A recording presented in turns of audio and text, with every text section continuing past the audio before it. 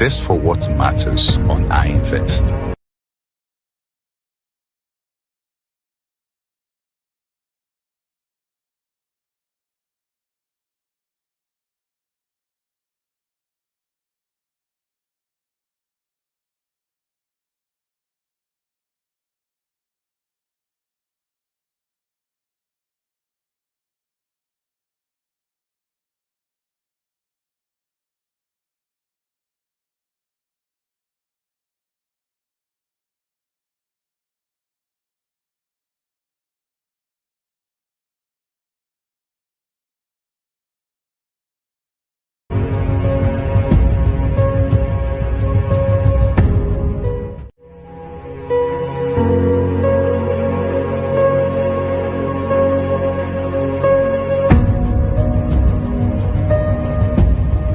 Invest for what matters on iInvest.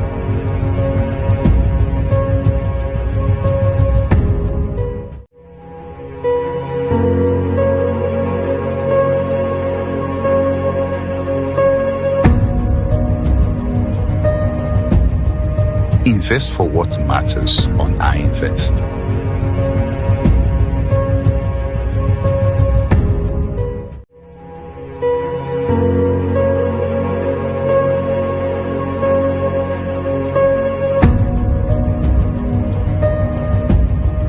Invest for what matters on iInvest.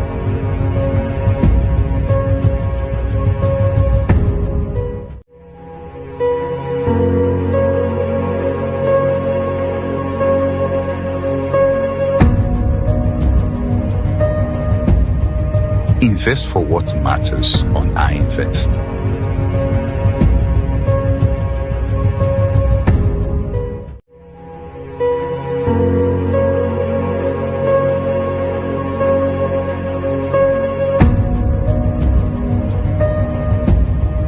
Invest for what matters on iInvest.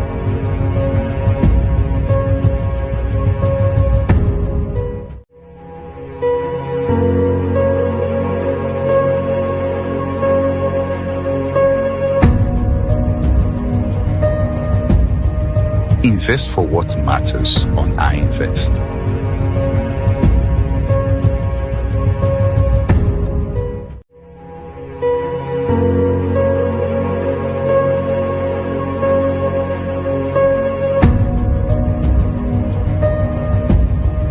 Invest for what matters on iInvest.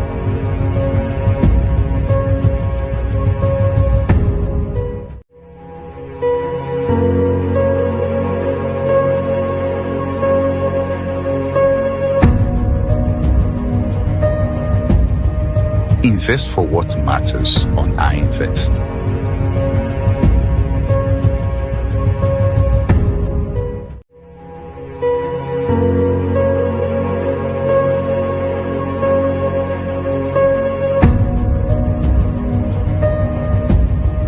Invest for what matters on iInvest.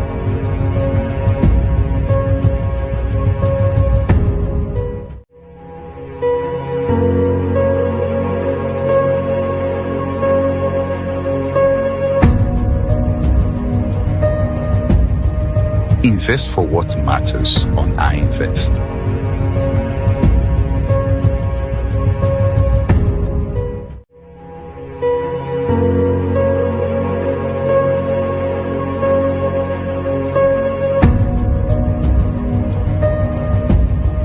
Invest for what matters on iInvest.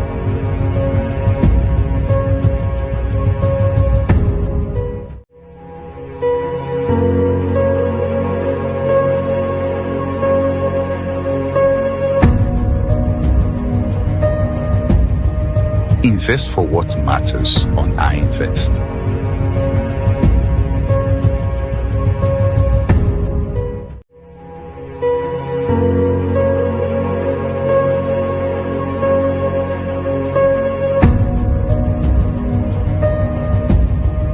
Invest for what matters on iInvest.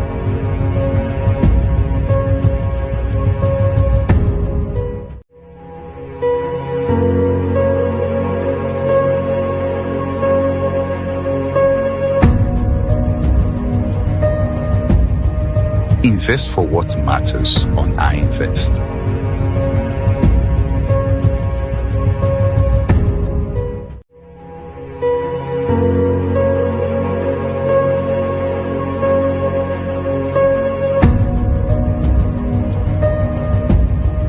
Invest for what matters on iInvest.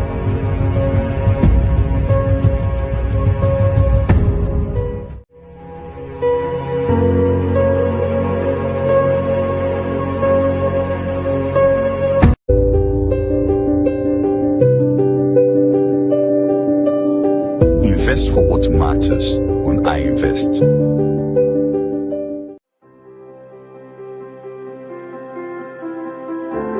You are building your own life and still supporting the ones that built you.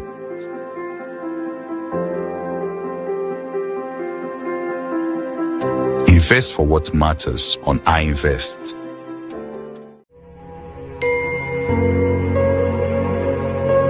Adulthood comes with deadlines. Start early.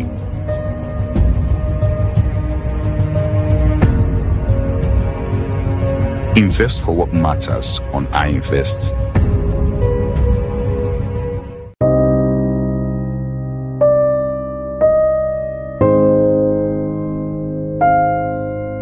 When it matters most, preparation saves you.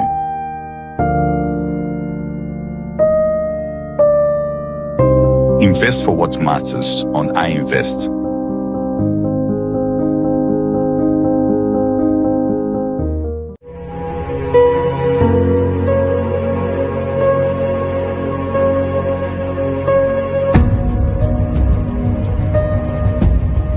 Invest for what matters on iInvest.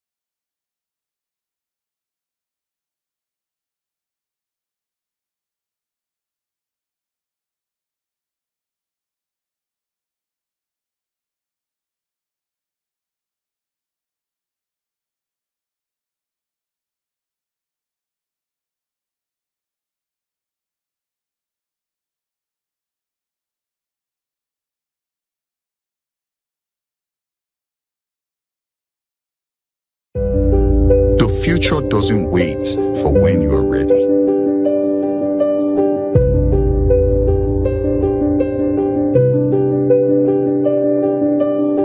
Invest for what matters on I Invest.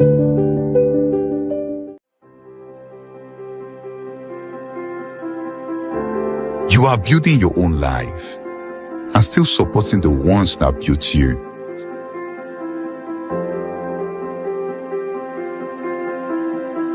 Invest for what matters on I Invest.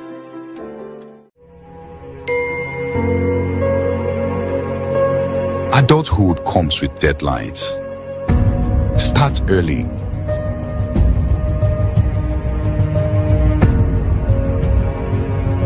Invest for what matters on I Invest.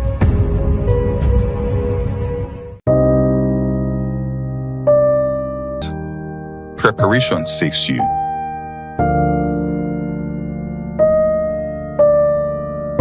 Invest for what matters on I Invest.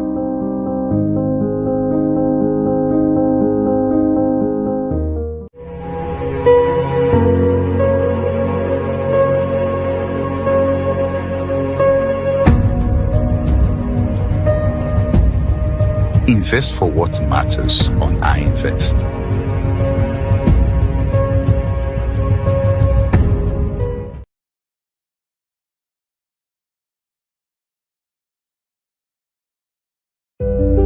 The future doesn't wait for when you are ready.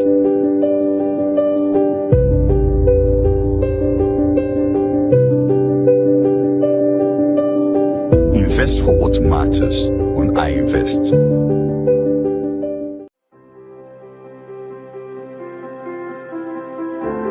You are building your own life and still supporting the ones that built you.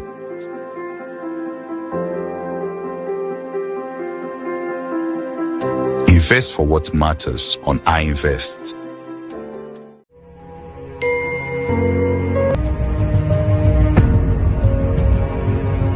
Invest for what matters on I Invest.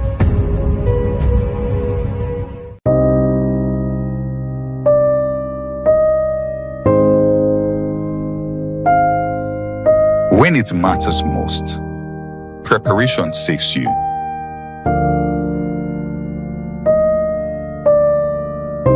Invest for what matters on I Invest.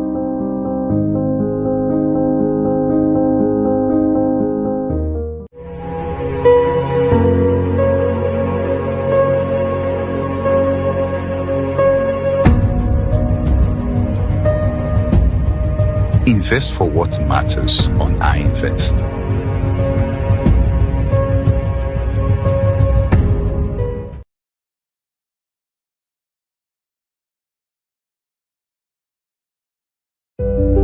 The future doesn't wait for when you are ready.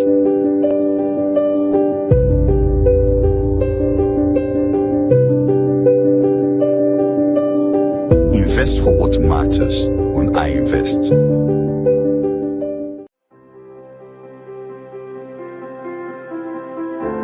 You are building your own life and still supporting the ones that built you.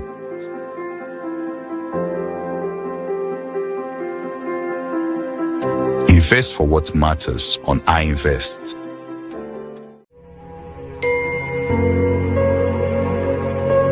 Adulthood comes with deadlines. Start early.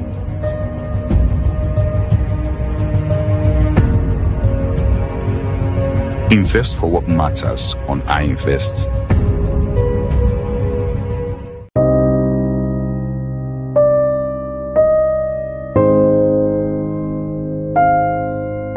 When it matters most, preparation saves you.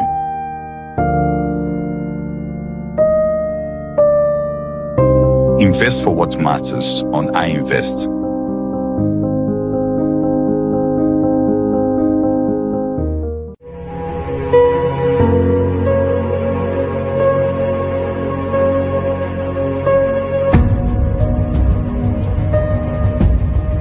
Invest for what matters on I Invest.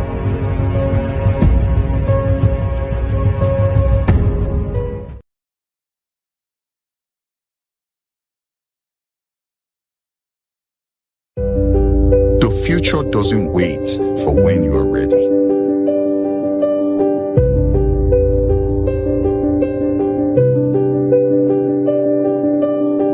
Invest for what matters when I invest.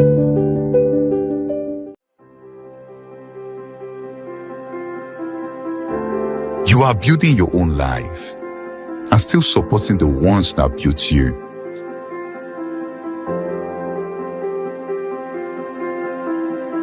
Invest for what matters on I Invest.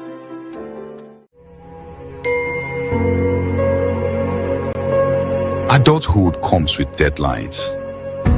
Start early.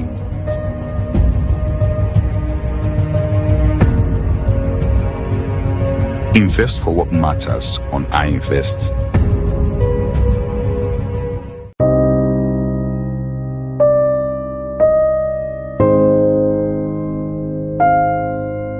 When it matters most, preparation saves you.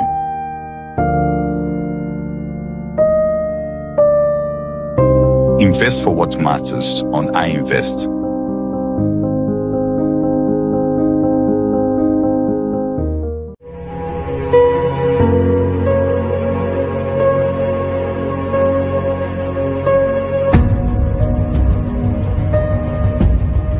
Invest for what matters on I Invest.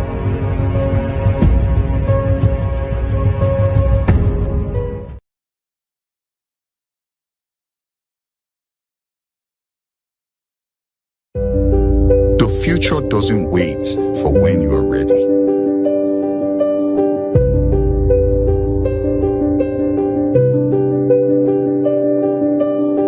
Invest for what matters when I Invest.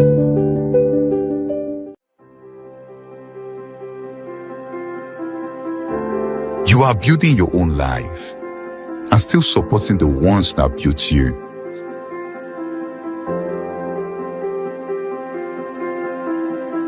Invest for what matters on I Invest.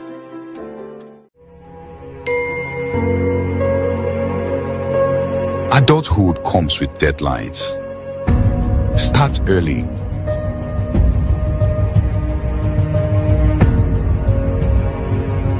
Invest for what matters on I Invest.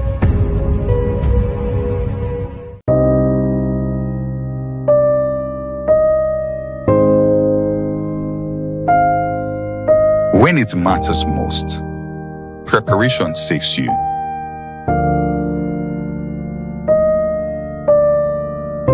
Invest for what matters on I Invest.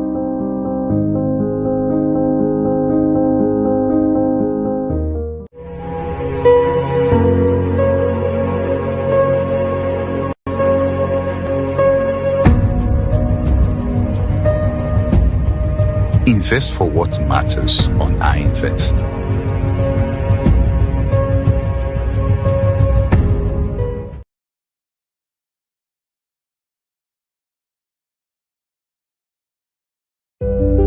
The future doesn't wait for when you are ready.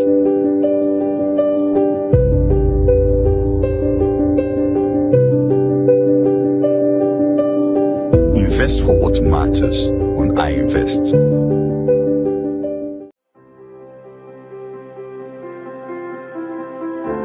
You are building your own life and still supporting the ones that built you.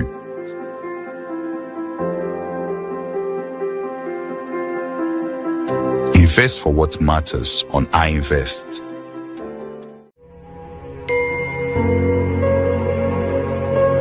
Adulthood comes with deadlines. Start early.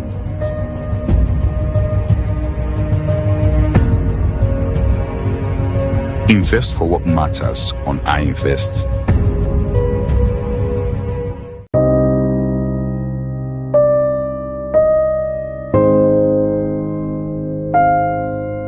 When it matters most, preparation saves you.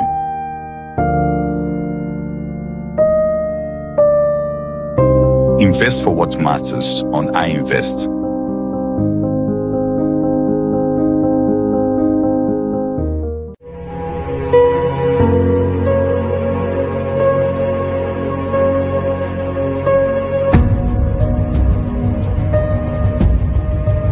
Invest for what matters on I Invest.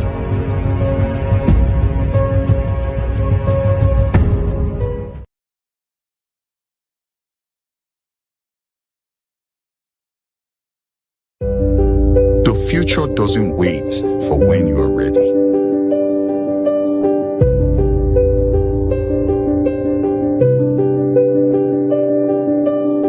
Invest for what matters on I Invest.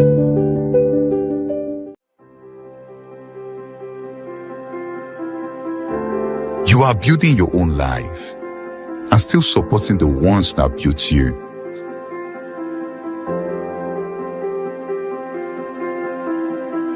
Invest for what matters on I Invest.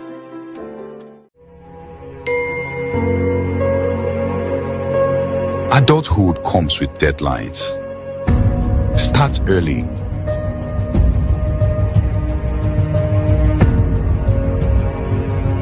Invest for what matters on I Invest.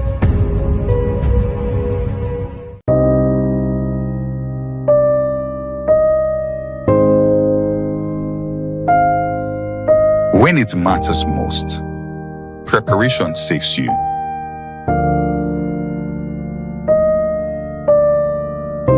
Invest for what matters on I Invest.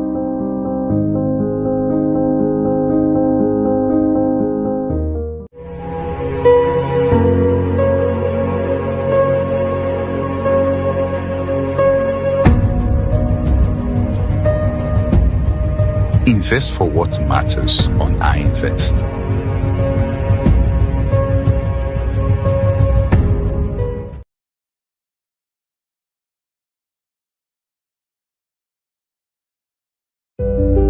The future doesn't wait for when you are ready.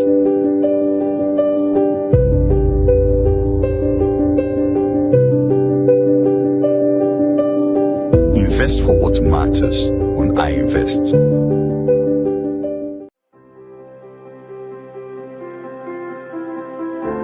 You are building your own life and still supporting the ones that built you.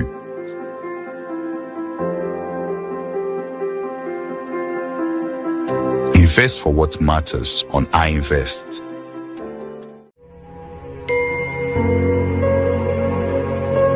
Adulthood comes with deadlines. Start early.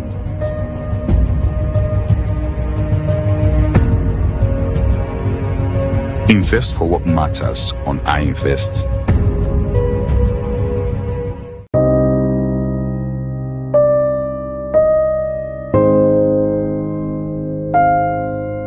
When it matters most, preparation saves you.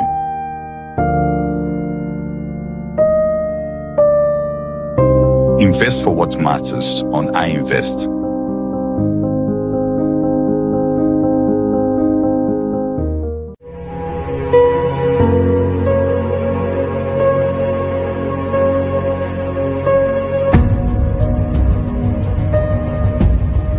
Invest for what matters on I Invest.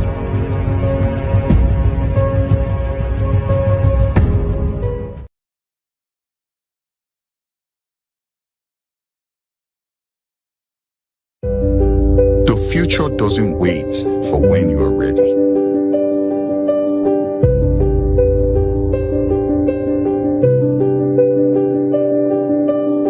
Invest for what matters on I Invest.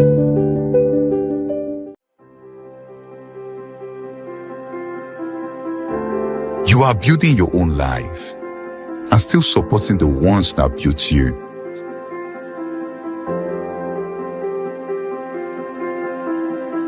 Invest for what matters on I Invest.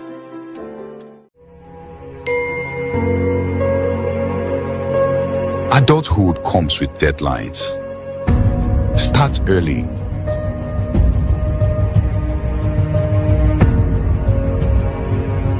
Invest for what matters on I Invest.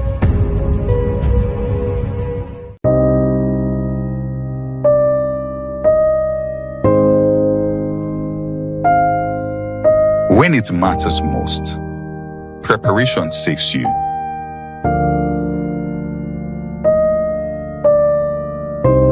Invest for what matters on I Invest.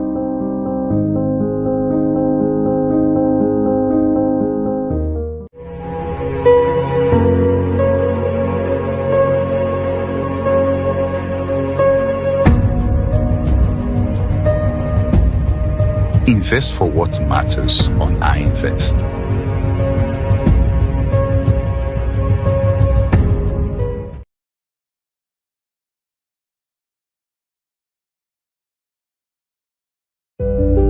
The future doesn't wait for when you are ready.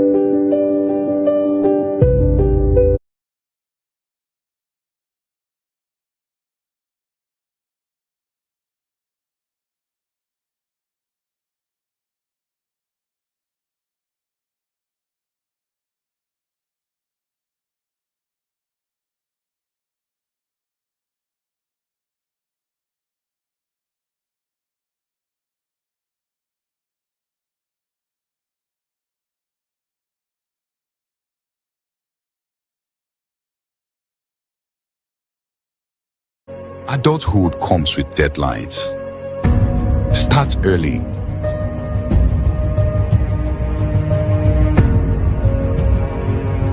Invest for what matters on I Invest.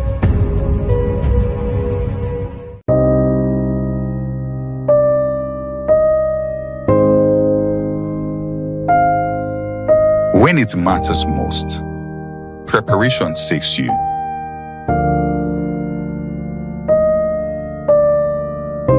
Invest for what matters on I Invest.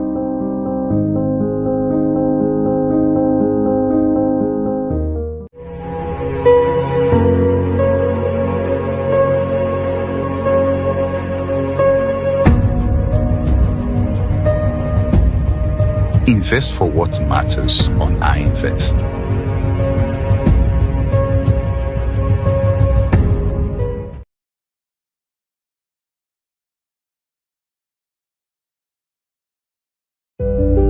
The future doesn't wait for when you are ready.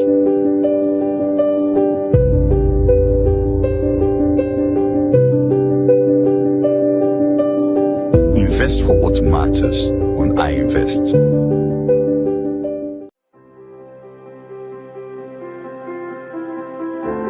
You are building your own life and still supporting the ones that built you.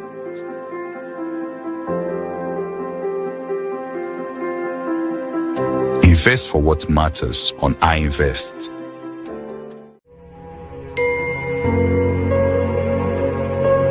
Adulthood comes with deadlines. Start early.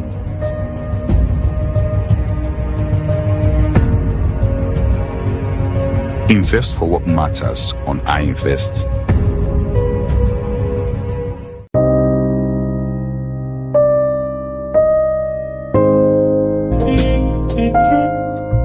When it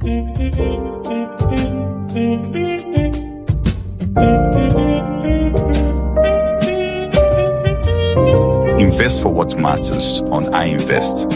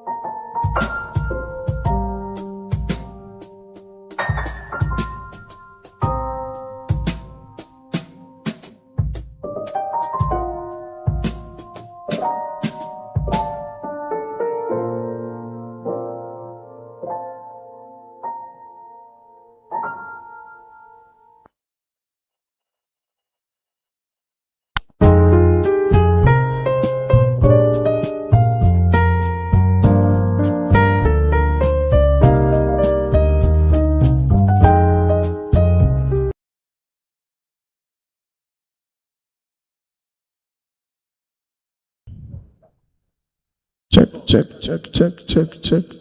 Is it there now? Check. Okay.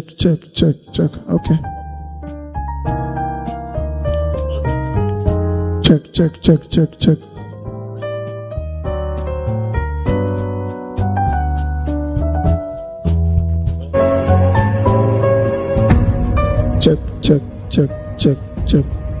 Invest for what matters on iInvest.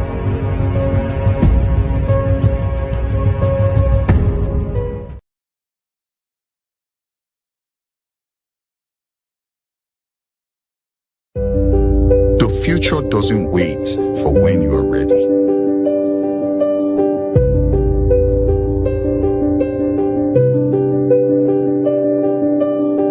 Invest for what matters on iInvest.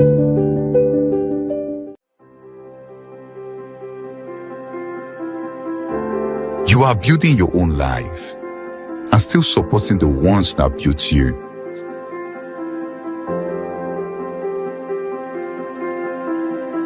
Invest for what matters on iInvest.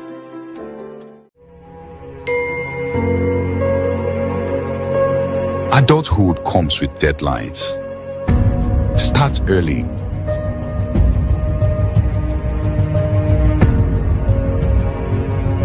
Invest for what matters on iInvest.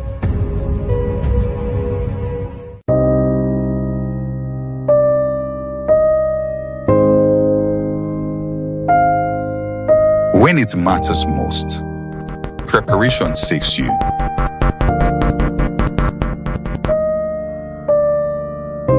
Invest for what matters on iInvest.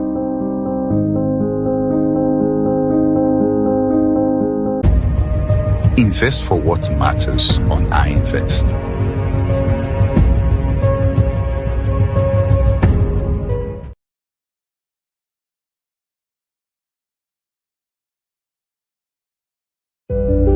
The future doesn't wait for when you are ready.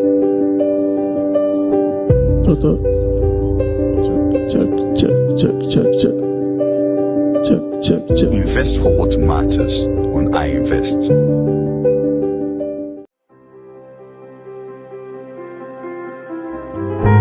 You are building your own life and still supporting the ones that built you.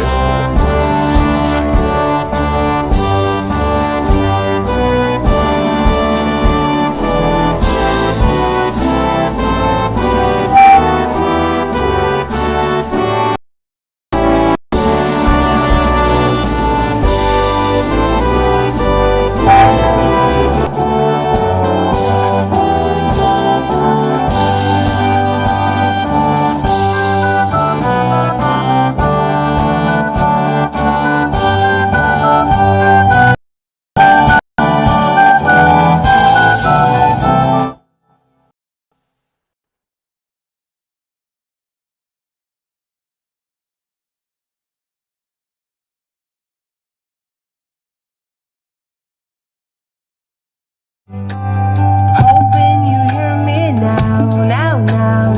The future I'm sinking. Someone come pull me out. I'm the one.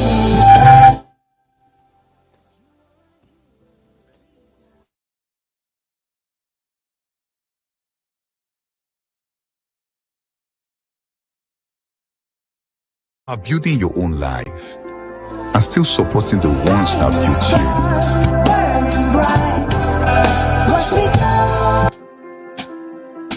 Invest for what matters on iInvest.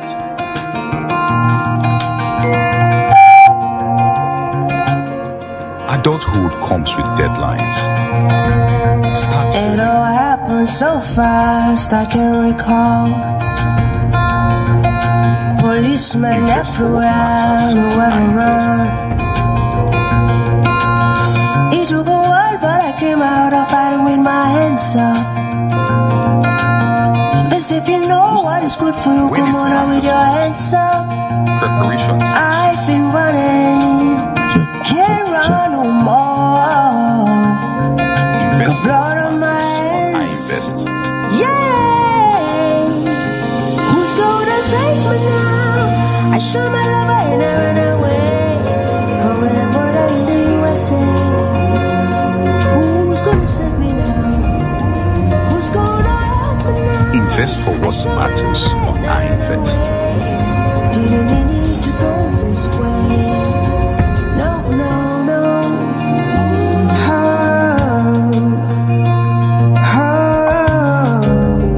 The future doesn't wait for when you are ready.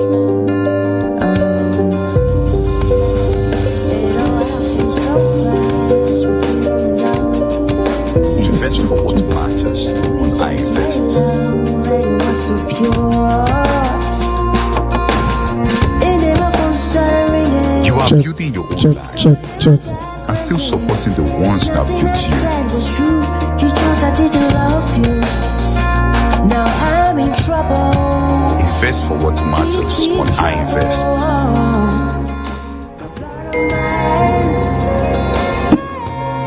Adulthood comes with deadlines.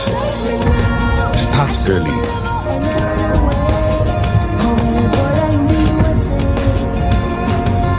Invest for what matters on I Invest. I show my lover and I run away. Even we need to go this way. No, no, no.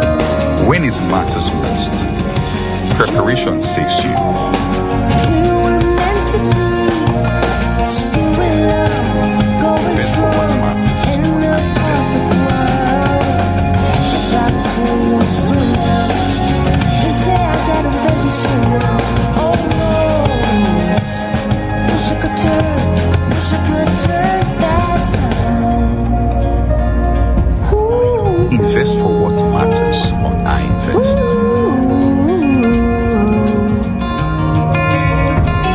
Who's gonna save me now? I show my lover and I run away. Didn't we need to go this way? The future doesn't wait. No, no, no. Who's gonna save me now? I show my lover and I run away. Oh, Lord, I need USA. Invest for what matters on I Who's gonna Invest. save me now? Who's gonna help me now? I show my lover and I run away. You are building your own life To go this way. and still supporting the ones that Oh built no, you. no. Who's gonna save me now? I show my lover and I run away. Invest for what matters on I Invest.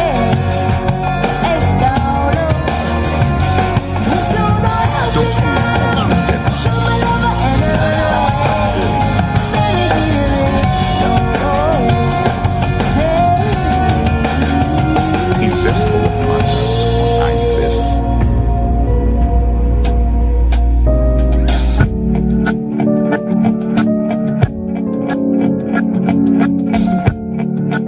When it matters most, preparation saves you. When I'm reaching out, Invest for what matters just on know I Invest. how to hide what they don't want you to see.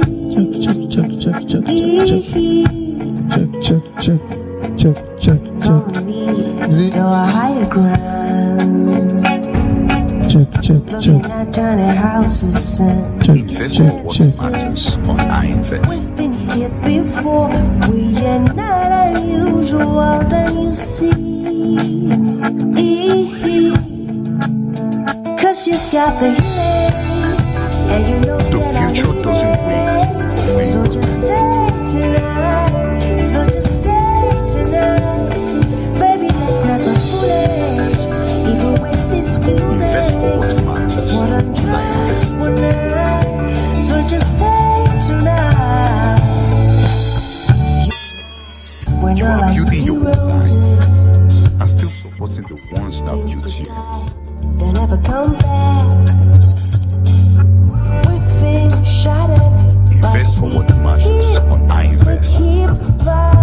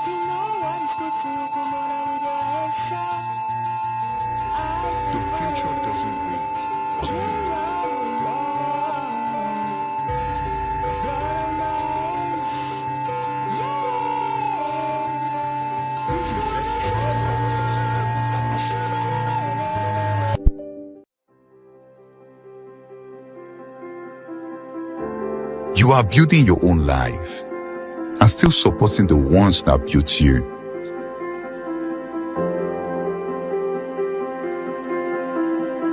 Invest for what matters on I Invest.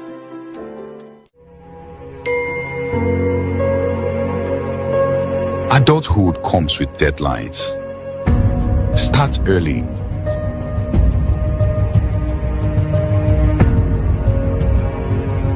Invest for what matters on I Invest.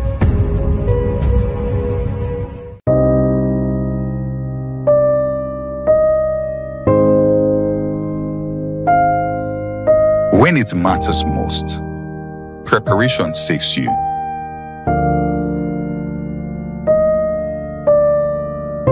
Invest for what matters on I Invest.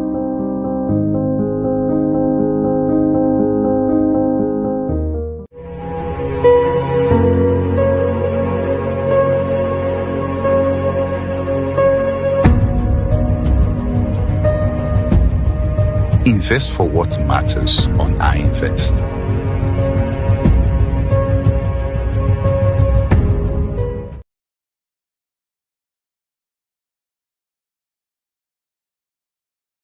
The future doesn't wait for when you are ready.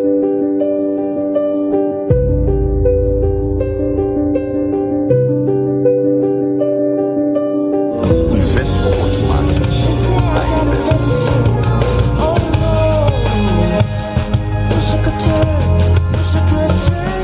You are building your own life and still supporting the ones that built you.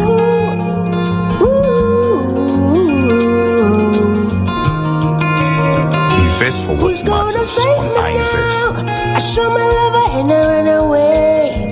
Didn't I need to go this way? Adulthood comes with deadlines.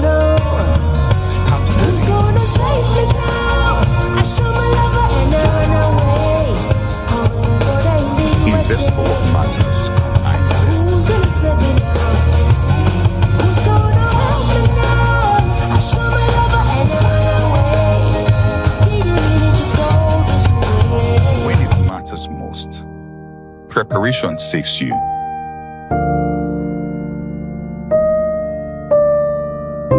Invest for what matters on I Invest.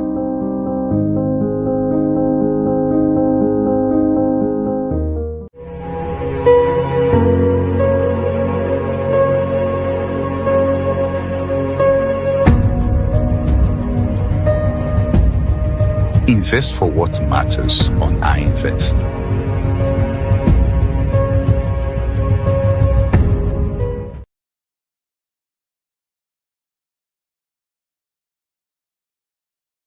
The future doesn't wait for when you are ready.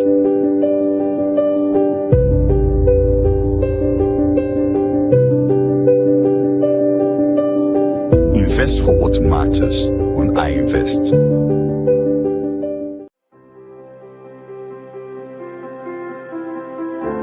You are building your own life and still supporting the ones that built you.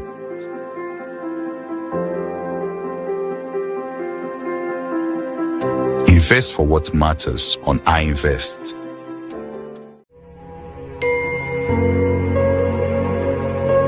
Adulthood comes with deadlines. Start early. So baby, let's not be foolish. Even when this Invest for what matters on I Invest. just one night. So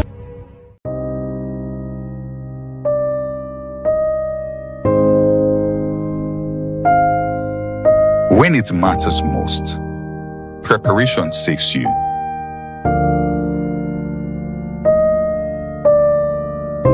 Invest for what matters on I Invest.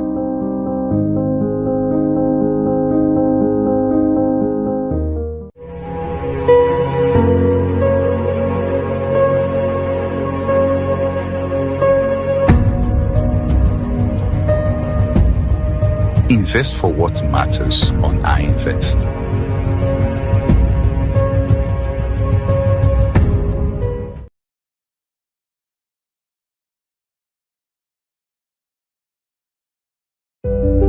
The future doesn't wait for when you are ready.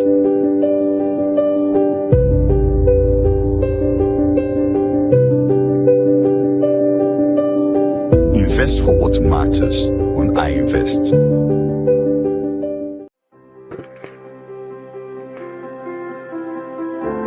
You are building your own life and still supporting the ones that built you.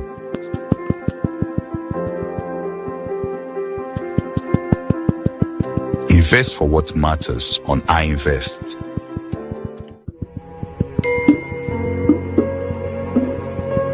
Adulthood comes with deadlines. Start early.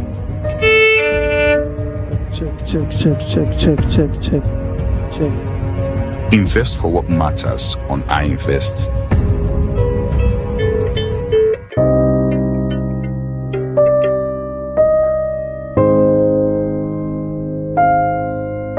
When it matters most, preparation saves you.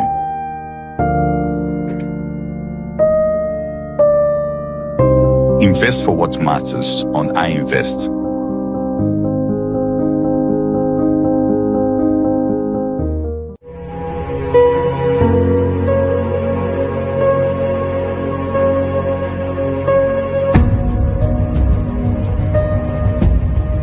Invest for what matters on I Invest.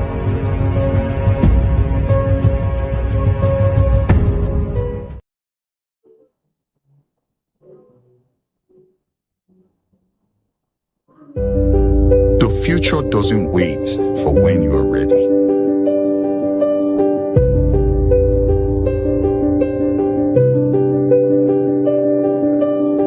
Invest for what matters on I Invest.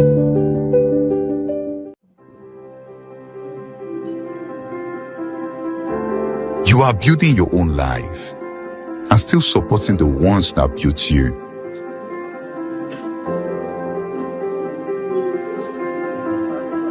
Invest for what matters on I Invest.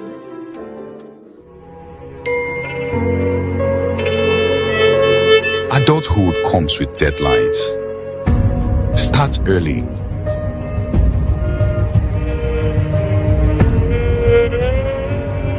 Invest for what matters on I Invest.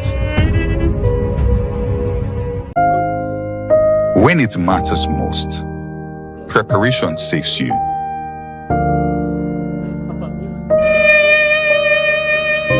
Invest for what matters on I Invest.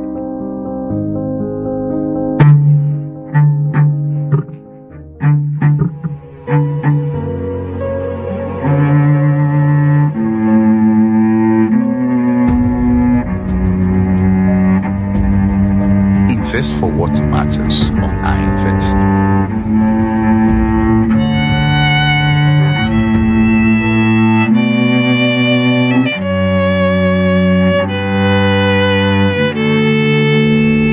The future doesn't wait for when you are ready.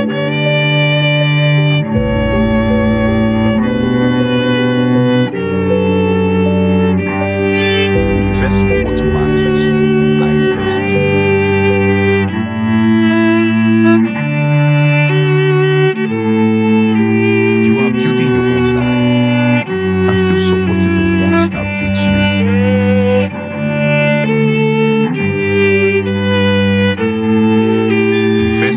matters on I Invest.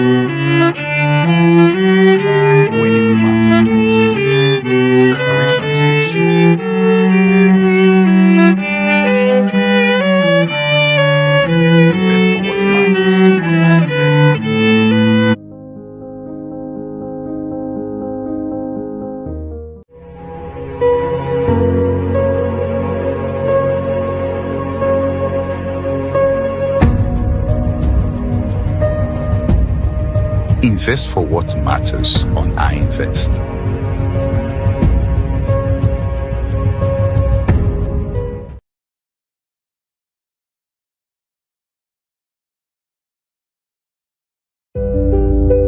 future doesn't wait for when you are ready.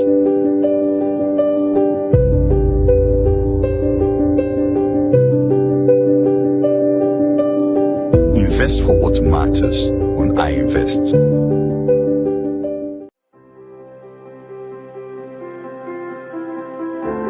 You are building your own life and still supporting the ones that built you.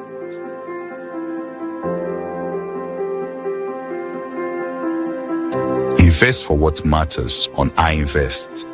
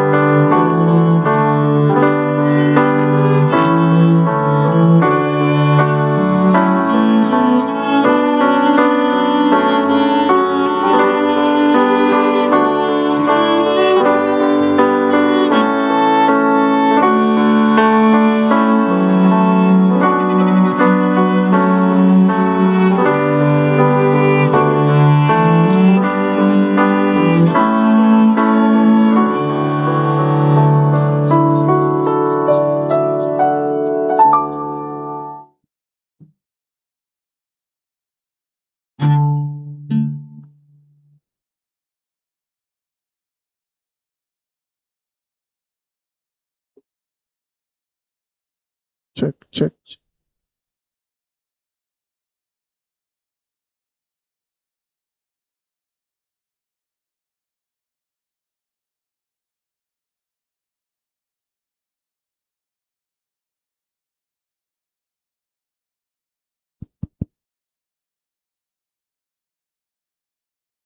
Hello, everyone. Okay. We're still eating and drinking, so I'll give us 30 seconds to wrap up because we need to start. So we have 30 seconds to wrap up. Everyone outside, please, let's make our way into the room as we kickstart the celebrations today. If you're outside and you can hear me, please make your way into the room and find a very comfortable seat for yourself as we begin in earnest. I crave the indulgence of our waiters to please stop serving at this point as we need to start now. So we have just 20 seconds now.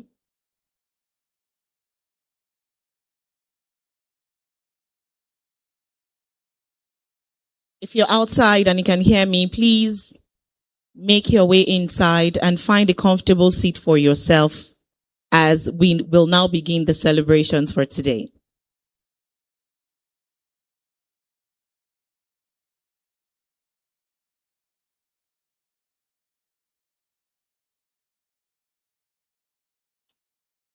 Good afternoon, gorgeous, powerful, remarkable, exceptional, delectable women in Nigeria and I dare say Africa. Good afternoon, everyone. Okay, no, I thought that applause will roar at this time because I'm celebrating you. Thank you. Thank you very much. Thank you. Welcome to Violets for Her, put together by I Invest.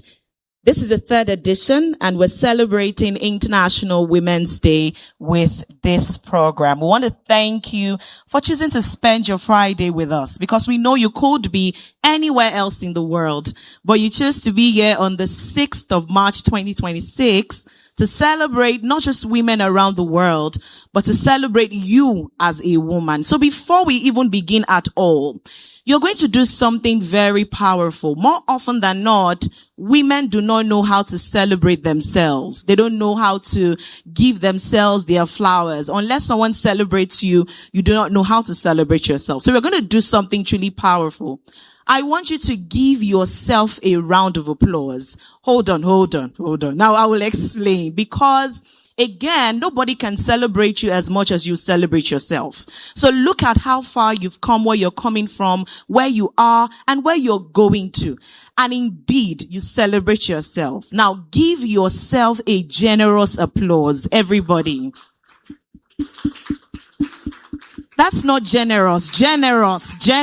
Celebrate yourself. Thank you. Thank you very much. Thank you. Again, I must say that it's such a joy for me to be back hosting Violets for Her this year. I was the MC last year and I'm back again this year hosting. And it reminds me every time that Violets for Her is not just a color for us. It's a community of women who want to truly step into power, who want to step into their grace, personally, professionally, financially, and in every cadre of their lives. And so I want to congratulate you and say thank you for coming. Thank you for honoring our invitation to be here today as we celebrate International Women's Day in our own way at I Invest. The theme, build, leverage, multiply. Such a powerful theme that we'll be looking at from different angles today. So I invite every single one of you to lean in, to listen, to glean from the knowledge of our speakers. We've carefully handpicked these speakers today. So you're in for a swell time. Again, welcome.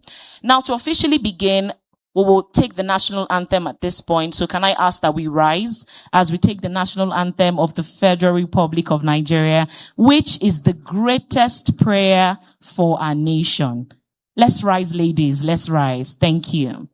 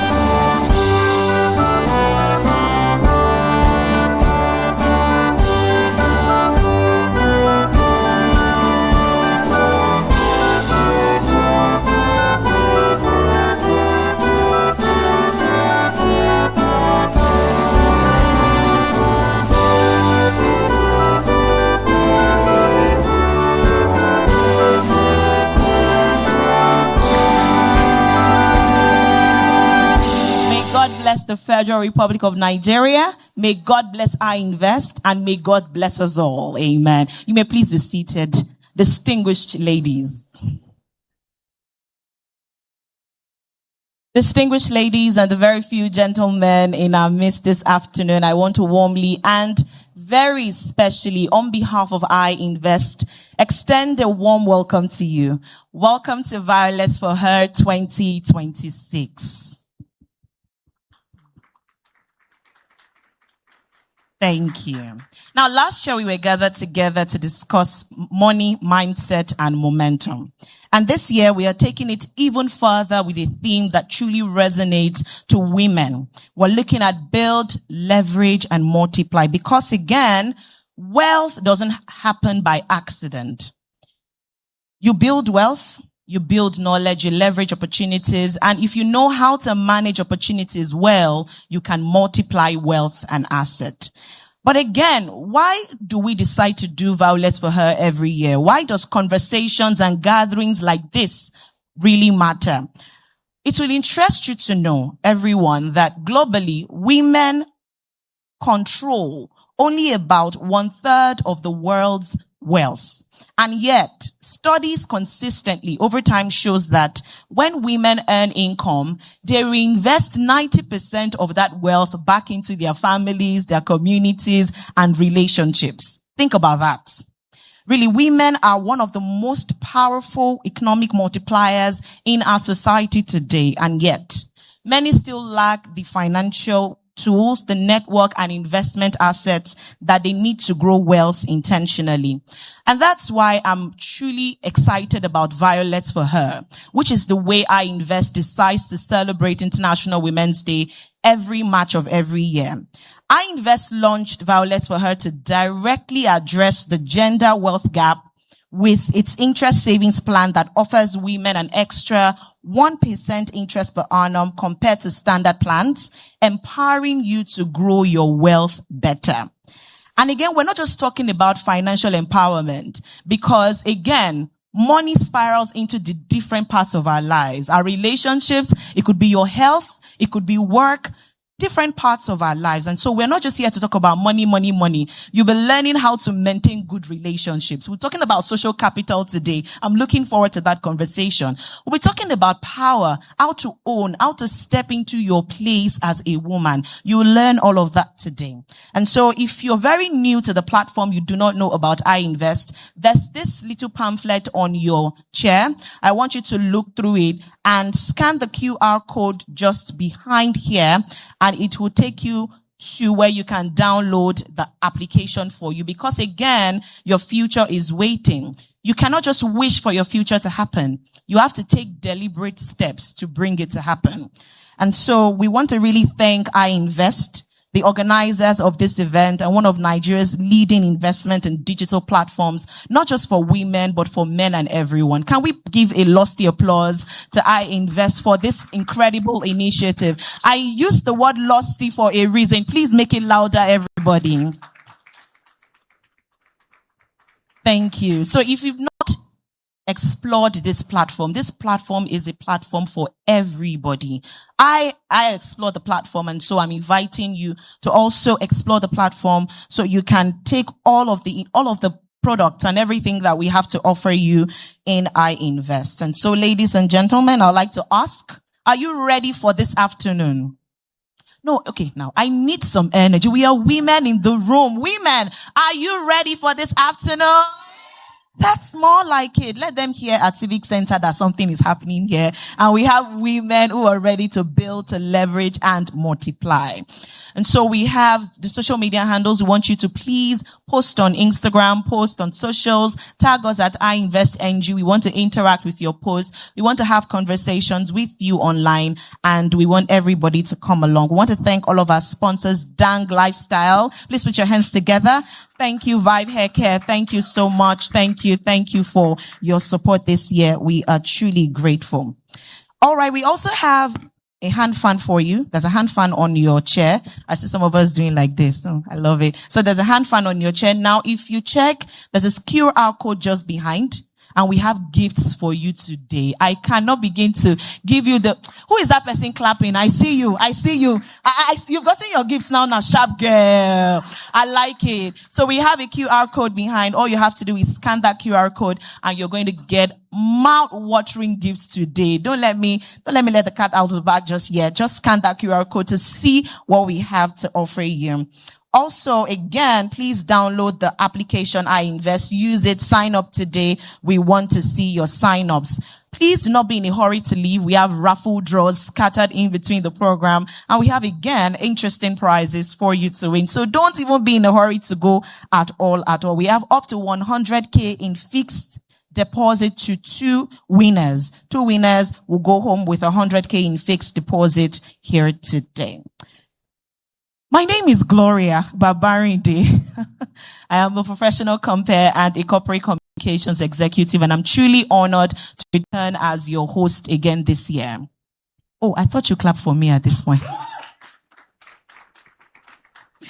Thank you very much. Thank you. To formally welcome us again to this event, it is now my pleasure to invite on stage this woman, I've had the opportunity of bringing her up on stage several times, and each time the grace, she's so feminine. Like, I enjoy that aura that oozes around her.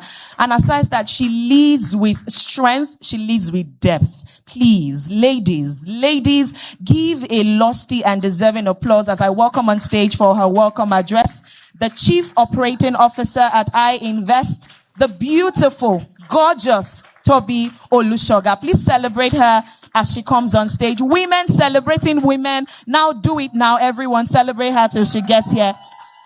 I mean, just look at this woman. Look at her.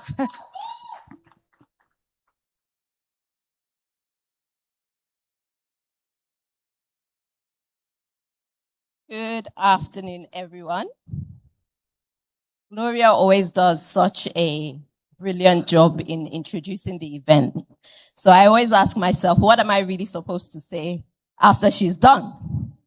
But I mean, I'll do the job they've asked me to do. Okay, so welcome once again to our 2026 International Women's Day event. We are truly, truly grateful to have you here today with us.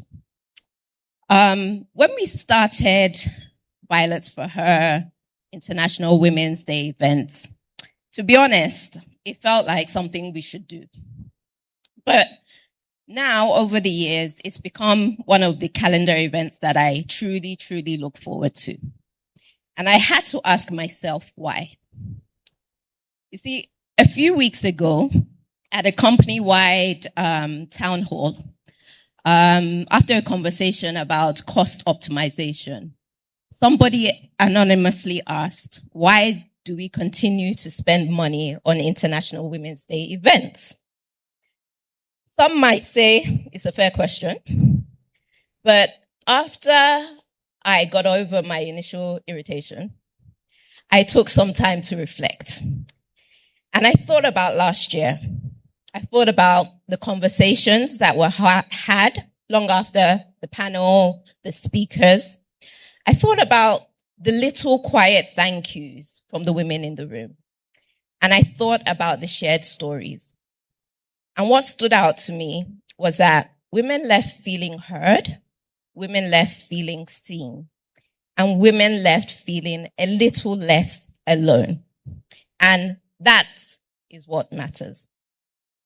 Because many of us carry our experiences and our stories very quietly. I'll share one of mine. There was a season in my career, I was about 4 or 5 months pregnant, and I was given an opportunity to lead a new team. It was a very high-pressured, challenging, and very visible role. And I was quite afraid. I was afraid because I was worried that pregnancy would limit me. That it would limit me from giving it my very best. However, I decided that I would give it my best, and I was determined to outperform. So I worked relentlessly. I delivered results. And at the end of it, my performance was rated exceptional. I was delighted. And it was signed off by 2 senior leaders. But then I went off onto maternity leave and my rating was downgraded. I got back. There wasn't much of a conversation or much of an explanation. And I remember the feeling clearly. I felt disheartened. I felt disappointed. And I just felt generally undervalued. And it wasn't because I felt I couldn't survive the situation, because clearly I did. But the experience taught me something very important. As women, we can build excellence and still not be positioned to fully benefit from it. And in rooms which are predominantly male, there are often fewer voices advocating for us. So, walking away from this experience, I decided I would not be bitter, I would not be miserable. However, I went away with clarity. It made me clear. I was clear that we must be visible, otherwise our value would be overlooked. I was clear that being good at what we do is not enough, and that is why rooms like this truly matter. Our theme this year, build, leverage, and multiply. I really love it because it's not just inspirational. They're not just inspirational words, they're principles. We all know what it means to build. As women, we build our careers, we build our families, we build our businesses, and we often build resilience. But building is only the foundation. Just like investing, if value is truly, for value to truly grow, we must leverage it and ensure it multiplies. Talent that stays invisible will only plateau. Capital that stays idle will lose value. But when it's well positioned, it compounds. So today is not just about inspiration. It's about intention. What are we building this year? What are you going to leverage? Is it your voice? Is it your network? Is it your expertise? Or even your capital? And how are we going to take these things to multiply them, to let them grow beyond ourselves? Because when women move strategically, the ecosystem shifts, not just emotionally, economically, structurally, and generationally.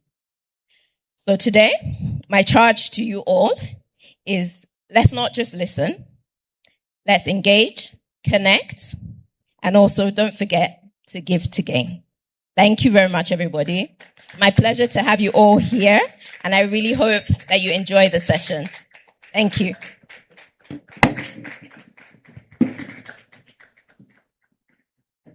One more time, please give her a generous applause. That's the engine box of I Invest, in charge of the operations that we see. Thank you so much, Toby, for welcoming us. Thank you. All right, ladies, we'll move very quickly because we're trying to keep to time today. And now it's time for our keynote address. And I must mention that this session will set a foundation for every other conversation that we're going to have today. And now we're about to hear directly from a woman who has built, who has leveraged, and is still multiplying. And I'm very excited about Violets for Her this year because we are making it personal. You get to hear personal stories of women who have been there. The path that we are looking to walk, they've walked it. And so you get to hear from them. Experience, they say, is the best teacher. More often than not, you think it's only for negative experiences, but you don't know that it also works for positive experiences, successes, and whatnot. And now, today, we are going to hear from a truly phenomenal woman, a global speaker. She's the Group Managing Director and Chief Executive Officer of Fidelity Bank PLC. Mama, hold on, ma. Now, she joined the bank in 2015 as an executive director and was appointed MD CEO in January 2021. And now, if you calculate, that's a position that she has held for 5 years. Now, aside all of this, I would like to add, she's a woman of many firsts. First this, first that. The first female managing director and chief executive officer in the history of Fidelity Bank PLC. In 2023, she guided the bank to obtain the approval of the Central Bank of Nigeria to expand its operations to the United Kingdom. And now they acquired the former Union Bank UK, now Fidelity Bank UK Limited. She led the Fidelity Bank to create the Fidelity International Trade and Creative Connect, which is aimed at providing a touch point for exporters, regulators, and subject matter experts in the market. Now, in 2023, to show how philanthropic she is, she's so driven by humanity that she led the launch of the Fidelity Food Bank that provides free food bags to Nigerians on a monthly basis. No. This is truly inspiring. She has numerous awards and recognitions to her name. And just about a week ago, she emerged the winner of the African Iconic Banker of the Year. She keeps shattering ceilings and breaking walls and showing us that truly you can be whatever it is you want to be once you set your heart to it. And we're truly honored to have her give us the only keynote address at Violets for Her 2026. Ladies and ladies, what else can I say? What more can I add? Give a generous, lusty, roaring, deserving applause to this woman that is truly phenomenal in every sense of the word, beautiful at heart, beautiful in brains, a leader par excellence, an entrepreneur to the core. Please celebrate her. Give her a round of applause. The beautiful Dr. Neka Oyalipe, OON, GMD, and the CEO of Fidelity Bank PLC.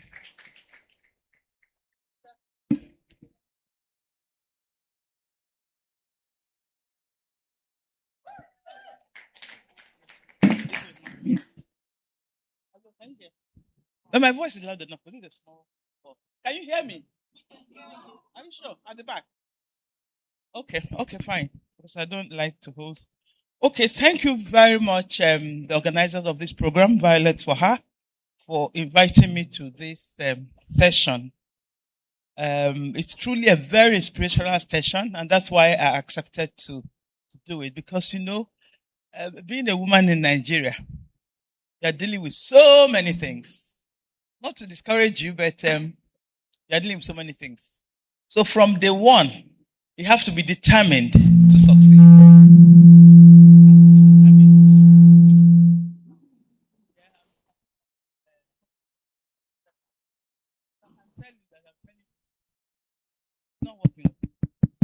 This is not working. You have to determine personally to surmount every challenge that you meet on your way climbing the ladder.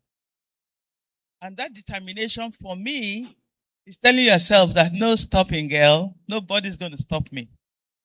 But you have to be very intentional, not confrontational. When you confront them, they pull you down. But you can get them to where you want them to be. You can get them to where you want them to be without saying so much.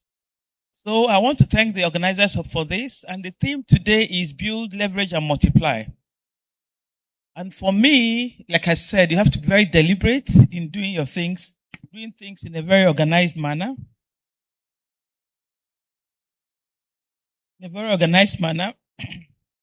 I think I've stepped aside from protocol, but I can see she's not here. I was supposed to welcome the Honorable Minister, but she's not here yet. And then the rest of the team, the management of Pattern Partners, and of course, ladies and gentlemen. This forum is so important because it calls women to honest conversations and growth and long-term impact. The theme, like I said, multiply, build, leverage, and multiply, because it is practical, honest, and reminds us of the opportunities that are rare. even if it's a brick or a lever or a seed, opportunities always come unannounced, but it is also for those who are prepared to seize the moment. And I have an adage or a saying that I always remind myself in every situation, which is that fortune favors only the brave. And courage is 70% of leadership. Where 49% of the country of Nigerians are women, yet they will rather, I don't want to call them our competitors, but our partners in this life journey in Nigeria, which are the men, they would rather that they soar and keep you muted. Don't allow yourself to be muted. You have to show what you are made of. And how do you show that? You have to be deliberate in your preparation for everything that you do. Even if it takes all your time, you need to. And the more challenging thing is that women wear 3 caps in life, generally. Most women, which is 1, a wife, then a mother, then a career woman. Those are three caps that can keep anybody busy 24/7. But you are expected as a woman to carry the 3 of them and wear them very well. So what does this do? First of all, you take it with grace. You deliberately be happy and joyful about it. Because being motherhood, I'm sure all of you know, is the best thing that happened to life. Okay, so don't grieve about the challenges that come with it. Because doing banking work and managing the home and managing the husband, those things are very challenging. But you need the husband for the children, probably, maybe not, sometimes. Then you definitely need children. Then you need a career to make sure that your life is good. Why? Because we need to always grow and in our career, and of course afford our bills by ourselves.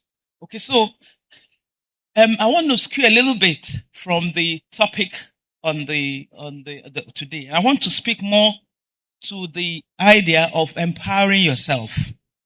Because if you empower yourself, you are able to build, you're able to leverage, and you're able to multiply. We want to welcome our delectable minister. You're most welcome, madam. Welcome. Thank you. Okay, so you are able to build, you're able to multiply, to leverage and able to multiply if you empower yourself.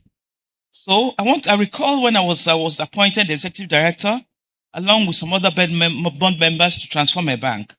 It was a pivotal moment for me, but an opportunity to reposition myself, to reposition an ailing institution. But the opportunity is always dressed with a lot of problems. It looked impossible, it looked challenging and all of that. And it needed a lot of hard work and intellectual rigor. But however, we were determined to succeed and we succeeded.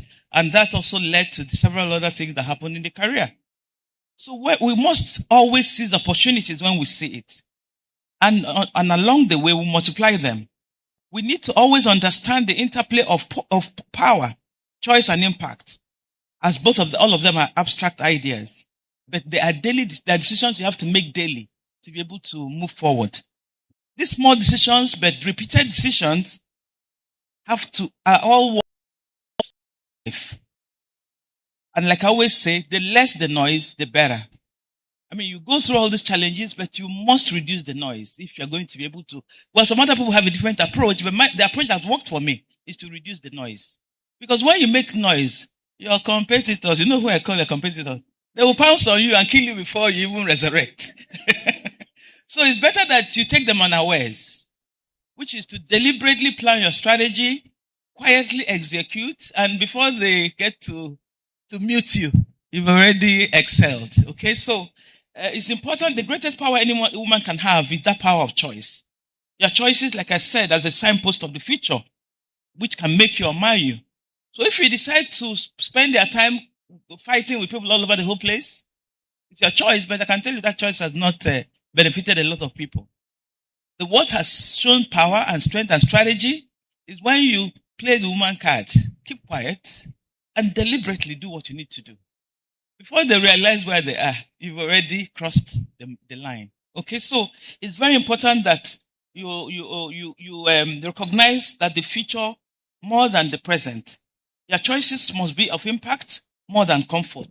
Your choice, I had a choice to leave an international bank to go to a local bank, and I did that, and it paid off at the end of the day. It was a challenge at that time to make that decision, but I did. So many people think that power arrives when you are an executive director or an MD. No. Power is not a position, it is a practice. It is something you practice every day, and you take responsibility before you even feel ready for it. It is the discipline of preparing when nobody's watching, which I already spoke to, and the courage to be seen, to be learning and relearning and always empowering yourself. Maybe now you are very lucky. You have you have AI, you have internet. During our own time, we had to dig into the books to get information out. But for you, it's just one click away. So you have no reason whatsoever to go to an event or to go to a program and you have not done your research. It's just sheer laziness. And laziness does not go well with what we're talking about today, building yourself, leveraging and multiplying. I'm not speaking to the financial part of it. I'm speaking to power, how to empower yourself as a woman, and how to make sure, because when you do that, all other things fall in place. All other things fall in place. So power, like we said, is also begins with ownership. So you have to own every situation that you find yourself in. You have to own it and deliberately dimension, what do I have to do in this to succeed? So it's more or less like a research. So after you've done that research, then you deliberately take in one after the other. So you have to own your voice. You have to own your choices, like I said. In truth, every woman can learn. You can learn and relearn anything that you want, including becoming a financial expert. I'm a lawyer, but I'm a managing director of a bank. So you can imagine the amount of work that I had to do to cut over. And I determined that I was going to succeed with it. So when I come to meetings and I'm asking the right question, they don't know that I kept awake all night to get the questions to ask, because you must ask the right questions when you're on the table. I'm sure Madam can speak to this for me. If you don't ask the right question, the men will laugh at you. And they are ready to laugh at you, so you should make sure that you disappoint them. Okay? So knowledge is everything. It's not about how good or how well dressed or how much you are. It's not about that. It's about the knowledge. In fact, the better you look, the more they expect you not to be able to know anything. So that is why it's good to disappoint them by making sure that you are packed with knowledge. And you must not go to a place. The only thing you do for me today, because I had to forfeit all the other things to come here. Make sure you don't go to any event, any program, anything that you're expected to be in a program and to offer a view without researching that particular thing. It doesn't matter whether you know about it. It doesn't matter whether it's leverage financing. It doesn't matter whether it's what is happening between America and whatever. Find out the reason for the problem. So when you go there as a woman, before they say 1, you will say 2 and 3. When they say 4, you say 5 and 6. So you must be visible. It must be visible. I'm sure Madam is going to speak more about that because she's inside the mix of all of this. So it's not easy. So there are a lot of no's in your career. So what type of no is it? You cannot walk away from a proposal, and you must meet all your targets. Every target that you have to meet it. Okay? So impact, like I said, the power that you build around is what gives you impact. And you must not leave a room without making an impact as you're growing. You must make sure that your impact is the woman who applies everything, because you don't allow yourself to be mocked at your first attempt. And in any case, there'll be accidents. There'll be times when you don't do so well, but you just rise above it and move on. Okay? Because as a young professional, you will definitely have issues here and there, but don't let that be a stopper for you. Okay? So, like I said, you need to build and leverage and multiply, because impact is of multiplication. Will help you with the multiplication. So you need to build your capacity, you will leverage your networks and multiply your opportunities. Like I said, I'm not speaking to the finance part of it, because once you've done the foundation right, all other things will follow. Okay? We don't need to tell you that if you are investing, that you need to invest and spread your investment across different platforms, so that if anyone is not doing well, you can deal with the other one. There are times when the stock market does not do well. It will now be other investments that you've made in treasury bills. It will be other investments that you've made in fixed deposits. The rates are high at that time. But sometimes the rates also collapse, like it has collapsed now. And so you have to spread your investment so you don't get caught up with in between a dying sector. Do you understand? So because you have it's all spread out, you are able to recover from the ones that are doing well. Okay, so you also need to ensure that your investments are well protected. They have to be well protected. Why am I saying this? You have to also research very well of where you are investing. It's very important because you don't want the little that you have gathered after this hard work for it to go into some Ponzi program. You don't want to get involved in all of that. All those things are created and they look good, but inside it there's no depth. So you want to work with properly put together institutions like this who have proven over time that they know what they're doing and there's the credibility and integrity around whatever proposal that they're selling. Okay, like in our bank, in Fidelity Bank, we're focused on making sure that we provide financial support and business education for women. Entrepreneurship, we encourage them on all of that. And of course, for health and well-being benefits tailored for Nigerian women at various stages of their life. And because we believe very strongly in mentorship, we have a hub, an SME hub, where we train women on all manner of things, and it's free, completely free. We have them register. You come to learn every art, any kind of art that you want. If it's hairdressing, if it's makeup. You know, people think that this is the money. This SME, I've come to realize that there's a lot of money in it. Because I was speaking to my tailor and she needed a loan of 10 million. So I told her, what's your turnover like? She told me her turnover is 100 million. I almost fainted in a month. So come think about it. When I consider what she charges me, I can imagine that is correct. Okay, so I don't know why anybody would say that they don't have a career, they don't have something to do in Nigeria. The population alone has provided us with everything you need. So if anybody is complaining, the person doesn't want to think. When my daughter was cutting over from the Nigerian curriculum to British curriculum, she attended one lesson in Lekki here. And I just told her, I told the lesson man, no, she doesn't have time. Just go ahead, do everything you can. They worked all day. She would normally go at about 9 and come back at about maybe 4. And less than 2 weeks after, he sent me a bill of 1.4 million. I almost fainted. Because I didn't negotiate, because I didn't expect it to be that high. When he finished punching the numbers for me, that's what it came to. I had to start begging for him to bring down the price. Of course, I can't do anything less because he'll carry me to the internet. Do you understand? So, you know, there's a position you'll be in. You don't want to quarrel with anybody because they know what to do. You know, so I had to negotiate. Eventually, we didn't go below 1.2 million for 2 weeks. And I'm telling you, this is for 2 weeks in Lekki there. I don't want to mention his name. Okay, so he did a good job, no doubt, because she was able to cut over, but not for the kind of price. What I'm trying to say is that there is so much industry, there's so much to do in Nigeria.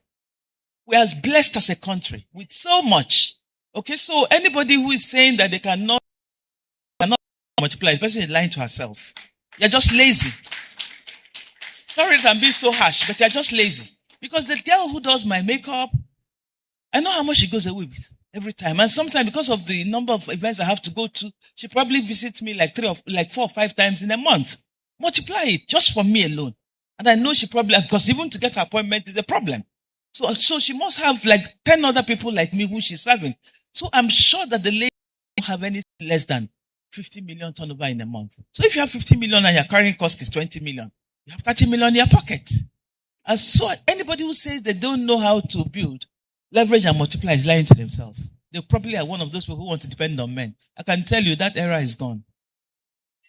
It's gone. It's far gone. So my view is that as I close my presentation today, I expect that the speakers coming after me will delve into the nitty-gritty of investment. Mine is to give an overview and to encourage you that you own yourself. You have the power to make yourself. Only you. Nobody can do it for you. That impact, only you can make it. Only you can make it. If you make a deliberate decision to push yourself forward, nobody's going to push you forward. You have to make sure that you have impact in every room that you get into. So, like I said, thank you very much. And I would like to...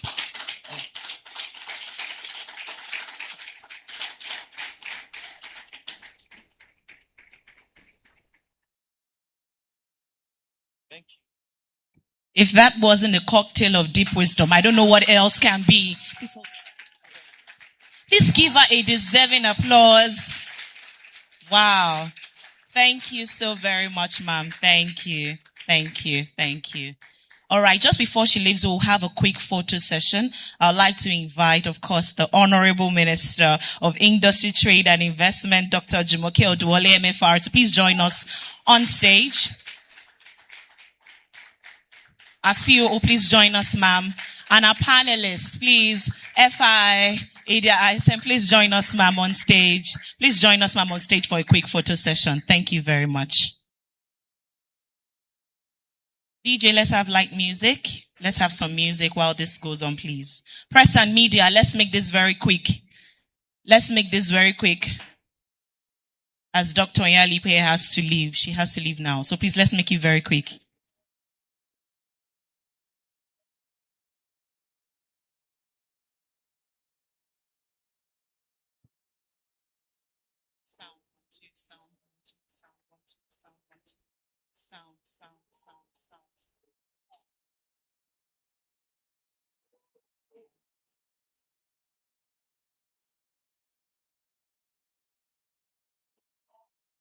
Aren't you proud to be a woman?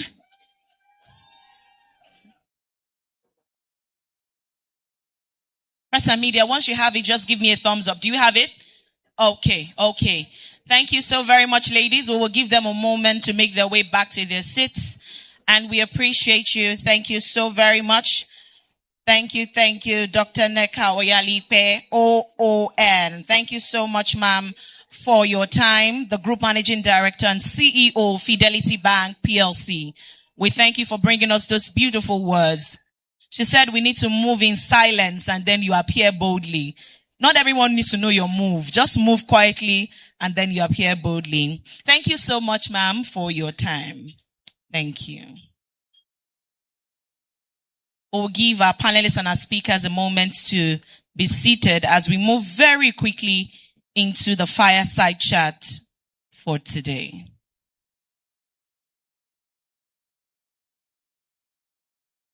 Thank you so much. Just to reiterate a few points that keynote speaker mentioned. Thank you, DJ. Thank you. Thank you very much, DJ. Thank you. Thank you. She said, prepare when nobody is watching. Learn, relearn, be ready to learn. She said, disappoint people by being successful. Did you get that? Did you hear that? She said, you know that success can be a revenge. That I want to ensure I'm successful so that I can disappoint my naysayers. So that should be one thing you should aim for yourself. She said, research before you appear anywhere. Before I appeared as your MC, I've done my research. I read. So I'm able to come from a place of information. And I'm not just speaking just what I do not know. She said, the power you build around you is what gives you impact. And ensure your investments are well protected. Please, once again, give her a lusty applause for that wonderful keynote address. Thank you so much, ma'am. Thank you. All right, ladies, we will now move very quickly to the fireside chat that we have for today. And the fireside chat is on the choices that matter. That's the topic. How women build power and create lasting impact. Making the choices that matter and not just making those choices, but ensuring that they are the right ones. Because again, everything that when we talk about impact, it all boils down to the kind of choices that we make, the risks that we take, the opportunities that we're able to leverage. All of these things will determine if we're able to make impact or not. And so our fireside chat guest today is somebody who has spent a ton of years shaping policies and reforms that have opened doors for businesses and entrepreneurs across Nigeria. I dare say that because of her, it's better to do business in Nigeria. Because of her, entrepreneurs want to do business in Nigeria. Because of her, investors want to come to Nigeria to do business in Nigeria. She's been very instrumental in driving reforms that support economic growth and women's participation in economy. She's making impact deliberately. She's driving over 200 business environment reforms under her leadership. Ladies, Nigeria has achieved a 39 place rise in the global ease of doing business. I think that deserves a round of applause. Meaning if you compare to many other countries, when you come to Nigeria, it's easy to do business. And our work continues to open doors for business investors and entrepreneurs across Nigeria. And indeed, we are absolutely thrilled to have her join us at Violets for Her 2026. Please, with a lusty, generous, deserving, and roaring applause, please join me to make welcome on stage. Please join me to make welcome on stage, everyone.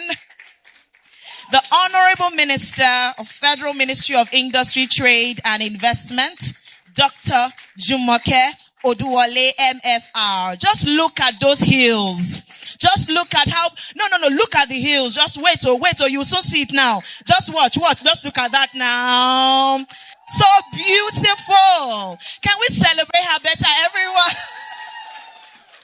Please be seated, ma'am. We're honored to have you. Wow. Thank you so much for joining us, ma'am. And of course, joining her to have this fireside chat is the Group Managing Director and CEO of Parthian Partners, which is a regulated capital market operator company under which I Invest operates. So I Invest is a product of Parthian Partners. Ladies and gentlemen, please make welcome Olusheye Olushoga. Sustain is a man, so women celebrate him. Let him know we celebrate people. You're welcome, sir. So they'll be having this fireside chat, and I invite every one of you to listen in, gleaning from her knowledge. There's so much nuggets she'll be dropping and sharing, and please write down so that you can take home one or two. Thank you. Hello. Hi. Thank you. All right. Thank you, everyone, for making time on this fine Friday afternoon. It's also Lent, and it's also Ramadan at the same time. So I know it's a lot. So thank you very much. And to all the men who are like me, who have been dragged or invited to this event, we salute you, and thank you for supporting the women that are here today. So, Honorable Minister, thank you for making time out of your busy schedule to be with us today. This year, the theme for us is build, leverage, and multiply. And, the brief I was given is that it's supposed to be an event where you tell people about your story, your journey, not really focused on trade and investment, but more about inspiring those that are coming after you and how people can make impact. So, my questions are the conversations, a number of areas. The moments that shape a leader will be one. How women build real power. Creating impact that lasts. And finally, the person behind the role of the Honorable Minister. Okay. So let's start with the first one. In your career, you've been an academic, you've been an investment banker, and now you're in politics. Just tell us, what was the most defining point in your life? How did you transition being a mother, being a wife, and being a lecturer, and how you navigated each of these roles? And can a woman actually have it all? Can she have a family? And can she also do career? So, I would like you to just tell us the defining moments in your journey around that. Thank you. Okay. Thank you very much. Good evening. Thank you for the invitation, Toby as well, and the entire team. MD Fidelity Bank, she had to step out. Ladies and gentlemen, it's always good to be back. Like when I heard the energy, like talking about my heels, I'm like, I'm in Lagos. There's just no way.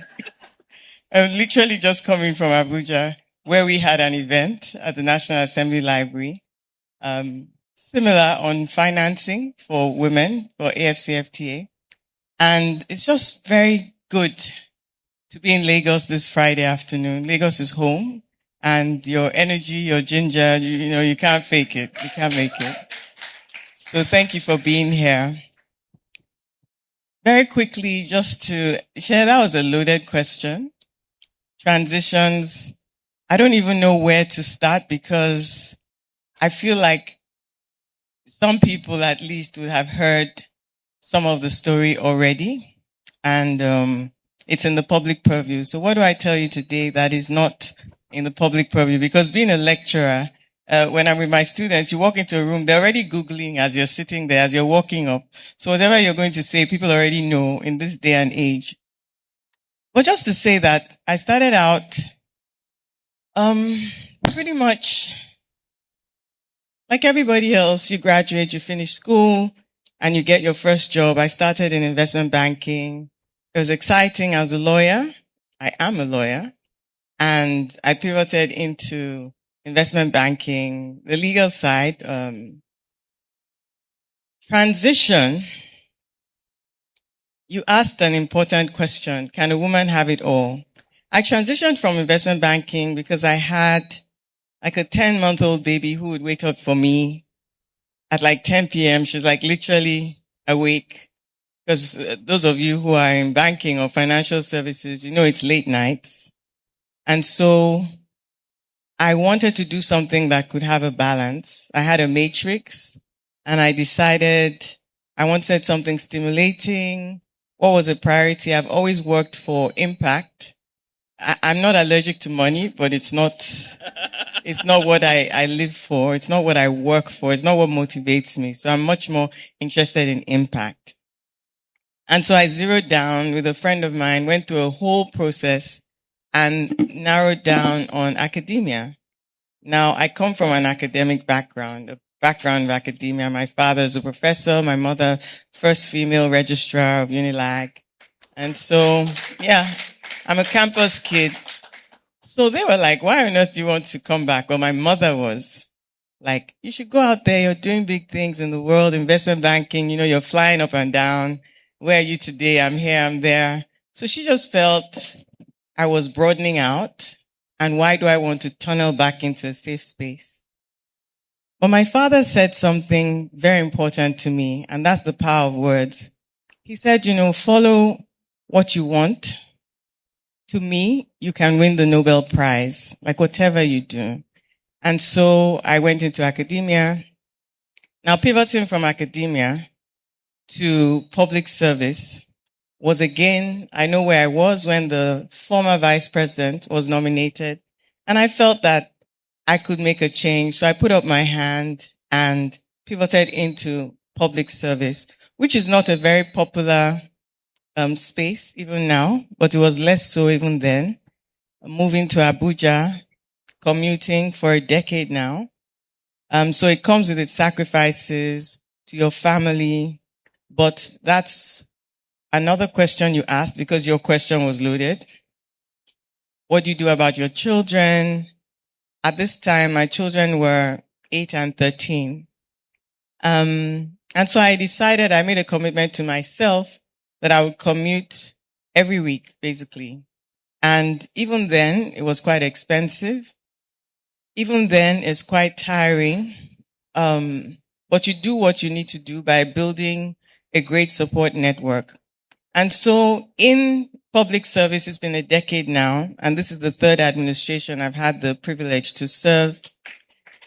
There's been a lot of transitions there, but I think I'll let you go because he has like 12 questions that I don't even know. They're like, you have to pick and choose.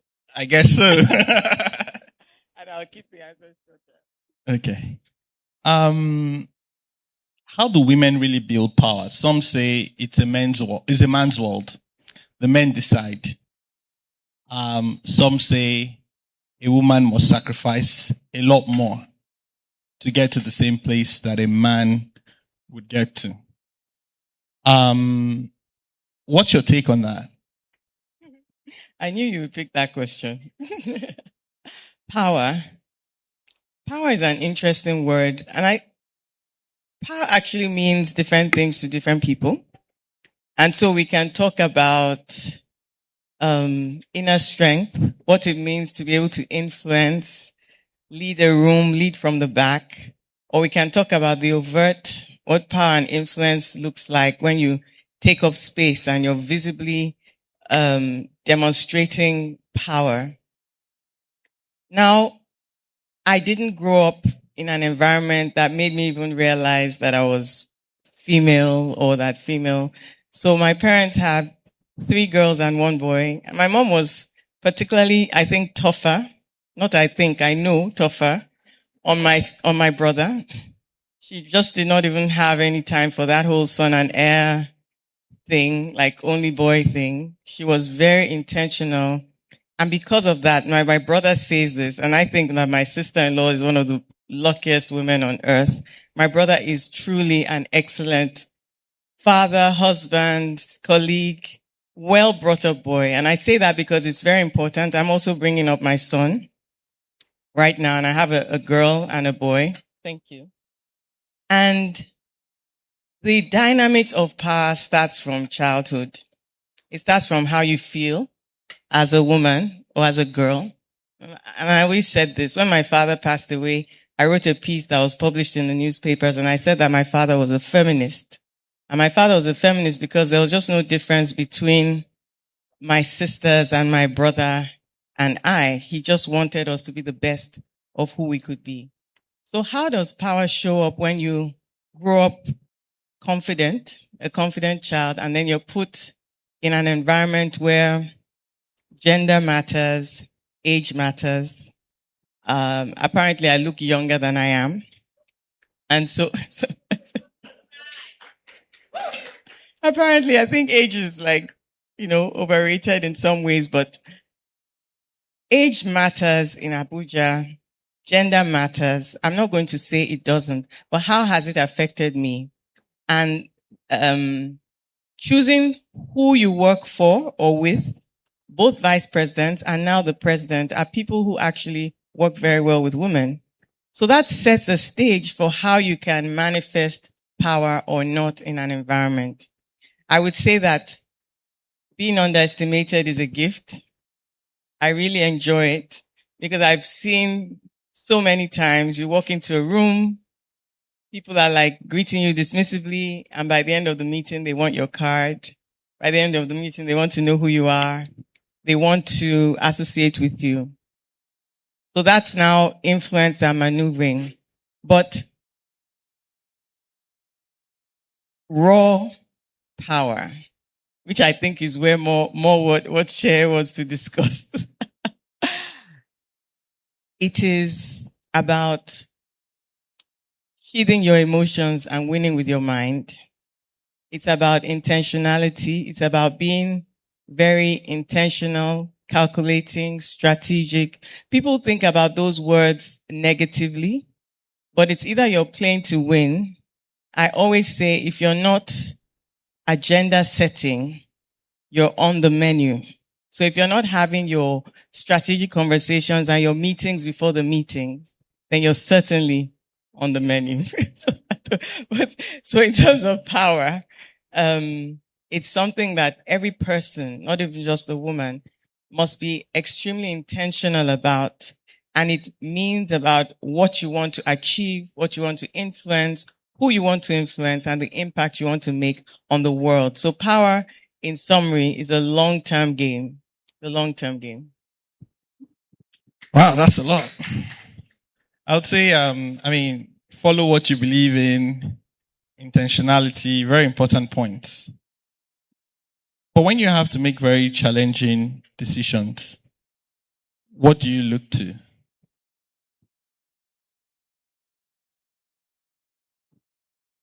That's like every day. So small decisions lead to big ones. We tend to focus on those very big decisions that we feel are going to define who we are or our next decade or our next, or our lives. But really, decision making is a daily walk, and being authentic and true to yourself, understanding your strengths, your weaknesses, and having people around you who strategically balance who you are. So the network, making sure that you also, I think basically the most important thing is being authentic to yourself and knowing where you want to go and how you want to get there. Now, it's not something that comes innately to everybody, and that's the place for watching role models, female, male, Nigerian, non-Nigerian, watching people who have achieved and also watching people's mistakes. You can learn so much from watching people's mistakes and deciding, oh, I can see myself making that same mistake. I have to avoid that. I have to consciously avoid that. And I think my biggest theme right now is sheathing your emotions. And I think I would share that because I've learned it over time. And it's not because people always say I'm very passionate. So I tend to lead with feelings. I'm very in touch with, I feel things deeply, but you cannot be strategic by letting your emotions will mislead you. So you have to be calm. Someone, and I just cannot remember who, said to me, you remind me of a swan. You just look like you're always smiling, always, and yet there's a lot of flapping under the water. And I love that analogy because every day is like a battle. And it doesn't have to be that we're under stress because we're in a battle. My theme throughout last year was God is in the fire with me. Because ladies, I will not lie to you. I was in the fire last year, but God was in the fire with me. And that was the book of Daniel. So for me, that's what it takes, intentionality. Okay. Thank you very much. So the next question is around creating impact that lasts. What sort of systems or strategies or things have you applied in your journey to allow you to make impact? And how do you ensure that that impact is sustained even long after you've moved on? Impact is really about people. And I'm going to keep it shorter because I know you have a lot of questions. For me, impact is about people. So it's about investing in people and strategies around me. It's always about building my team, pouring into people around me with intentionality, always groomed like younger people on my team, always have a team that has a lot of females. It's just females who are highly competent, and and some of them are in the room actually. There are at least 3 or 4 of them in the room. I put them on the spot. Wando, Teju, Efe, who else is here? They're around. Highly competent. If you Google them, leaders in their own right. So when you move, basically when you hunt in a pack, you achieve. So sustainability and impact is about surrounding, and they've also, of course, been very instrumental men, also supporting me and hunting with me. But sustainability is about pouring into people. And so whether it's about businesses, it's about the connections with the entrepreneurs, with the investors, with the industrialists, caring enough about them to solve their problems. When it's my team, it's about investing, coaching, leading, getting upset and pouring in, like caring enough to make sure that we're all growing together, that we're all winning together, and not just giving up on people too easily. Okay, thank you. So basically, teamwork matters. Okay. A decision with lasting impact. So is there a professional decision that you've made that did not work out? It can be simple. It can be a simple no. Maybe you're just one of the lucky ones. That did not work out. Yep. Yes. Let me see. Yes. So there was a platform that I poured a lot of energy. It was a legislative reform, and my team and I and the whole of federal government poured a lot into this reform, and we were able to get it through the federal government. There were a number of agencies. This was way back, maybe about 2017. And we got it through the 9th National Assembly. And when it got to the then president's desk, it was scuttled by one of the agencies, by an officer in one of the agencies. And the decision, we knew that that person had a problem. It was like a gatekeeping situation. And the decision to move on without fully settling that and just being like, you get it through the National Assembly. Surely by the time it gets to the president's desk, everybody can see the benefits and it will be signed and implemented for Nigeria. But that little stakeholder management decision that we sort of ignored became a very big problem there. And the administration ended. That legislation was not signed. So we had to start again in the 10th National Assembly. Nothing was changed in the whole legislation of about 700 pages, except like a paragraph. After about 5 months of stakeholder management, I had to deploy a good cop, bad cop strategy and corner that particular ministry and that particular desk and fix that. So the decision sometimes to move on without settling some certain things can catch up with you later. It was a costly one because for Nigeria, it took 15 months. And in retrospect, if we had nailed it, fought the tough fight then we could have saved Nigeria 15 months.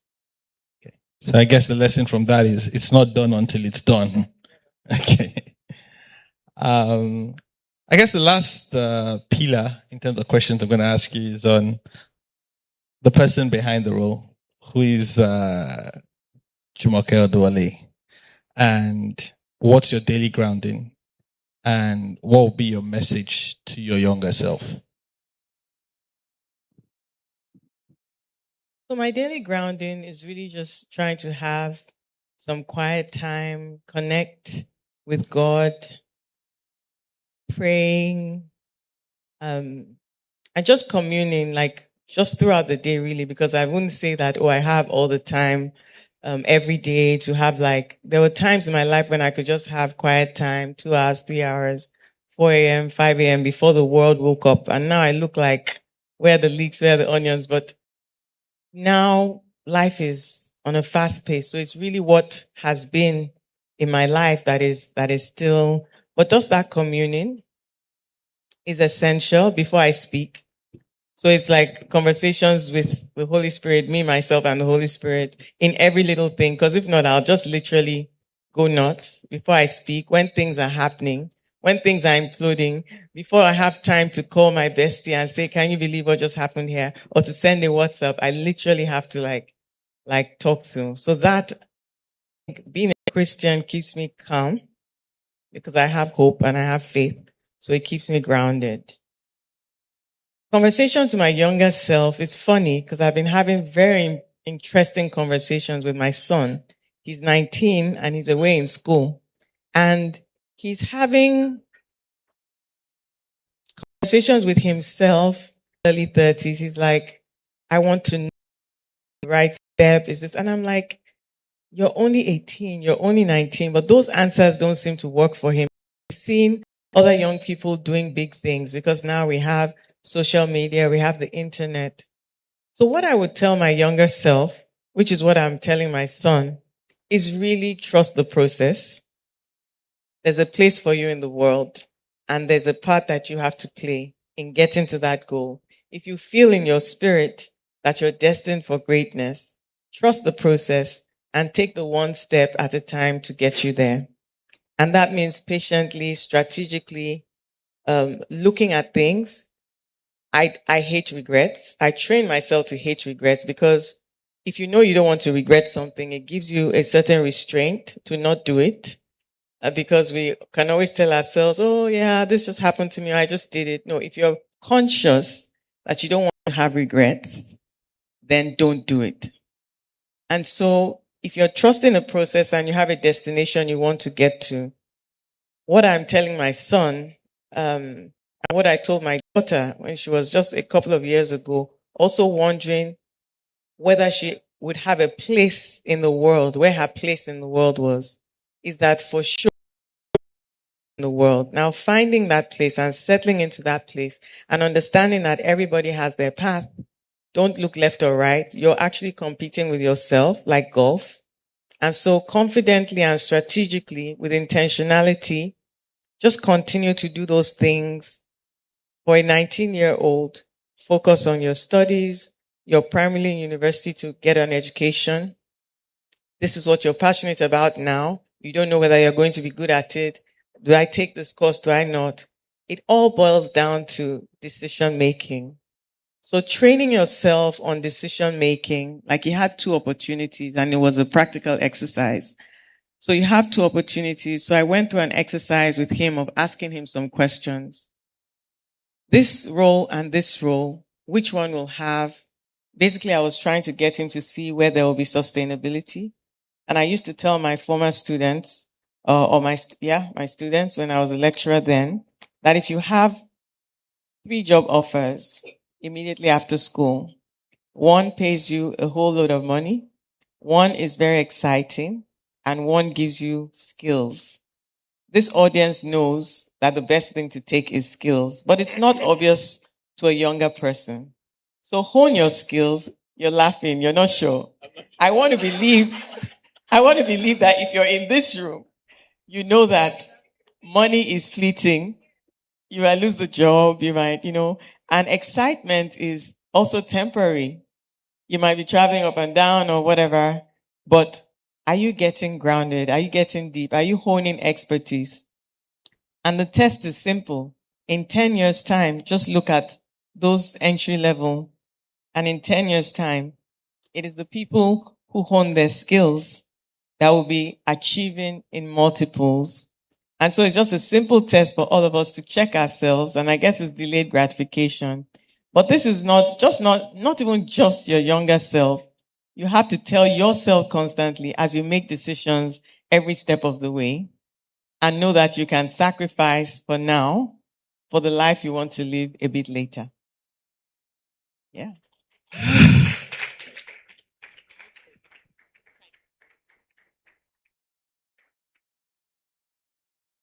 Okay.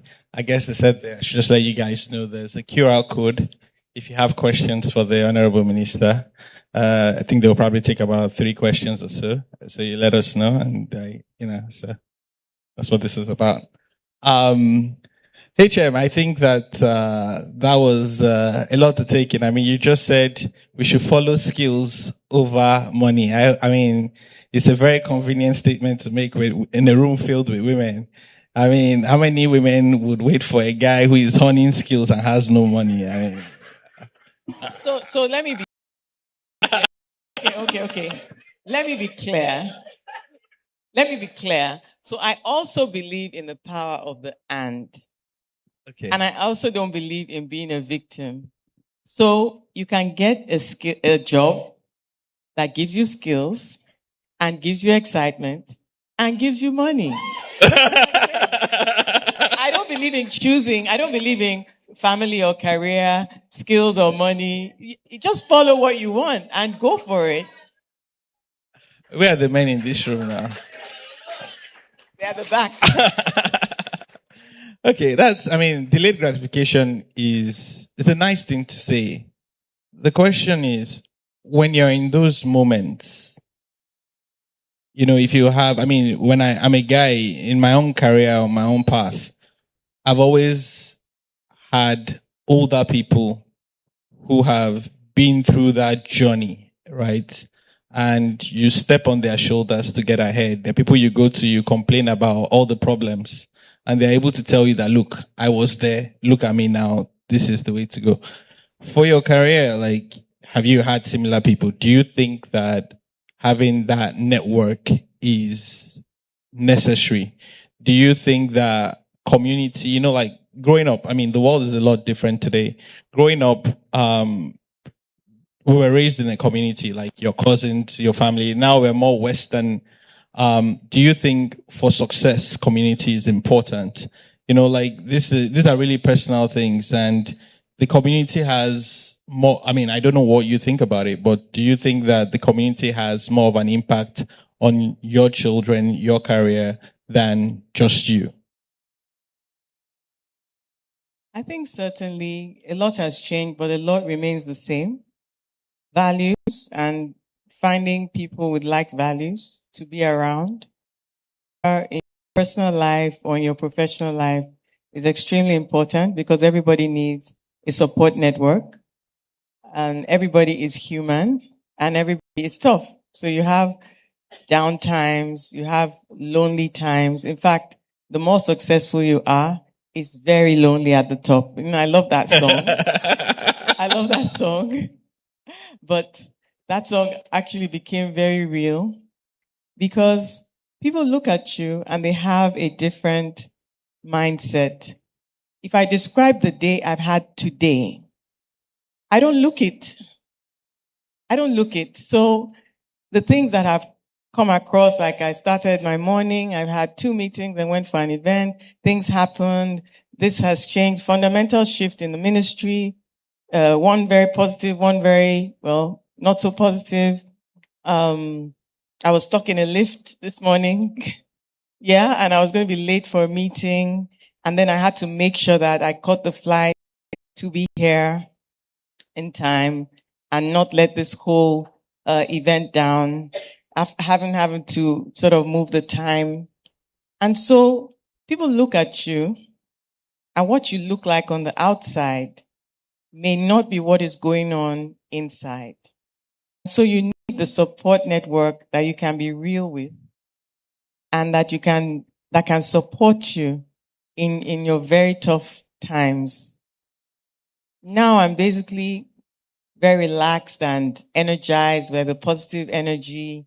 Here, I feel it's a safe space. I'm very comfortable. Yesterday was a very tough day. Today was a very demanding day. I was thinking to myself at a time yesterday that I don't have a day till the end of March. I'm speaking tomorrow. I'm at an event on Sunday. Monday, I'm at an event Tuesday. And then people just look at you and think your life is glamorous and don't understand if you don't see a WhatsApp message or you can't make an event. And so you have to know who you are and what game you're playing and play to win. Play to win. Don't even be apologetic about playing to win. It's very important. Write it down. I told my son, write it down so that you can do it and play to win. Because if you don't, you're going to be tossed by everything and anything.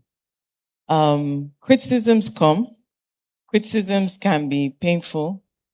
Emotions come. Things happen. Setbacks come.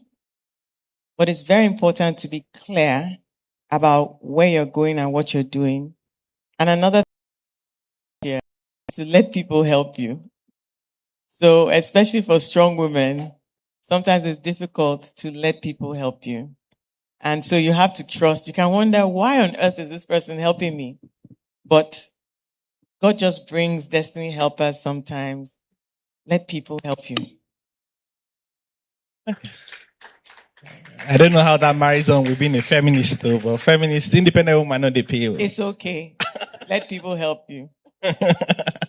All right. Any questions from the audience, please?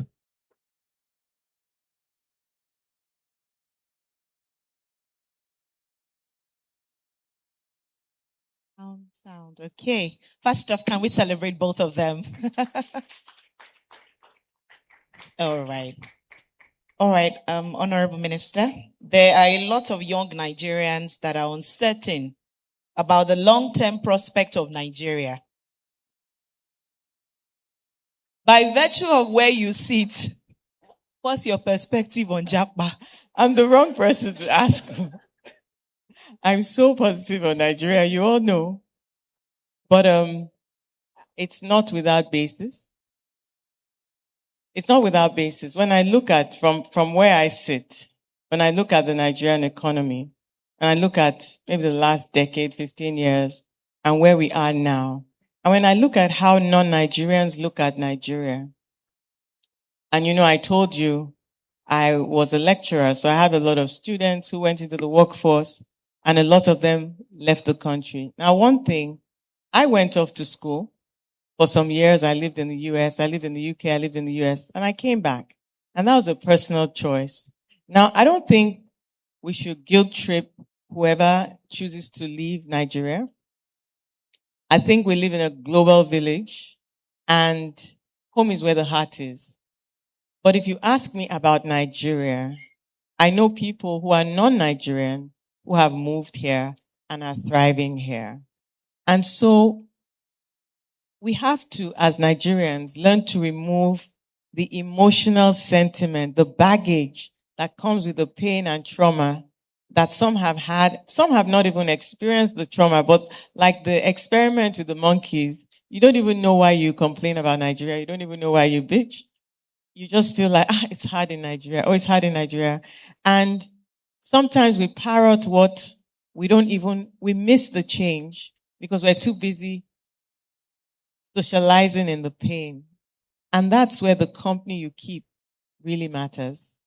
Because when you keep company that sees opportunities, when you keep company that are making money, like Parthian,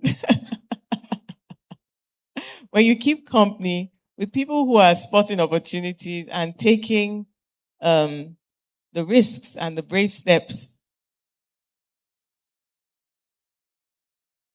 I don't want Nigerians to miss, especially with AFCFTA, with trading. I know you said I shouldn't talk work, but I just came from talking about financing, access to finance, scaling across the continent, the opportunities.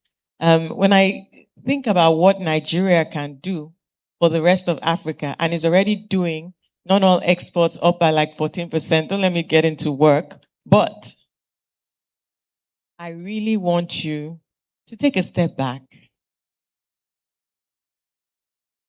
Get empirical and objective. Look at the Nigerian economy. Look at the growing sectors and look at where the opportunities are. And don't listen to people who aren't even checking and aren't even reading and aren't even following where the money is. And are just parroting because there's a group, they're just going to stay there. But others can actually come into this economy and make a lot of money quietly or not so quietly. So the company you keep, the focus you have, the intentionality will determine whether we're going to have 30 billionaires by 2030 or 300 billionaires women by 2030. I think that deserves a better applause. Thank you so much, ma'am. Thank you. Now, this question says, it is said that the man you marry can make or mar your goals and dreams. Ma. How do you know the man for you? In order to be a successful woman tomorrow. That sounds like an ambush. No. It's an important question. I think I usually tell a story about my husband, and those who know me or know my husband know great choice. Amazing. I definitely like the coaching, the support. I wouldn't be here today if I hadn't married my husband. I may be somewhere else, but I want to tell you about a story about the man I almost married. I don't think I should do that. But let me say that I've never done that before. All in favor, say aye. The ayes have it, ma'am. Let me. Shaya is like trying to save whoever. Okay. Let me say I had options, and so let me randomize it. If I had married somebody else, I definitely would have been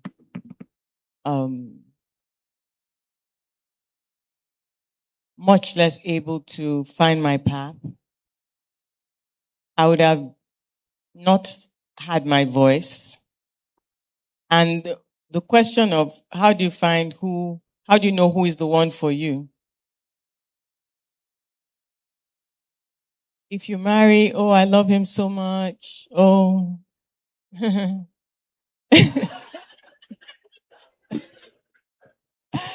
I think, ladies, make a list. Where are you going and what do you want and who's going to get you there? Let's really, because you can love him so much and he's going to get you there. He's going to be with you. But there's some people you can love so much and you're going really, really nowhere. Both of you are going nowhere. So if you love him so much and he's not loving himself so much or loving you so much or not very positive of an influence, then love someone else who is a positive influence and can get you. Encourage yourself to love someone who can get you there. Thank you so much. I hope you have questions from guys on that your Wait list. now. You just sound like It's a women event, so expect those sort of questions. All right, someone says that she's at a crossroad of choosing between a promotion and a new job. Right? She says her present job is less exciting, but the new job comes with a lot of challenges. She said, what's your advice? So that needs a lot of context. Because if you're in a current job, you should assess the company, the environment. There's a lot of factors, who you work with. Are you being offered a promotion because they don't want to lose you? You have to look at it. What are your prospects there? Does it align with your ultimate where you want to go and where you want to see yourself? The new job, I don't believe in being afraid of challenges. Definitely, I wouldn't be in my current job if I did. And I think that when we choose to take a risk, if it's a calculated risk with intentionality and we're willing to put in the work to achieve the desired results, then it pays off. It comes with sacrifices. So if it's a question of certainty versus uncertainty, if the new opportunity goes and you stay on the same job, even if you get a promotion, a bit more money, it's a safe space. In 3 years, 5 years, 10 years, know that that decision is taking you in a particular trajectory, and some of those other opportunities may not come again. So times and seasons. And if you take a new job and you don't think it through properly, you may veer off for more money or for what looks very exciting.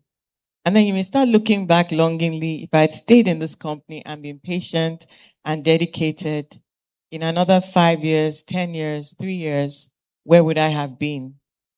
If the company does an IPO and you're just like, wow, what happened there? So it takes a lot of context, but it's again back to decision making and making sure that you're rigorous in your process and that you discuss it with people.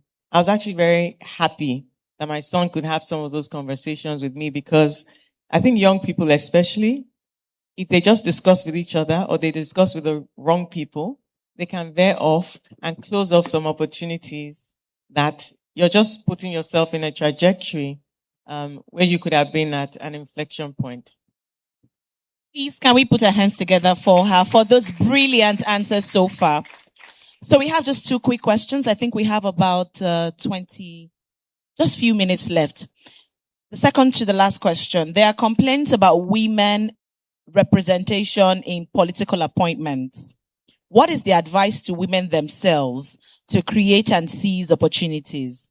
So I guess this person is asking as it relates to politics and holding positions. Show up. So it may sound harsh, but I can't count the number of women who say to me, you're trying, no, I can't do it. Abuja, all you people, Or even, let me not even use Abuja. Even when I was teaching, when I've made money, maybe I'll go and teach.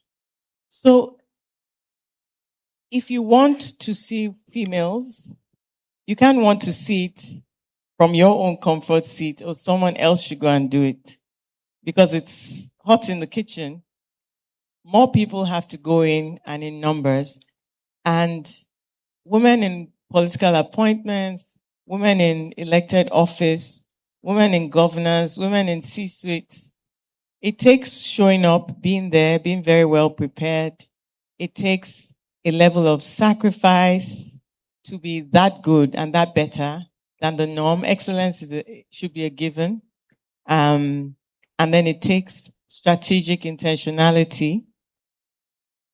I made sure that the event we had earlier today we had probably as many men as women, and I invited them because we're talking about financing female-owned and female-led businesses, and a lot of the capital is in the hands of men. So how will a room full of women have that conversation and not have the men in the room? So intentionality in appointments, and I don't think that any of our leaders don't want to appoint women. I don't think the president or the vice president or governors don't want to appoint women. I think more the challenge is that there's so many more men showing up that they have to actually look for the women to find them. In fact, I know that they actively look for the women to find them. And so when I started with show up, it means, so we care about our children, our husbands, our comfort, our lifestyle. I can't have anybody chase me. I can't this. I can't shout. I can't this. And we just lean back. And then we wonder why. Okay, I'll give you an example. There was an opportunity for a position. And I called a female. And she started, can you give me more information? She took some days to think about it. She was processing it. I'm not sure. And there's nothing wrong with that. I called a guy. 30 seconds. I don't even think it was 30 seconds. He's like, yeah, sure. Let's do this. Yeah. Let's do it. So I need more women who are going to be like, yeah, let's do it. What's it going to take? Oh, you want me in London tomorrow morning? Of course I can be there. It's just a matter of, I have my credit card with me. I have my passport. One of my male colleagues here, I was flying to London on a Sunday night. I think it was a Saturday night. And I just sat up and I asked my team, it was like 5 p.m. I'm like, wait a minute, who's traveling with me? And they hadn't put anyone on the London trip because I was going to Mozambique from there and 2 people were flying straight to Mozambique from Abuja. I was just comfortably in Lagos. I said, no. I'm not going alone. What if? And my team were like, okay, who? The guy has his passport on him all the time. Where is he? Tayo. If you tell him now, let's go to London, where is he? He's around here. He's just going to be like, and I said, how come you? He says, that's happened to me before. They got the ticket, they got everything. He was on my flight with me, 9 p.m. from 5 p.m. So who is ready to show up, to do whatever, and to get it done? Wow. So all of you go and carry your passports like this.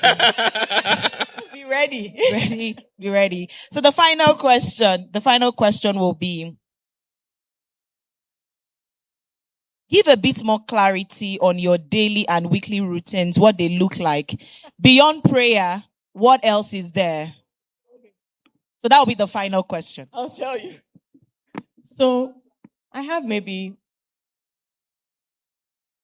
3 people, 4 people that I would touch base with. I'm taking off now, boarded, landed. This happened, that happened. Strong support network. It's going to be okay. Tomorrow is a new day. Like, in my day, there's just a few people that are in the day with me. And so whatever it is, trusted. Don't have people in your inner core that are not trusted, because everything you say, 10 other people, then 100 other people know what it is or what you're going through. But you need 2, 3 people every day, or I have in my day. So crisis, I'm like, you will not believe what just happened now. So I'm in the middle of the meeting and someone has gone rogue. What are you going to do? If you're going to be able to have your resting bitch face intact, then you have to be able to send a WhatsApp to somebody that, you know what, can you believe what this jerk just said? I'm just looking calm, but inside I'm like, no, he did not say that. And then you're like messaging, I'm going to say this. And the person is like, please, use your church mind. Calm down 1 minute. You need that. Or at least I have that. And so that's in terms of the highs, the lows, the high pressure, the lonely at the top, the how we doing this. But they're not just chit chat buddies. They're people who are adding value. They're people who are carrying weight with me. Thank you very much. And I am thanking you, the audience, as well, for your time and listening and the questions. Great questions, even though they didn't represent the men very well, but it's okay. It's our day. It's your day. Okay. I hope we have International Men's Day sometime. Thank you, Honorable Minister, for your time. Thank you. Thank you. Thank you all.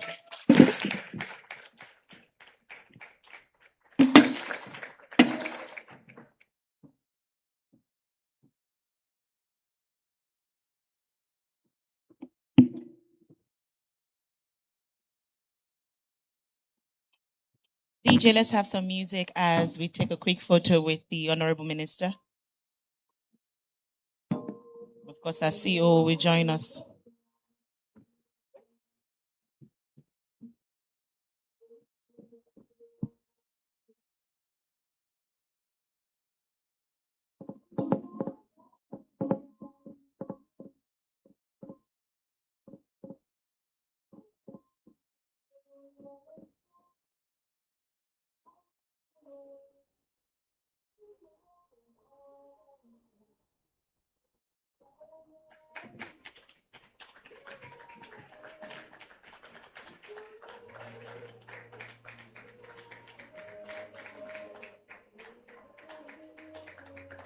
Please, one more time, celebrate the Honorable Minister, Federal Ministry of Trading, the Industry, Trade and Investment, Dr. Jumoke Oduwole, MFR.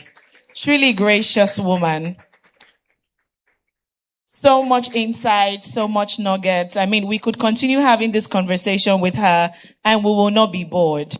The questions will keep coming and the right answers will definitely be provided. Ma'am, you're very deep. We didn't know.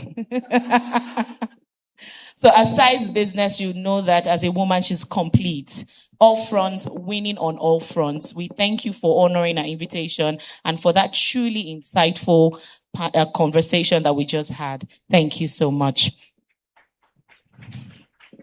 Thank you. We see quite a number of people standing. We apologize. We're really sorry we couldn't get seats for you. We had a large turnout, but we sincerely apologize. But thank you for coming. Thank you so much. So the gentlemen in our midst, you are a man in our midst. Wave to me. How many? 1, 2, 3, 4. Oh, quiet. We celebrate you. Thank you. Thank you for supporting us. Thank you. He for she's. Thank you very much for coming. Thank you. So we will go to our panel session very quickly. But before then, we have prizes to give away. We're going to have a raffle draw real quickly. And then we will go to have our final panel for today. Meanwhile, hand fans are available. But if you do not have a hand fan, please raise your hand so we can give one to you. If you need, okay, we need a hand fan here, another one here, another one here. Ushers, please give hand fans. Thank you. And now the hand fan is not just only for you to get some air for yourself, but if you look behind, there's a QR code where you get to scan and you can claim your gift. So we're giving out gifts here today. Once you scan that QR code, you get to claim your gift at the back of the hand fan. Just look at the back, you find the QR code there. Please scan it so you can claim your gift. So we're giving the first, a minute please.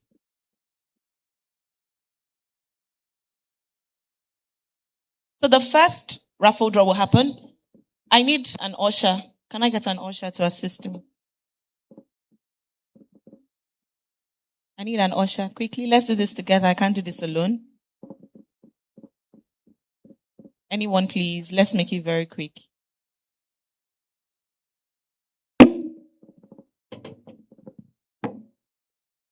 Okay. So we have the numbers here. I believe that we picked numbers at the beginning when we came and we registered. So I'll just empty the numbers here and then I'll invite one of our distinguished speakers to please pick a number for us for the raffle draw. So the first winner will go on with a luxury box. Now, I don't know it may be a car key to a house that is inside. I can't tell. But it's a luxury box. I've been told to let you know that it's a luxury box. Please come on stage. Thank you. This way. Thank you. Let's make it very quick, please. Please. Quickly.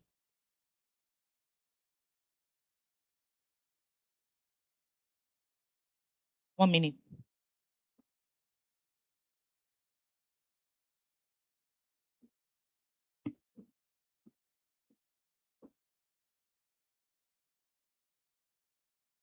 Okay, so the first one is a luxury box from Dang Lifestyle. Do you know Dang?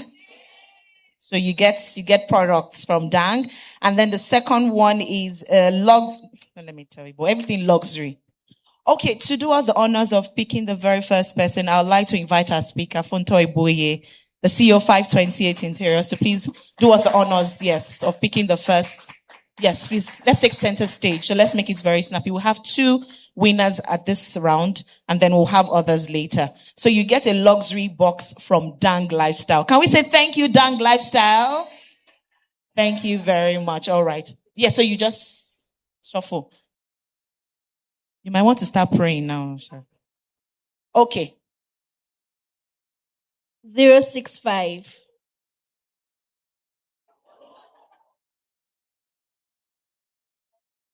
Oh.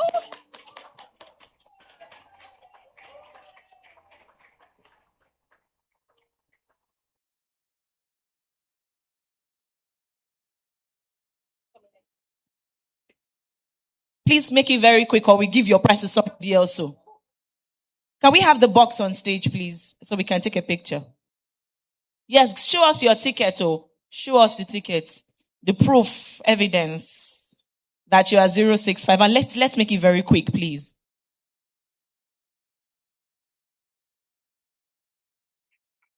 Let's have the box, please. Thank you. Please come on stage. Wow. Please come on stage quickly. Toby, please join us for a picture. Thank you.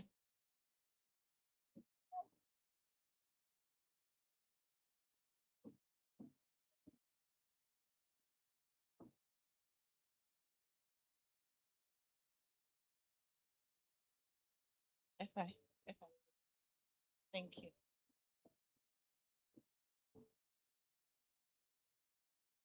Please smile.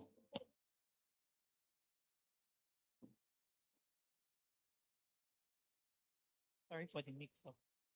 Yeah. All right.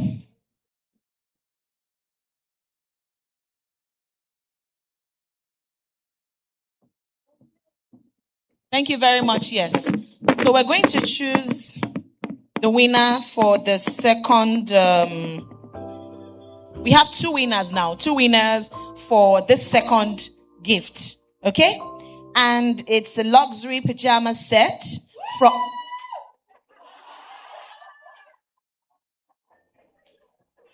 Idia.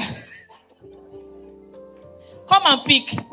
Idia, please. Please celebrate Idia Isen, television presenter, actor extraordinaire. Because she screamed, she will pick. So she's picking 2 people. 2 people. So it's a luxury pajama set from Rich Sleep. Please, I want us to say thank you, Rich Sleep. No, that's not loud. We will not pick you. Thank you, Rich Sleep. Thank you. All right.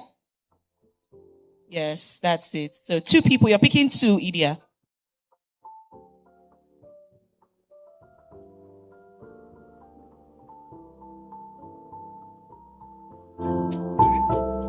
Is 116. 116. Woo! Where is she? Oh, nice. Your excitement, you will not get this box if you don't sound excited. Here, Idia. You hand it over to her. To me. Yes.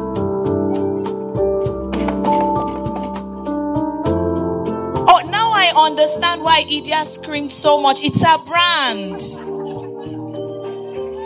I didn't get the memo. So sorry. I wasn't copied in that email. It's her brand. Wow. Oh. Oh my God. All right, pick the second person. Please come quickly. Let's make this very, very snappy.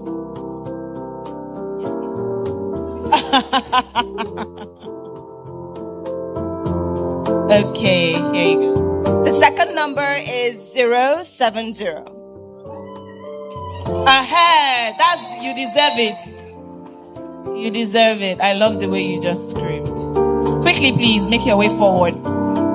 Please come with your ticket so we can confirm. Wow, congratulations and thank you so much. Thank you, Rich Sleep, thank you.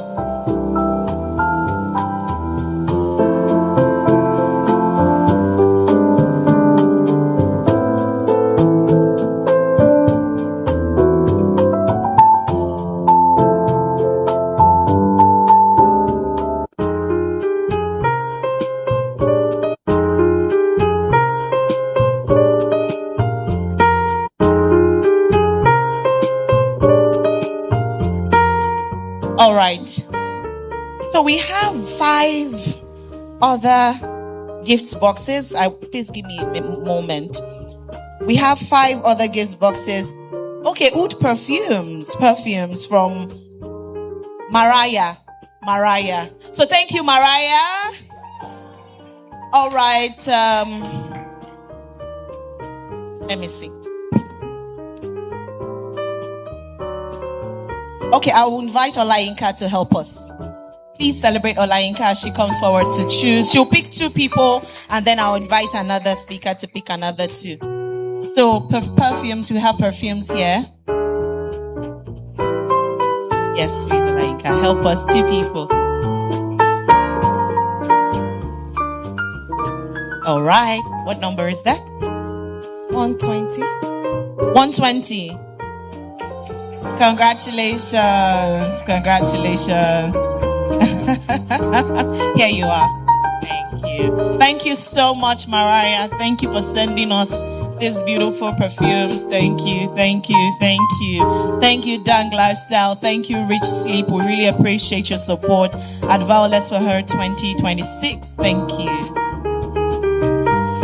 All right. So we'll pick one more person.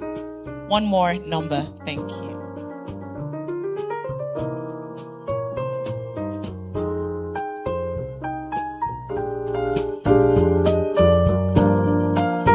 Number 6.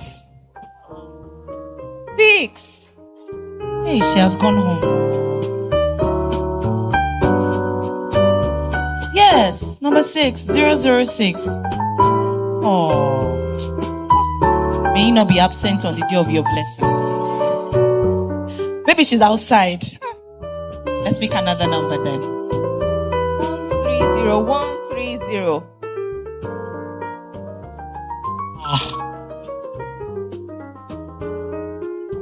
130. 130. Why now? Okay, next then. Wow, what's happening? Where are these people? Please check your papers to be sure it's not you. 041.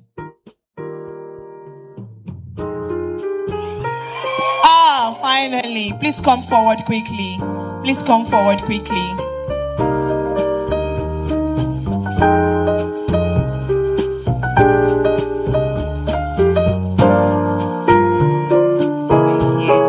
All right, can we please celebrate the Honorable Minister as she makes her way out? She wants to steal away.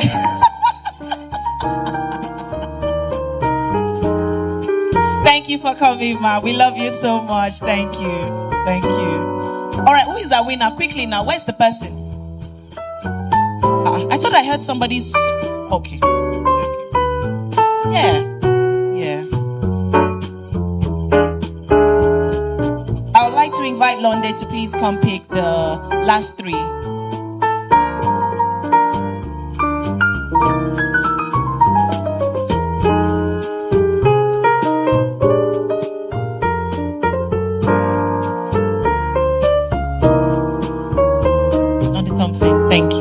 Thank you very much, Olayinka. Thank you. So, Londe Thompson, our final panelist, will help us pick the remaining 3. And then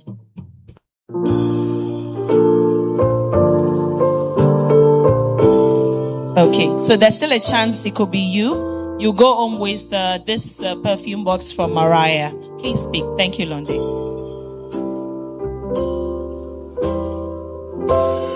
140. 140.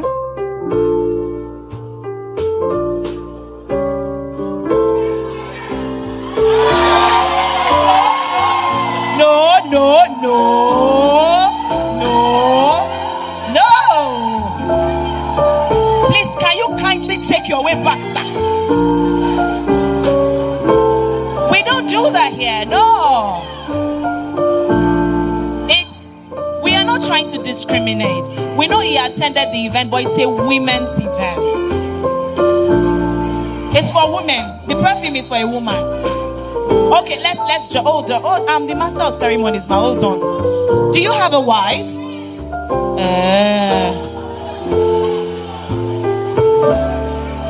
Do you have? Okay. Women, wait.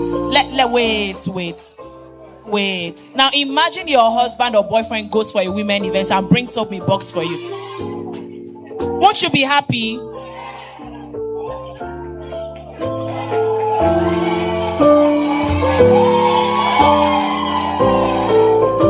Okay. So it's because you have wife, oh, thank God.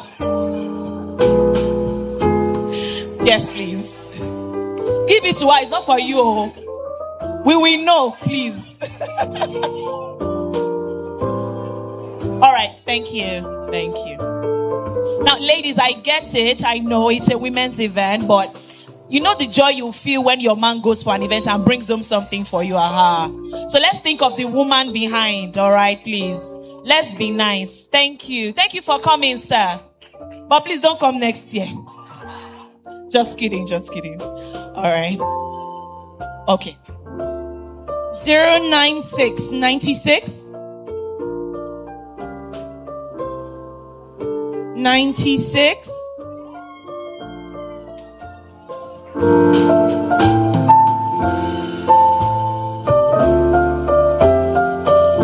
096. Congratulations. All right. Congratulations. Quickly, please. Quickly, our time is fast spent. Quickly, please. Thank you.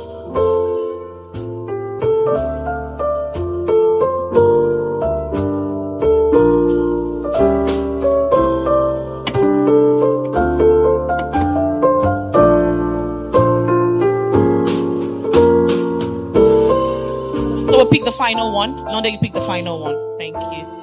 That'll be the final one for this set of raffle draw. We have another one after the panel. 124. Yeah. This is your scream, eh? Here you are. Hope it's not okay, it's a lady.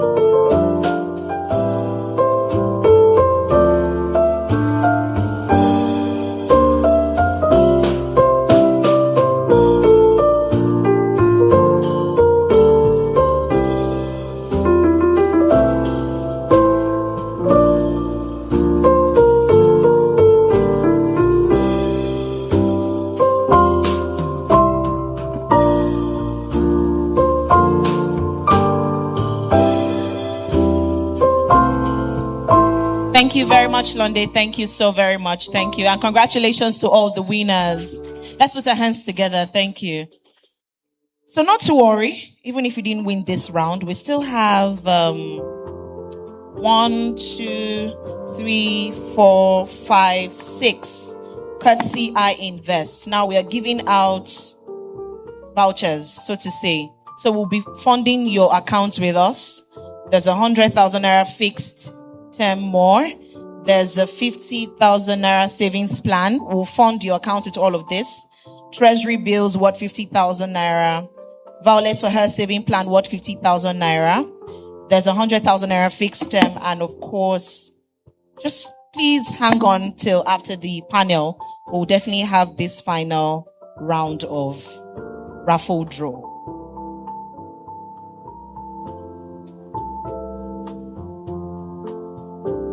Yes. All right. So don't be in a hurry to go, as I mentioned. We'll have that right after this panel is done. So just hold on so you can at least take something away. Again, do not forget that the fans contain how you can get your gifts. So just scan the QR code and you'll be directed on how you can get the gifts that we've prepared for you.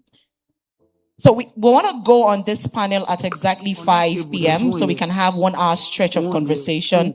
Then we'll be done at exactly 6 and we're out of here. I promise you 6 o'clock we're out of here. I promise you. Okay? That's the plan. So quickly before I bring up our moderator, before I bring up the moderator, who will then receive her panelist, I would like to, I need about 6 ladies outside quickly. Just 6. Wow. Come. 1, 2, 3, 4, 5, 6. That's fine. 1, 2, 3. Okay, 6. Thank you. Sound check. Sound. You're not dancing. No, it's not dancing competition. All right. So it's very simple. You're going to pick a number. I have numbers 1 to 10. 1 to 10. And I'll need you to just pick a number, and whatever it is that your number says, you have to do it.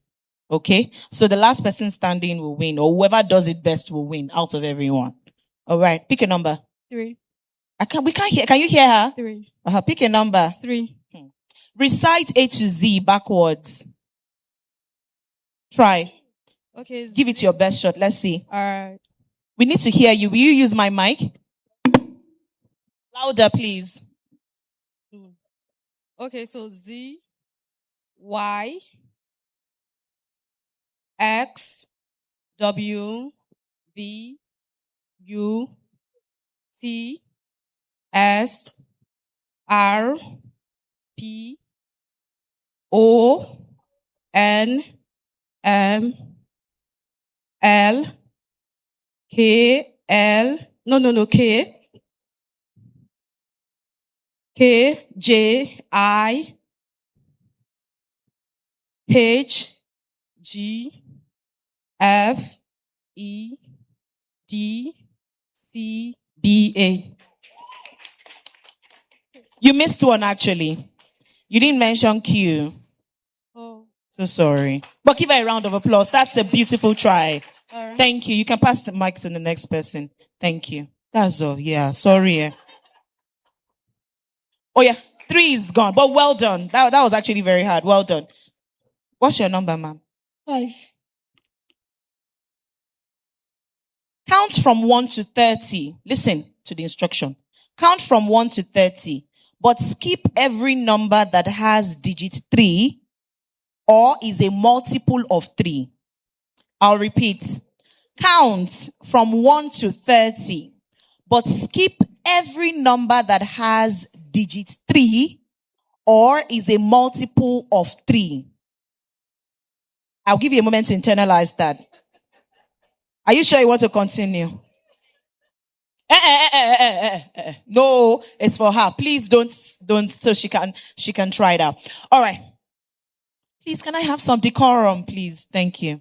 Okay. 1, 2, 5, 7, 8, 10, 11, 13. You missed it already. 13 has digit 3 in it. You even missed number 4. You didn't mention it. Oh. Well done. Number 10.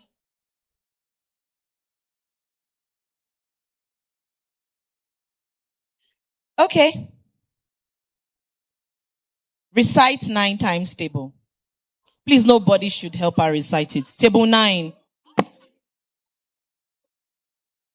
And your time starts now. 9 times 1, 9. 9 times 2, 18. 9 times 3. Look at me. Yeah, continue.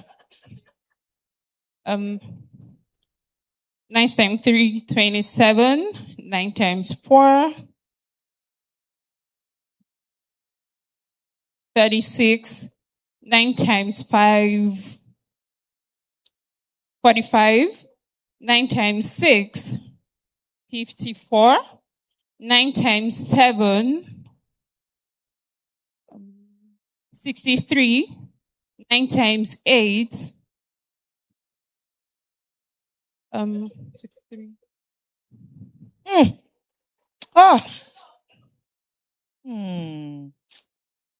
73. Oh, 72.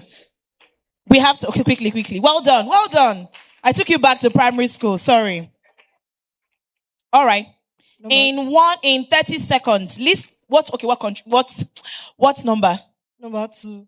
Oh, good. In 30 seconds, list 10 countries that start with S. Please don't help her. Please, quiet, please.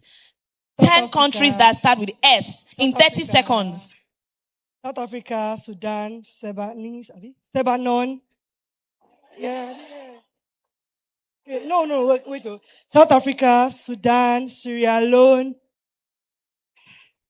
15 seconds left. South Korea.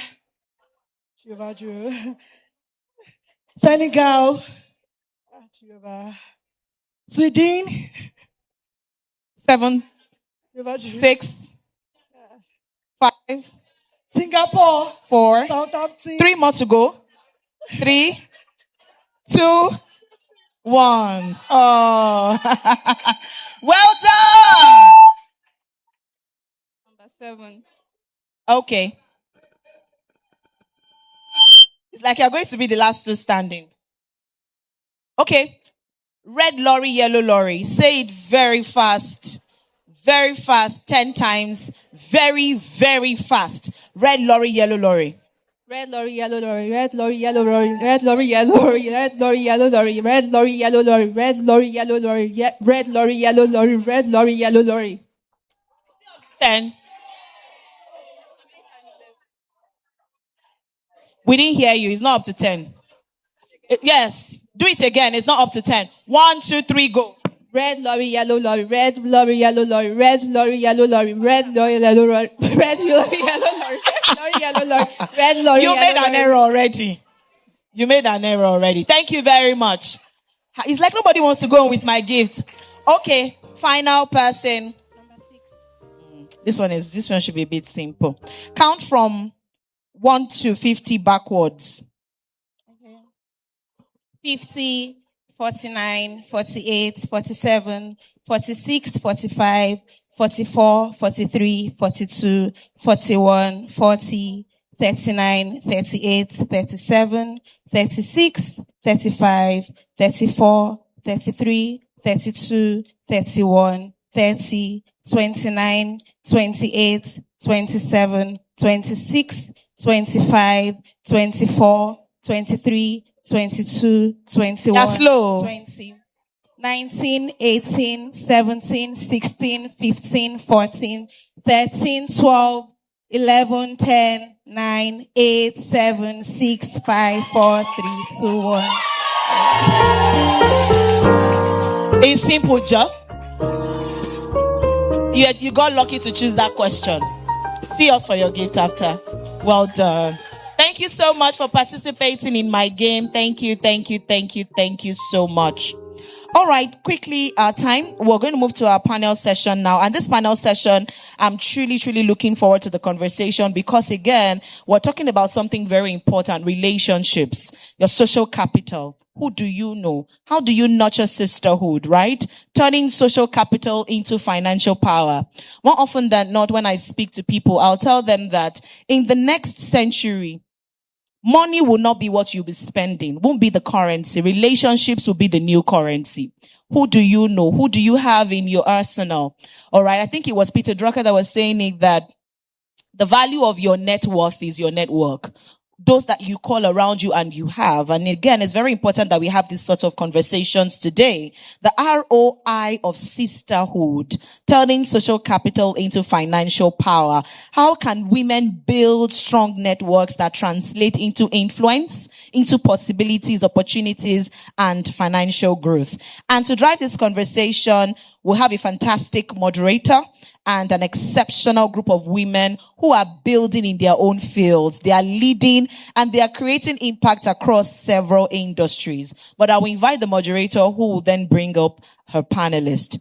Our moderator is a truly remarkable woman. She holds a master's degree in marketing, distribution, sales, and exhibition from the National Film and Television School. And she brings a blend of strategic insight and creative thinking and hands-on expertise in content, sales, and audience engagement.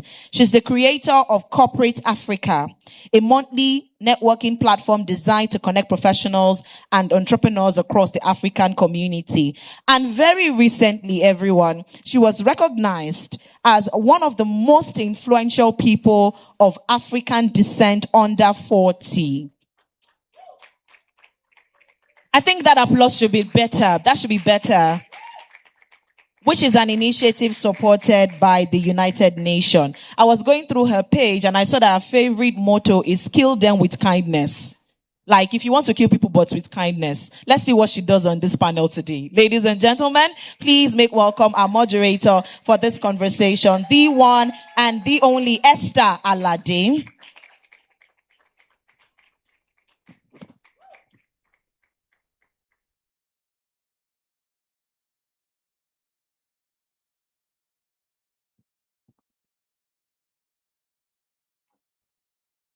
Lagos, you can do better than that.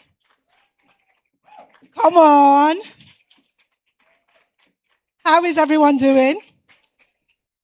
A little disclaimer. That was years ago that I got the under 40, so slightly over 40 now. But how are you all doing? I want to do something quickly before I introduce our panelists, because you've all been sitting down for a while, right? And we've said that our network is our net worth. You're in a room full of women. You probably don't know who's behind you. So what I want you to do is ask the person next to you, when you say social capital, what does that mean to you? One word, 2 minutes, move around the room for 2 minutes quickly, get up, stand up, stretch your legs. Come on, come on.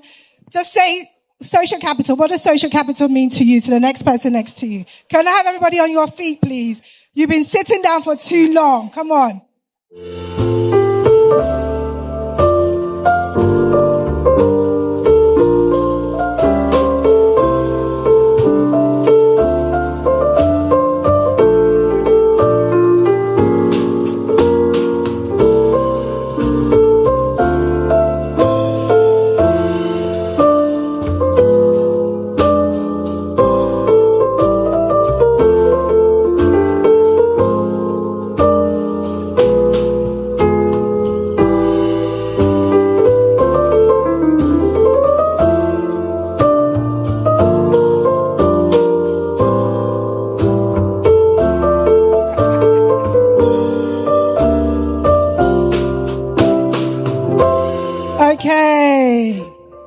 Let's all take our seats.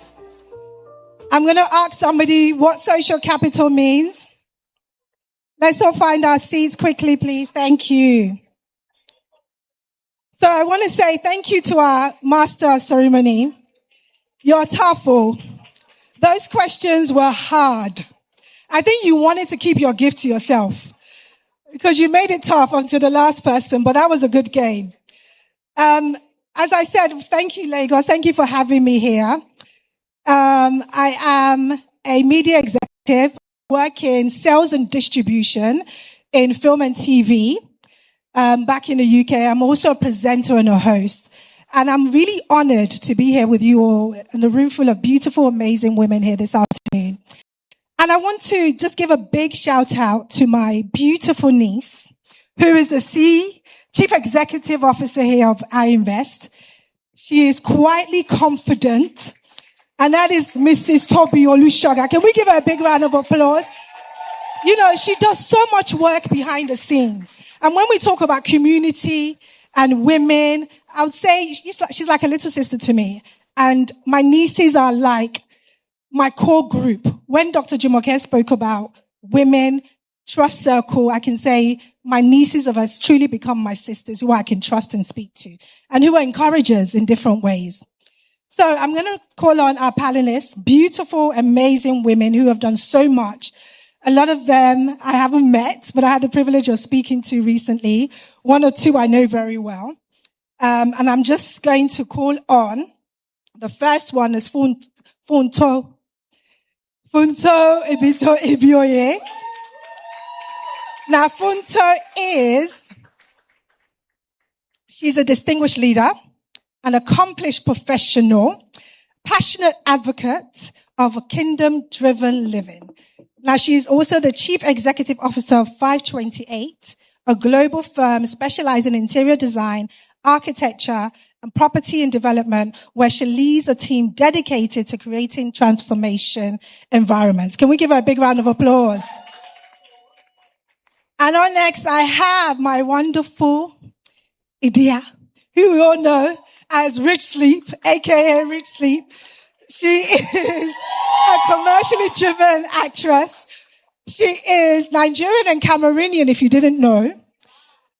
She's studied BA degree journalism and also a minor in business. Idia is just a force to be reckoned with. She goes for it. She's wearing her brand. She is her brand. She is Rich Sleep. On next, we have Londe Thompson. Let's give her a big round of applause. She's a highly accomplished lawyer. More than 14 years of experience spanning e-commerce, technology, banking, financial services, so many things, intellectual property. She's a company secretarial practice, regulatory compliance. Her career includes work within leading law firms and multiple local multinationals. Let's welcome her on stage. And last but not least, we have the beautiful Mrs. Olayinka Oyetunji. She is a distinguished finance professional, passionate mentor, dedicated leader, a chartered accountant holder, CFA, fellow Institute of Chartered Accountants of Nigeria, and a chartered stakeholder. Olayinka brings over 17 years of expertise in corporate finance and transactional advisory. Can we please give her a big round of applause? Now, earlier I started off by saying social capital. What does that mean to you all? So for me, instantly, when I thought about the word social capital, I thought about network is your net worth, like I said. But I thought, let me look at this and try and define it, right? And what it says is that social capital refers to benefits derived from informal human interactions, like we're doing today. And networking, it strengthens business success through personal relationships and networks, enhancing trust, respect at all organizational levels. The concept fosters collaboration, which we've heard a lot about today on stage from our keynote speakers, and can offer both innovative ideas and tangible opportunities. So let's see what our ladies have to say when we say social capital. You have a mic between you to share and pass around, or mic each. Do you have one over there? Okay, perfect. So let's test our mics and make sure those are working. Hello. So let's start with you. When we say social capital, what does that mean to you? One word. So we go around, one word, social capital. One word, my network. Okay. Yeah. Your social capital is the measure of your access and resources based on who you know. Fantastic. Social capital is relationships, but I asked someone and she said people. So if we're doing people and relationships. It makes sense. Olayinka.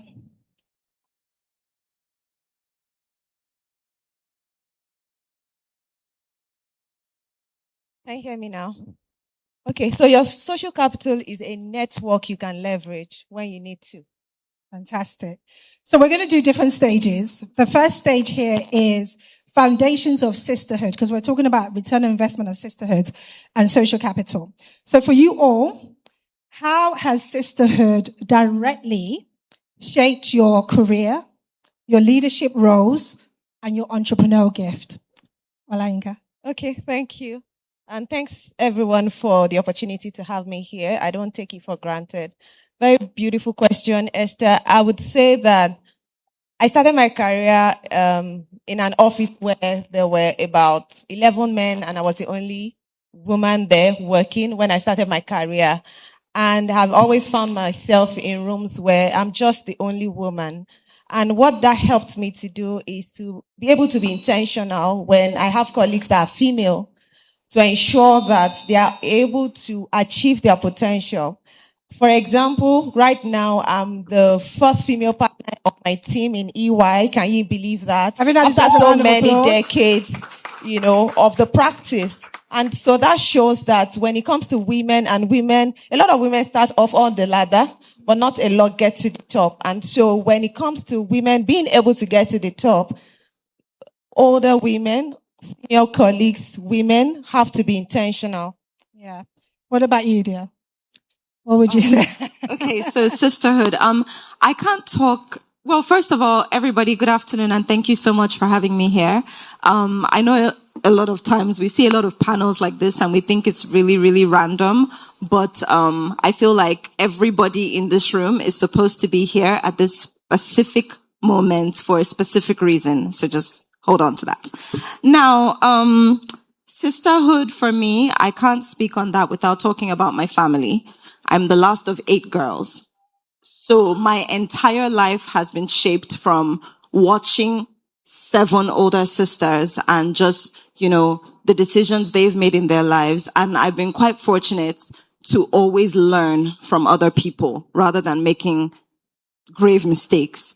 I would also say that I have a very strong network of sisters.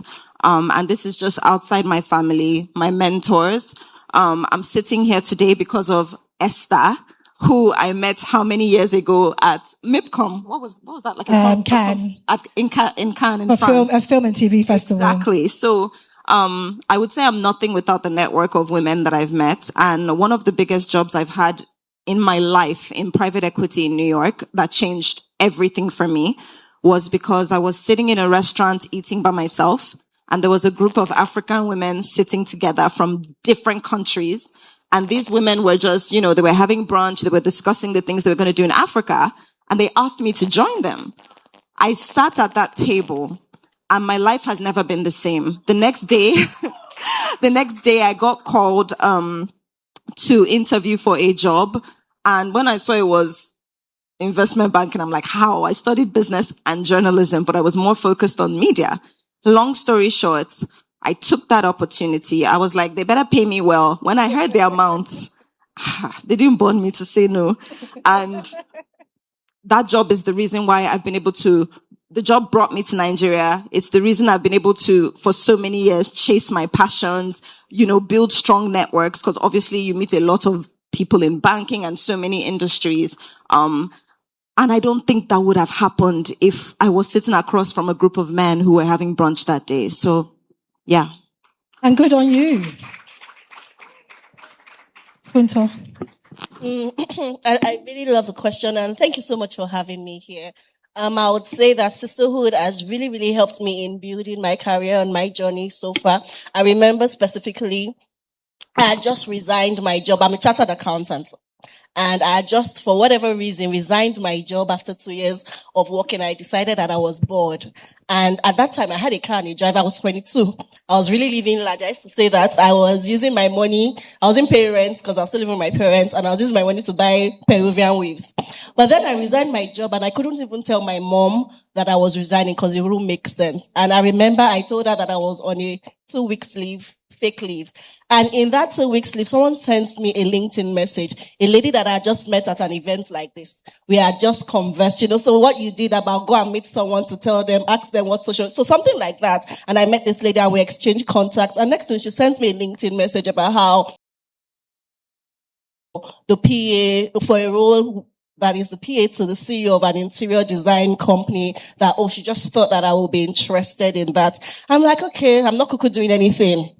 And at that time, I didn't even know what interior design was. So I did my researched on interior design, researched on the company, and I went for the interview and I got the role. And it was because of that role. I did 3 months on that job, but that literally changed the trajectory of my life. Now I've built an interior design company for the past 10 years, just because somebody introduced me. And starting my business, and fast forward to starting my interior design business about 10 years ago in 2016, I remember just putting up on Instagram and saying, "Oh, hello everybody, I'm now an interior designer, holla at your girl." I didn't really know what I was doing. I just finished, my training. I was doing internship. And then I got my first 2 projects. I didn't know where to start. But a friend of mine who has started her own interior design business 2 years ahead of me literally gave me an entire artisan list. Literally, that was how I was able to do the project. Even when I had, when artisans showed me shaggy and, I was crying, she literally gave me money. I remember one of my very first clients, something about a table, and I had to remake the table. I didn't have the money. This lady gave me money to remake the table. And that gave me soft landing in my business. And through the years of building so far, I need funds for something. Instead of going to the bank that would charge me interest, I call my friends, I need so amount, I need this, and I get that money. So sisterhood has really been a huge leverage for me, building my business. Yeah. Fantastic. It's really good. But then you've shown consistency, right? People won't just give you money if you're not showing results. What about you, Londe? Okay, hi everyone. So I'd tackle it from 2 angles. There's sisterhood, where I met and formed sisters within organizations I've worked at. I worked in a few places. And there's sisterhood, which is my friends, family, that we all grew up and started together. What I find that it's shaped me in terms of leadership was anytime I had imposter syndrome, we've all had it. And you have those cheerleaders that you suddenly start to look at yourself through their eyes instead of your own eyes. So whether it's in the organization, you see someone cheering you on, you go home, you see someone cheering you on, and you suddenly realize that it's not just about disappointing yourself. You're actually also disappointing them potentially. And I think the second part to it, which you said about entrepreneurship, which I think is particularly interesting, is having worked for a few years now, what I've realized along the way is the terrain that we're in isn't always conducive for women to stay in corporate careers. Let's just be honest. Whether it's family, whether it is obligations. And so what I've watched happen over time is my friends do it afraid. So I've watched my sisters, all of them become entrepreneurs and do it afraid. And so each time I sit down and I think of how they'll come to me, we sit together, we're moaning about it, we're trying to fix problems together, we're trying to work it out. Even if sometimes all it is that we're going and we're providing soothing for each other. What we do is we patch each other up and push each other back into the world. And that level of courage is sometimes all you need. And sometimes it's the ability, as I said, which I think is most important, at least for me, to see yourself through your sister's eyes. Because the reality is your sisters think you're stars. So once you see yourself through their eyes, you kind of just use it as the gumption you need to face whatever it is in front of you. I'm glad you mentioned that, because that was the next question in terms of mindset shift. So for you, the mindset shift is to see yourself in someone else's eyes, to push yourself to do it afraid. Would you say that's what you've adopted to kind of elevate yourself or to push yourself? If it's the mindset shift, I think the mindset shift is going to be an interesting, potentially controversial one, which is that the biggest mindset shift that I have had, which is linked to the initial sort of questions we were considering for this panel, was that, they asked me a question around what I think affects women in early stage careers in terms of getting to the top and what kind of mindset shifts do they need. And the reality is I find that a lot of women, we're a bit too reliant on proving our competence. We're a bit too reliant on merit. We kind of want to earn it all the time. And I'm not saying that's not important, but we do it at the expense of the social capital. So we do it at the expense of relationships. We do it at the expense of networking. We just keep thinking to ourselves that if you earn it, you'll get to the top. And then you kind of get to a stage where it's suddenly stagnant and you're realizing, but when I go there are certain rooms I can't go into. And guess what? I didn't develop relationships for somebody to speak for me in those rooms. I didn't develop relationships for someone to be able to advocate for me. And generally, a lot of the time, it's those advocates that are able to push you to the next level. So the mindset shift for me came mid-career when I I had learned it earlier on, is that competence is fantastic, it's wonderful, but it cannot be at the expense of building your social capital, networking, building relationships within organizations. And I think where that's particularly important is we keep getting sold this idea as women that there's not enough room for all of us wherever we are. So what happens in building relationships is you become competitive with other women. You're constantly butting heads. You're not trying to build. You're not trying to dominate. I remember in a particular role I had, the CEO used to call me and a group of women, I think there were about 3 of us, the cabal, because he knew that anytime we wanted something passed, we would come together unified, and he would almost kind of groan as he approved it. And after a while, he as the CEO we'd walk into a meeting or we'd walk into a team session and he'd just smile and say, the cabal has entered. And genuinely, it was something where we didn't see ourselves as the cabal, but there was something to be said for the fact that we were doing it together. And those relationships made other people more comfortable to kind of ask, how did you guys get this approved? How did you guys get this done? And it also helped with the people who tended to want to be bullish or bullies in the organization. Because when they know you're not alone and you have some people behind you, they know that that fight isn't just between you and them. It starts to become between a group. So do they really want to take that group on? That's the question. No, I like that. Thank you. Olayinka, on topic of mindset and leveraging relationships, you have an organization called Clean, and you partly set that up because you wanted to empower women, because you felt that, because we had a conversation about women not necessarily helping each other, like you mentioned. So you've come up with this. Tell us a bit about the organization and what steps do you teach women? Because there's some people in the room who probably don't know how, or are introverted, not quite sure how to, go about meeting people, engaging conversation. What does Clean actually do? Thank you very much. I'll try to summarize. So first of all, CLEAN is an acronym for Connect, Learn, Energize, Achieve, and Network. And it's a platform that we created in 2018, to bring people together, professionals of different stages. What we use is storytelling to encourage behavioral change so people are able to achieve their life and, career goals. And from the very first, so we had our first physical conference in 2022. And from the very first conference, incidentally, Didi is here. Didi was one of our first speakers at Clean Physical Conference in 2022. And after the conference, we had 5 speakers, 2 females, 3 males. And from the conversations the female had, I just knew there was a problem. I knew that to be a career woman, because I'm in career, and to be able to get to C-suite, we had to do things differently. And from that very first Clean conference, I realized that we needed to set up what we call Clean Women Mentorship Program. And we started that last year, and then we have a second cohort this year. Now, what have I realized about women? We are just naturally, we don't want to be seen. I think that's the first thing. Somewhat, maybe culturally, maybe certain stereotypes that we are familiar with. Like the example the Honorable Minister gave, a man is always ready. When you ask a man anything, whether he's qualified or he's not qualified, he will tell you he's qualified and he will go for it. A woman will check the checklist and check whether it fits into the particular thing that you are looking for. So we decided to have, one-on-one with women on what are the things you need to do. And I'm going to X-ray on something, which is visibility and networking. You can't achieve anything without being deliberate about your networking. So, for example, what you find out in offices, which happens a lot, is that in an office, you see the men speaking on Monday morning. They're talking about football, they're talking about politics, talking about who beat who on, some nonsense talk, so to speak, to a woman.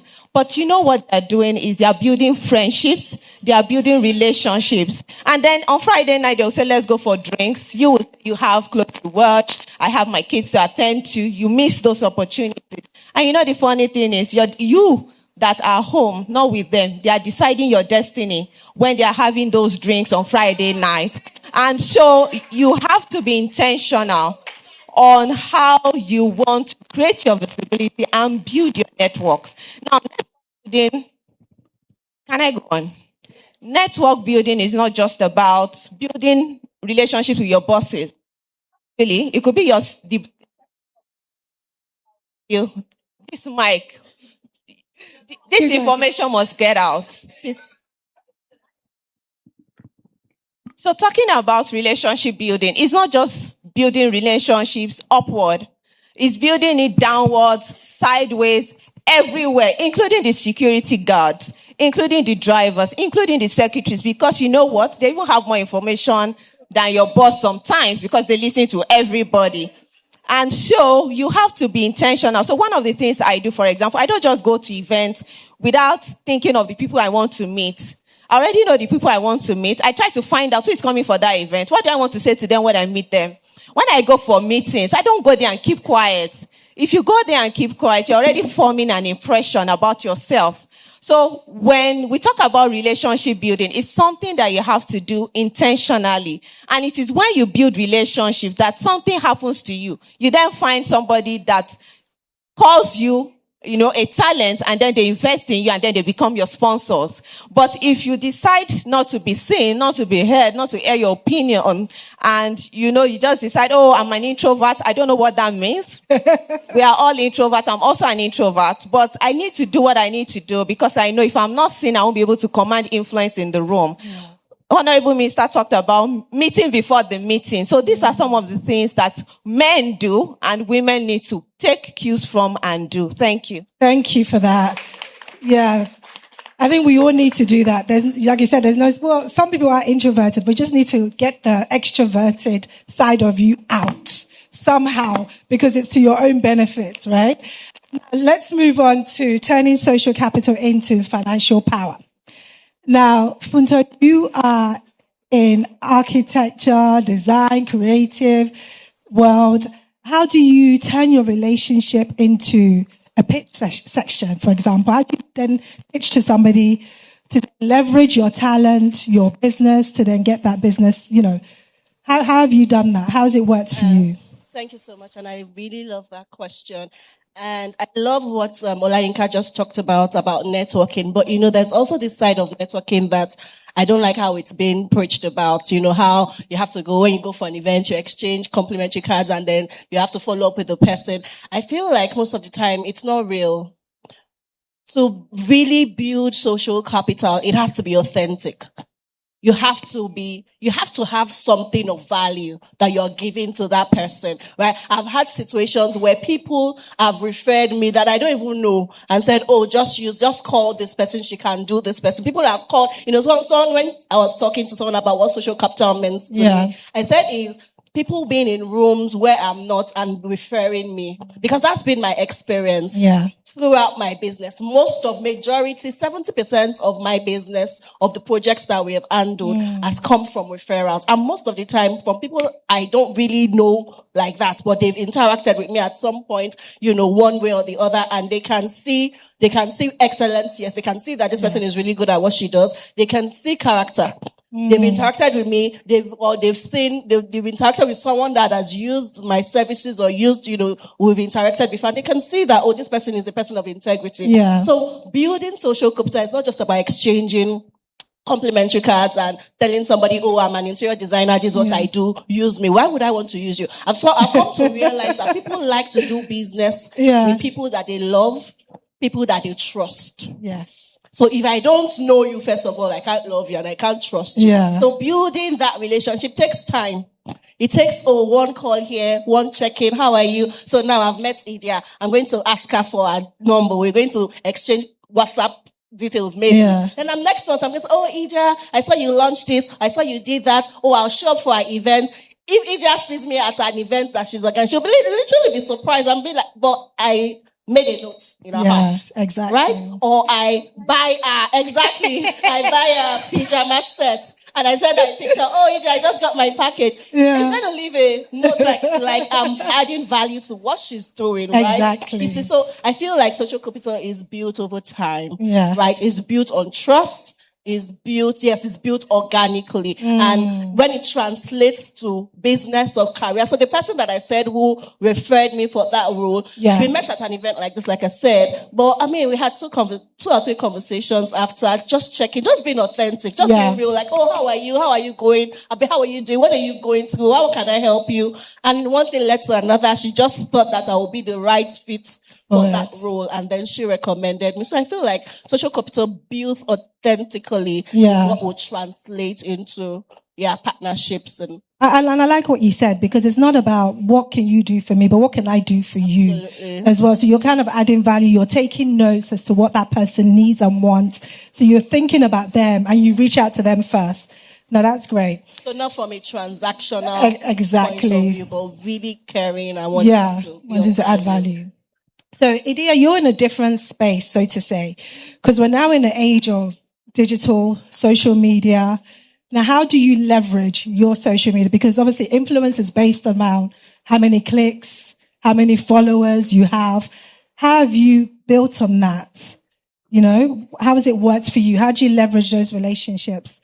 Because I know you made some money from that. Okay. So the first thing I'll say, right, when it comes to social capital is I find that I'm so angry at everybody I know that is in business that didn't tell me how good business can be.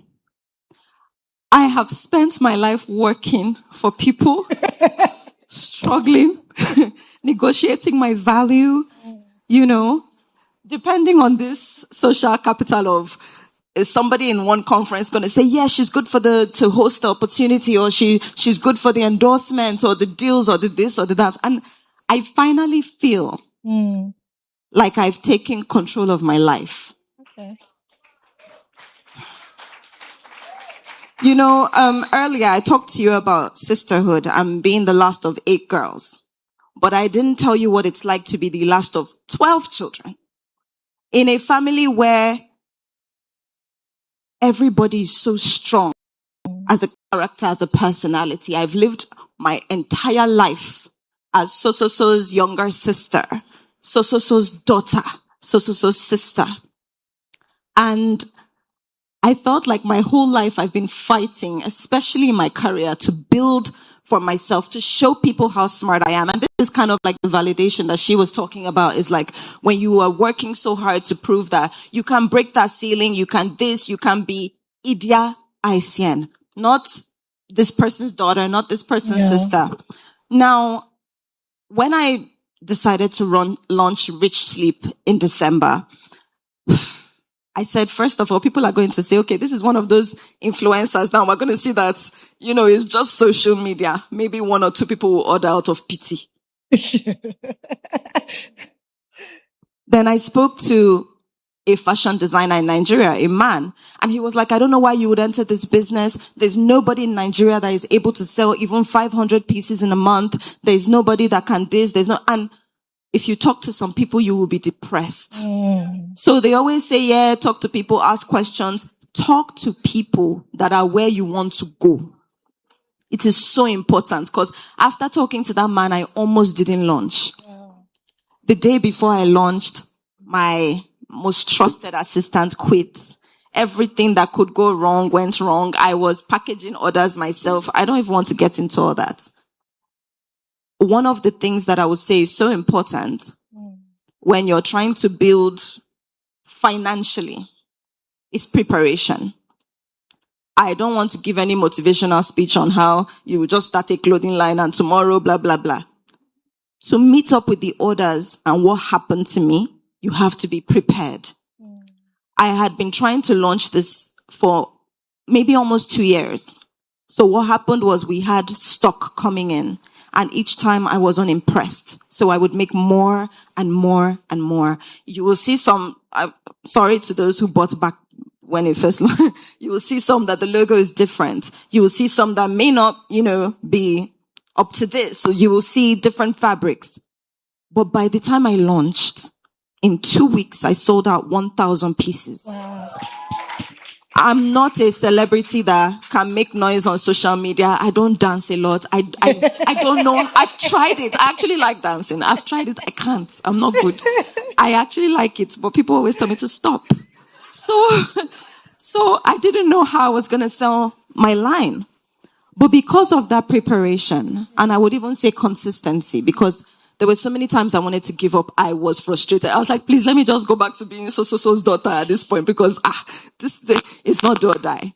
But anyway, long story short, that preparation and that fight, the consistency, when Rich Sleep launched, it was a matter of days where it's like, hey, I heard your stuff is really good. Can you supply this to my resort? Can you supply this to our spa? Can you supply this to this hotel? Can you supply this? We're having a bridal party. Can you supply? And we're talking, I'm one woman with like 2 tailors. But because we had been making so much, I was able to supply a resort. How?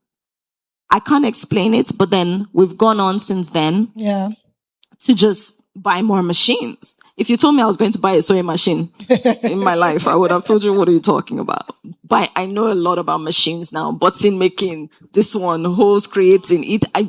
I have every color of threads you can think of on the planet. I know everything. I know all the shades of white. I know everything now, and I'm constantly learning. So I would say for me, preparation,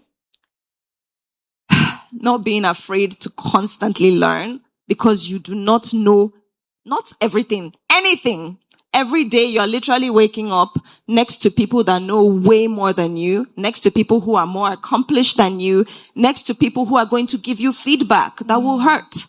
And honestly, I've just had to roll with that and constantly say, okay, how can we make sure this mistake doesn't happen again? How can we make sure that this is better? And I think it's that reputation, that consistency, that willingness to constantly learn and being nice to people. If you want to believe in God, become an entrepreneur. Yeah. This is where I am. I use my motto, kill them with kindness. Well done. And for you guys, you're both in the corporate world. So how have you leveraged, let's say, when in your career, when you've had to transition, right? How have you leveraged your network to pivot or to transition in any way? Yalainka. Thank you. I like that question. And I like it because I'm someone that transitioned into consulting as a manager about 8 years ago. And it wasn't commonplace for you to find people being, admitted into a firm as a manager when they don't have consulting experience. And so the question is, how did I pivot? As at that time, I was in investment banking. And I wanted to move from where I was working. And I called my friend up one day and said, hey, guy, I'm looking for employment. I'm sending you my CV now. And I sent my CV to him. I forgot about it. 2 years after, my current firm called me, EY. And I didn't even know, I only knew that it was that my friend I called 2 years earlier that sent my CV to them, because the version of the CV they had was an old version. And how did I know? When I picked into the CV, I didn't see my CFA designation. And I'm like, no, this is not current. I'm not a charter holder of the CFA Institute. And it was just that phone call. But one thing I want that transition helped me to also understand is what Idia talked about, preparation. Even though I wasn't in consulting, I was preparing myself for years, let's say about 10 years prior to that time, preparing for that role.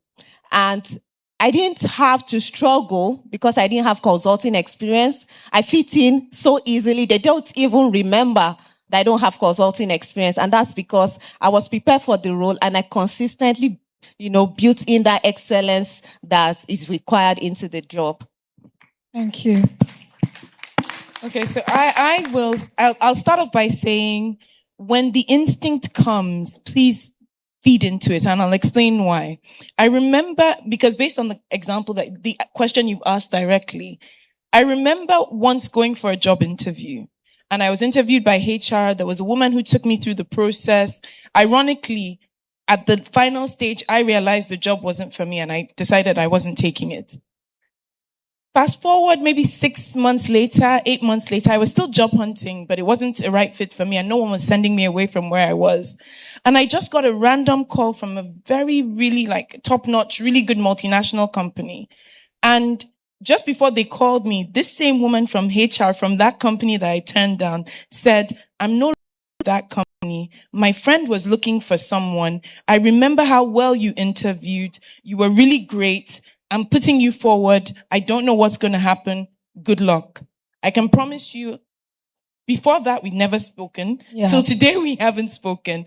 But the idea was, there is a competent woman. I'm going to put her forward. And for me, that's what I say about the thing about the instinct. When the instinct comes, please just feed into it. Like, just try your best. Another example I remember is in another role, you say about transition. In another role that I had, I came into the company and I thought I had negotiated really well. So I was very happy in the role. I started gung-ho and there was a woman that joined the company and we were all senior counsel. So there was 4 of us. And I promise you, I was doing the sleepless nights. I really like to give it 100%. And I think her conscience, again, when the instinct comes, wasn't right. And she kind of called me one day and she said, okay, you know, I'm the kind of woman who gets into an organization and I play strategic. You clearly are about merit and working hard. I've realized that you're earning significantly less than all of us in this level. My conscience isn't going to let me sit with it.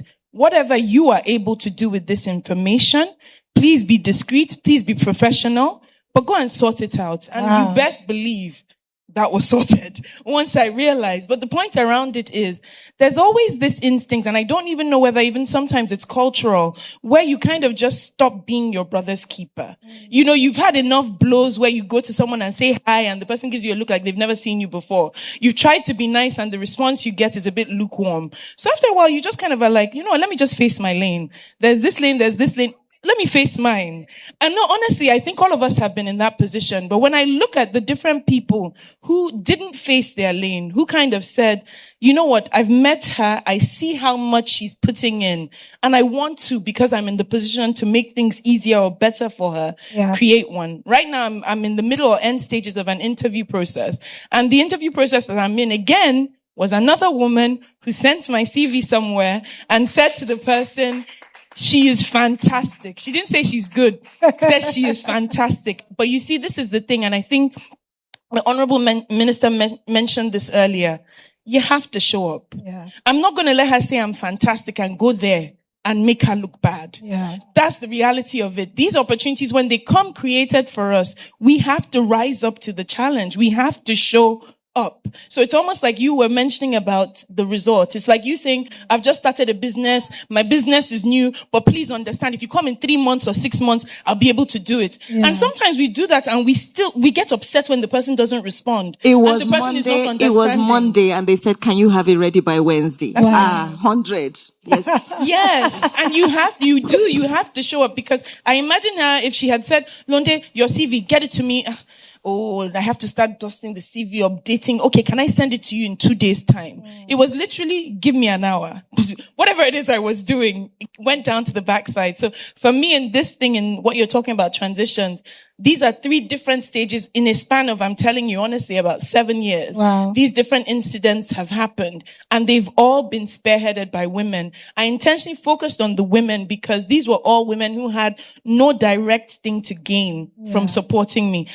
I was not paying them. They were not going to get promoted because they provided an opportunity for me. But it's had such a significant impact on the trajectory of my career and my life. So please, I cannot stress it enough. When the instinct comes to show up for another woman, Do it. do it. No, that's great. Not just great, fantastic. Okay, so let's go on to practical frameworks for building sustainable networks. Funto. So what steps, so the women are sitting here, what steps can help them to be more intentional in terms of value-driven communities, multiplying opportunities? What steps have you taken? What has helped you that you can pass on to anyone sitting in this room? Building value-based community. I think, first of all, there's this phrase that we say a lot in my church: don't do life alone. Don't do entrepreneurship alone. Don't build your career alone. You need a community of women who love you and are loyal to your cause. Right? So number one thing that I'll say is have shared values, shared goals. It's easy to build a community around, oh, we both like, we're both kind, we're both Christians, we both love prayer. You know, most of the communities I've been in, on unifying cause is usually we like praying, but we are entrepreneurial, we are driven women, but we like praying. So we'll come together to pray. After we finish praying, oh, what's happening in your business? How are you doing? All of that, you know. So have shared values, shared principles, and shared goals. So shared goals, by the next 4 years, I want to have achieved so and so. I want to have bought my first house. I want to have built an estate, you know. And the beautiful thing about communities like that, let me give you an example. A friend of mine, you know, we're all entrepreneurs. We're 4 of us, right? But this particular person, our dreams are so big. You're thinking you want to buy a house in Banana. She's thinking she wants to build estates. So by the time you have conversations with those kind of people, it starts to expand your own thinking. It starts to expand so your own big dream of house in Banana now looks small when your friend that you are praying together, that you both have to eat. She's thinking of estates. You know, so that just does a lot of something to you. Like you quickly snap out of that small thinking and small mindedness. So have shared values, have shared goals. And I think that most, the best or great communities are built out of shared love for each other. Yeah. We can come together and have the same goals and have the same values. We want to achieve the same thing. But if there's no genuine love, and you know, I want to speak to the others. I think it was London who mentioned it earlier about, or Adeyinka, I can't remember, about, you know, competition. When you understand that we're not in competition, it's collaboration, we have left the era of competing with each other. We have left the era of, you know how they always say PhD, pull out Down syndrome. We are no longer in that era. In the era that we are in, women are building together. Women are collaborating. And that collaboration will come from a place of true and genuine love for each other. Right? So build communities with women you really love and who you know really love you. And you will know that they will mention your name for positive and for good in rooms where you are not in. Not the ones who will say, no, don't give Funto that contract because so and so. No, they will say, give Funto that contract. You know, who will mention your name for good opportunities. So yes, I think those are 2 key things for me for communities. 1, shared values, shared goals, and real genuine love and respect. That's the one. But I like that. It's an example of faith without works is dead, right? You pray together and then you do the work. Yep. Just to remind you all, don't forget to scan your QR codes if you have questions. It's on the screen, also at the back of your fan. But if you scan it and have your questions there, that's the only way we'll answer your questions if you do it through the QR code. So thank you. So, dear, you are let's talk about the film side of things. We can say it's predominantly male, heavy. Like most organizations around the world men are on top. Also in the UK, although that's changing a bit, but the dynamics in Nigeria probably slightly different to my experience in the UK.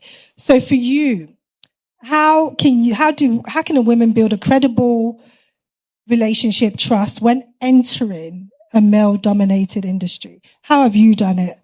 And how can people adapt what you have done to their daily experience when dealing with men? Thank you for that question. So every single time I have a conversation with somebody who wants to be an actor, the first thing they want to tell me is about their prior experience, maybe with men or whatever. Yeah.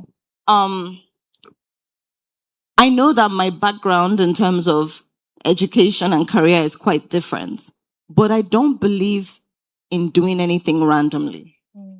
I believe in having a plan, right? The first thing, if you want to become an actor or if you want to work in media, TV, film, anything like that, is to identify 1, 2, maybe 3 people in your industry whether it's here or globally, that are doing exactly what you want to do. Yeah. There has to be an idea of what The end goal is. this person looks like, this person you're trying to become. Because you can't just waltz in there and be like, oh yeah, maybe I'm pretty or I'm this or I'm that, or you know what, I'm just going to go and do as much waka pass. Before you know it, 5 years will pass, you are still waka passing. Honestly, have a plan. Identify people that look like you or that you want to look like. It's also okay if they don't look like you. If you want to look like them, it's fine. It can happen, right? I know people who have remodeled their entire life to be like XYZ person. The second thing I would say is do not be afraid to reach out to people. I know for me, I'll tell you what I did, but I know for one that many people, and I think someone on the panel said it earlier, that people get tired of reaching out to people because sometimes it seems like it doesn't go anywhere. But for me, that has never happened, and I will tell you why. I am a troll. I wanted to be a TV presenter, and I reached out to so many people, from Toke Makinwa to Bolanle Olukoni to Auntie Mo. I stormed into an audition Auntie Mo was having. She was having an audition for actresses. And me, I wanted to be a presenter on Ebony Live TV. And I was there. And they said, you're not seeing MA unless you are reading this script. I said, I'll read the script, but I'm here to be a TV presenter. That was my first close call to be an actor. And I didn't even know I was ever going to act. I stood on the stage and Auntie Mo is like, oh, are you ready? Because naturally I'm very dramatic and I'm very sensitive. I read the script and I started crying. She said, an actress that cries on cue. And her, Heidi, all of them are sitting there and they're like, wow. And I said, no, Auntie, oh, sorry, now that I've read the script, I just wanted to tell you that I want to be your next presenter on AL Live. And she was like, my darling, you're not going to become famous if you don't go this acting path instead. And I said, no, Auntie, don't worry. I'm going to be your biggest presenter on Ebony Live TV. And she was so confused. Like, so many people want this part. You are here. I'm literally telling you to act. And you're telling me this isn't why you're here. But what I'm saying is this. Because of how I stormed in there, because I was good at both things, so I didn't even know I was good at the acting, but because I was good at both things, Auntie Mo never forgot that day. They offered me 2 roles, and she sent me a message. She told me, Idia, I'm telling you, you're supposed to act. So by the time I shot Neka the Pretty Serpent, and it was in cinemas, she sent me a message. She said, my darling, I told you so. Now, Auntie Mo is somebody that I have held on to. I cannot call her every day. She does not have that kind of time. But she is someone who I have watched that keeps going. Every day or every 2 days, she's shattering a glass ceiling or another. Yeah. She's walking into rooms that you can only pray to be in as a woman, locally and globally, whether we like it or not. And most importantly, she is creating opportunities for other women. That is exactly what I want to do in Nollywood. When I eventually went from TV presenting, because at this time I want to be a presenter, right? I didn't know that to get endorsements and all that, you actually have to just do something bigger. Because everybody was saying, yeah, but she's a presenter. Why? Let's just use an actor. Eventually I said, this acting, we'll do it. By the time I became an actress, obviously I didn't expect to start off with a role on Netflix. By the time I became an actress, one of the things that I learned was that life is not a straight line, right? So the third thing I'll say is important. So first, you're identifying people that are similar to who you want to be. 2, you're reaching out to people unafraid, because guess what? If you reach out to 30 people, 2 must respond. Don't reach out to 3 people and say, Auntie Joke did not answer me. Oh my God, women are so mean. Women don't support women. I'm coming to that, by the way. And the third thing, my journey has taught me that success is not a straight line. So you have to be ready to embrace anything that you're not prepared for. The third thing, you have to be flexible. You have to be flexible. The fourth thing I will always say, which comes back to the stories a lot of people tell me when they want to act or they want to do something and they're like, oh, men will chase you during the interview. Not one guy in his, nobody. They did not burn you. Are you sure? Will come and tell me. Because you're beautiful, you're attractive. We know what Nigerian men can be like. Anybody. Because when you mean business and you're about your business, people also can tell. Have a plan. Yeah. Walk into a room. If somebody wants to change the topic and, oh my God, since I've been a child, I've just wanted to, I will keep honing down on why I'm here. You cannot propose anything to me that is not what I came into that room to discuss. I love that. Do you understand? Don't go in there and be like, oh, I just need help. Any way you can help me. I really want to be the best actress in the country. Who cares about that? Everybody wants to be the best at something. Everybody wants to be rich. Come in there with a plan. Now, the other thing I'm going to say that I think is very important that we talked about with women, saying women don't support women. Please drop that stereotype. Please drop that stereotype. Don't meet your fellow woman with all these, like, with a heavy mind. You're already thinking they're not going to like you. I think you need to shift your mindset. And yeah. Fantastic. Can we give her a round of applause? I had to ask that question because obviously it's important to, and I think Dr. Jumoke touched on it in terms of don't allow your feelings to take over. So be strategic, be logical like men are, I guess. Go in there with a plan and go there with value. Don't try and beg for an opportunity, especially in Nigeria. That's my experience, that you have to say what value you're bringing to the table. Okay, we're running out of time, but I'm going to ask you all a quick question, right? If you could do it differently, in any way that you've pivoted, you've changed career paths.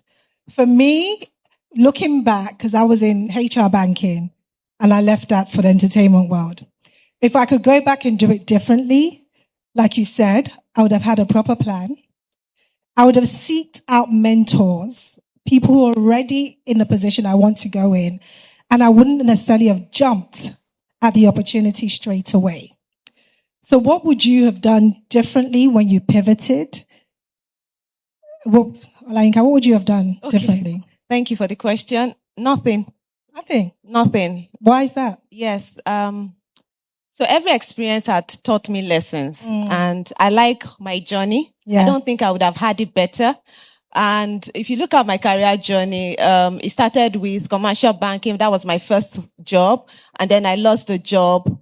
Losing the job made me to pivot into investment banking and then into consulting. And the truth is, the kind of experience and perspective I bring into my current role, I wouldn't have had it if I had maybe started in consulting, or maybe I wouldn't be in consulting today if I'd started from consulting. So if I look back, I just love my journey. I love the challenges I faced. I love the experience. I love the opportunities it's brought my way. So I don't want to change anything. I just love the journey. I love that answer. Thank you. No regrets. Lande. You know, if you allow me this, just 1 second. When it comes to your question, I wouldn't change anything. But the question you asked, Idia, I just wanted to add something to it about working in male-dominated fields. Because I think it's a little different in media, maybe from like corporate. Where what male-dominated looks like is different in the two industries. And I find that what happened to me, and I'll give an example. I work in legal and compliance. And I remember going toe-to-toe with the guy that was head of investigations on an audit that we were doing, because I was like, there's no way I'm not passing this audit. And I would go toe to toe with him on a daily basis. And I remember when I was finishing that role and he said something to me, and it stuck with me my whole career. And I hope it sticks with you as well, because it was really impactful to me. He said to me, it's been so interesting working with you and feeling like I have an equal. But the whole time, I never lost sight of the fact that I was working with a woman. You never stopped being a woman. Because I find that sometimes is the thing that we forget is our superpower. Whether it is for other women coming in, you understand their unique experiences, you understand their unique challenges, you're able to apply to it in a very objective way. You can own your femininity while also being strong. Yeah. I find a lot of women, when they think of strength, it has to look like a man or they have to be like a man. Be a bit You can aggressive. be a woman and be strong, own it, and still be killing it in your game. You gave an example of Mwabudu. She's every bit of a woman and she's doing everything all the men are doing, and nobody's going to mistake her for a man any day. So, Thank you for that. Idia. Okay, London. Funto, sorry. I think really I wouldn't change anything. Yeah. And I'll just say, a lot of times, everything we go through is leading up us to where we are meant to Yeah. be. So owning your own story and owning your own journey, regardless of, I feel like even your mistakes are part of the story. Yeah. The wrong turns you felt like if I maybe I didn't take this turn, you needed to have taken that turn. In Because order of to something get that you needed to learn in that wrong turn that you wouldn't have learned anywhere else. So just being proud of your own journey. Yeah. Owning your own story, because it's building up to where eventually you're going to. So on that note, I really wouldn't change anything. Fantastic. Thank you. Me, I would change something. So I would, to be quite honest, yes, I think everything was supposed to happen like this because I didn't have the platform before, but I would have started business earlier. Hey. Note to self. Can we give them a big round of applause?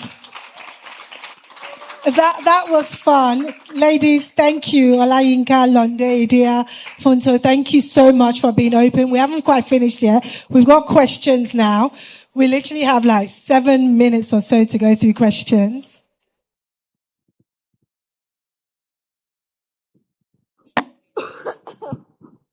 Thank you very much. Please give them a round of applause. That was such a beautiful panel. So because our time is really fast spent and now my integrity is at stake, I promise that we'll be out of here at 6. But as it stands, won't be out of here at 6. I apologize. So, Idia, I'm a ready-to-wear small business owner.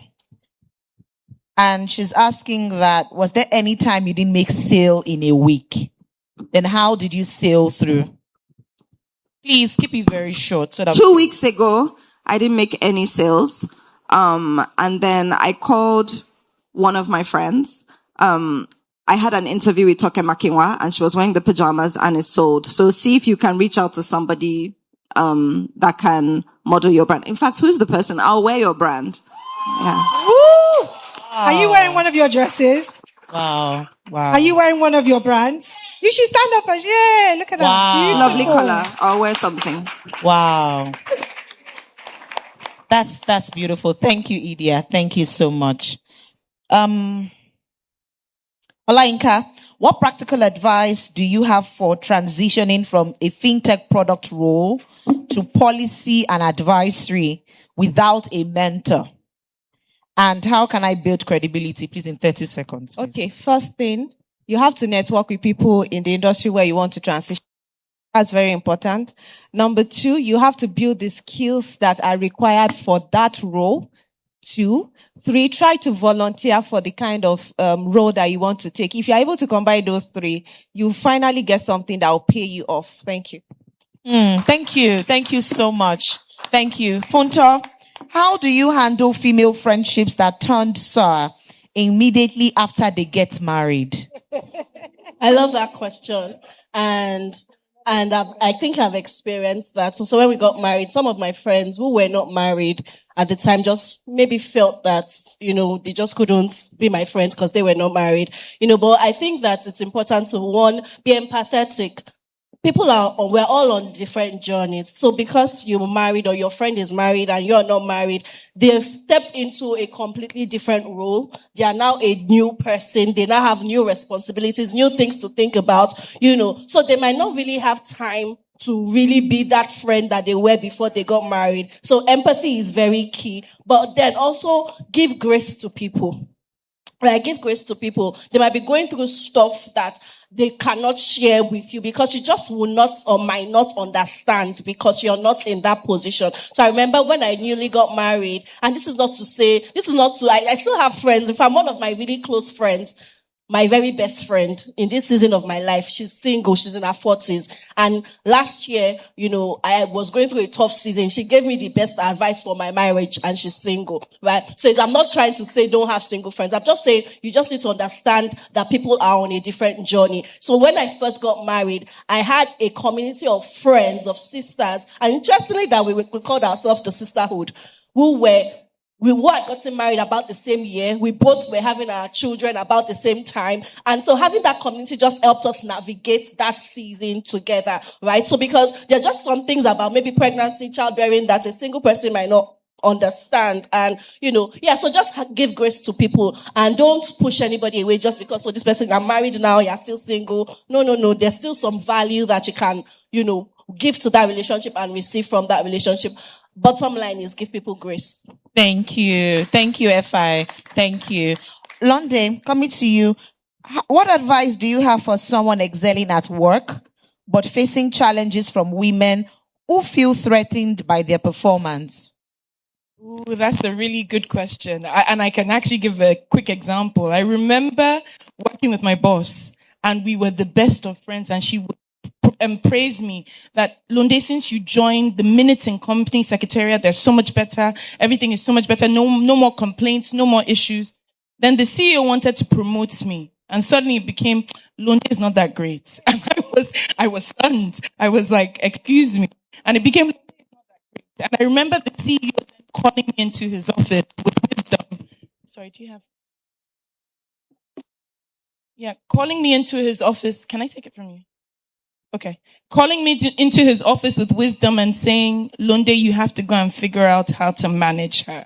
And obviously in that moment, I felt like the victim. So I didn't want to manage anyone. But the reality was I needed to manage her. And that's what I did. I did manage her. A lot of the time in these situations, we want to be saved, but we forget that you're the one who's going to save yourself. Go in there and figure it out and take out, as they've all said in different ways, emotions out of it. It wasn't fair. It shouldn't be like this. I'm trying my best. I'm being victimized. Once you park all of that to the side and you're able to think strategically and very clearly, the solution immediately appears to you. And you figure out how to fix the issue. Because you're going to meet all of those kinds of people in your journey. It's inevitable. Thank you, Londe. Thank you so much. Olayinka, after Olayinka, I'll take one more for Idia and we're done. Olayinka, I'm trying to pivot into consulting from healthcare. Can you share principles or steps to follow? I'm volunteering at the moment in my hospital in operations. Thank you. Similar to what I said before. See, there's nothing you can accomplish without one platform that you can leverage is LinkedIn. Go to the kind of companies that you want to work with and identify the decision makers there. Network with them. Find where, you can meet them. If there is a seminar or a forum where they are going to, go there and pitch yourself. The violent take it by force. You can't continue to, yes, you heard Idia's story. You just have to do something creative to be able to find the kind of opportunity that you want. But networking, deliberate networking is very important. Can I just quickly add to that? Yes, Sorry, I'll be quick. So in terms of LinkedIn, I think that's something that we don't utilize enough. My current role now, I actually reached out to somebody on LinkedIn, had a barter with them, for them to coach me, change my CV, and they were the ones who then referred me to the job I'm in now. And most jobs are actually based on referrals. People, they might advertise it, but they will go based on referrals. So you have to leverage the networks, even on social media, such as LinkedIn. Do not be afraid. And like Idia said, troll people, keep bombarding them because you need them more than they need you. So the more you pester somebody, the more you be on their mind for them to help you. Thank you. Thank you, Esther. Thank you. Idia, how were you able to get the right team to execute your vision, from the suppliers to the tailors, marketers, and all that? How did you find them? Please, I don't want them to watch this and think they're the right team because I can't fire anybody at any moment. Okay, I asked a lot of people, to be honest. I asked a lot of questions. I initially just started from my close circle. So one of my really good friends, her mom was the one handling my production.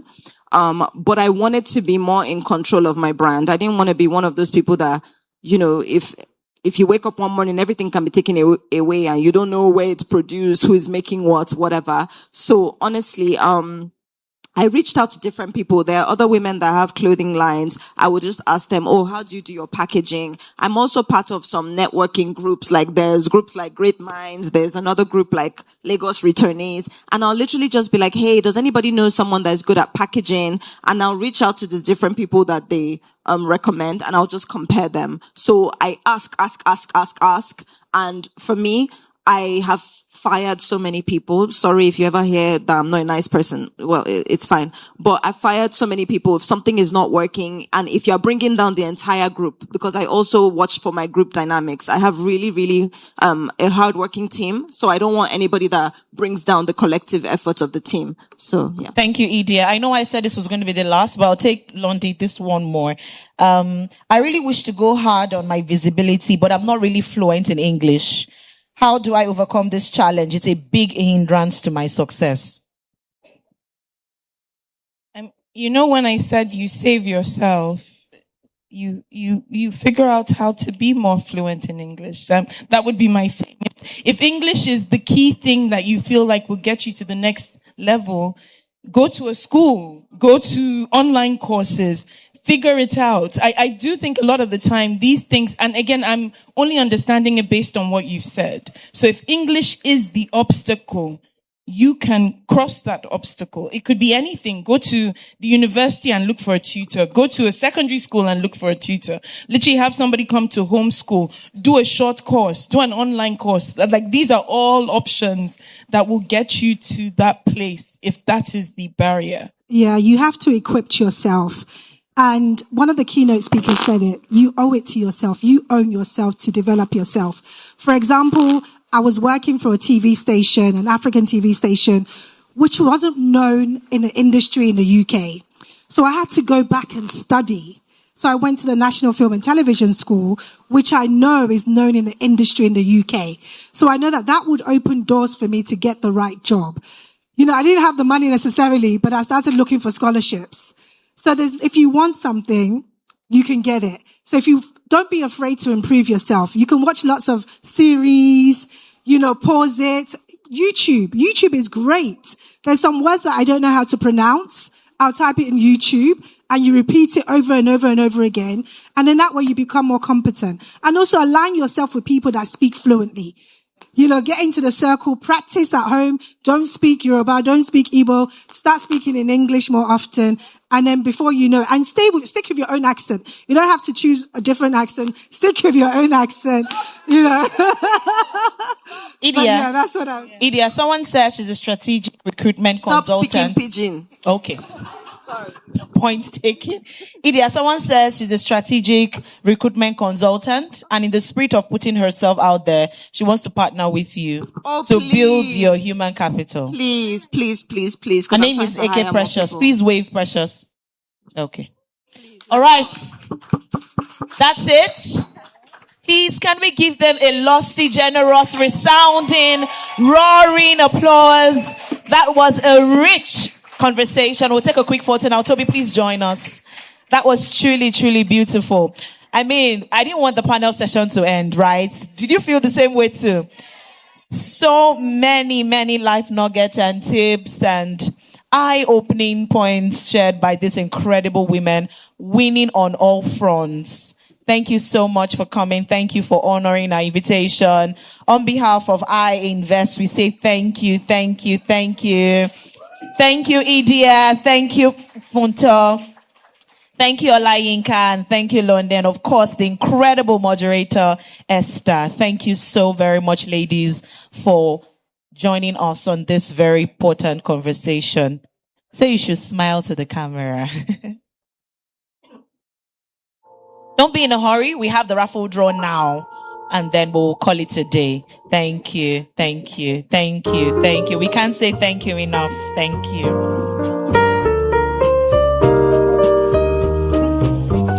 Thank you. Thank you.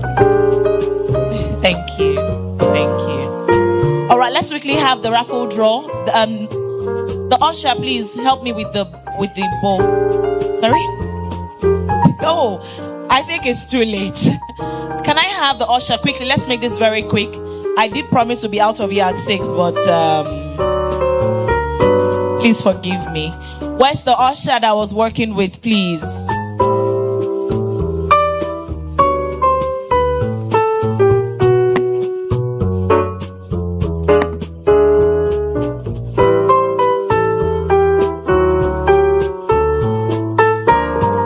Please, the bowl with the numbers. Please, where is it?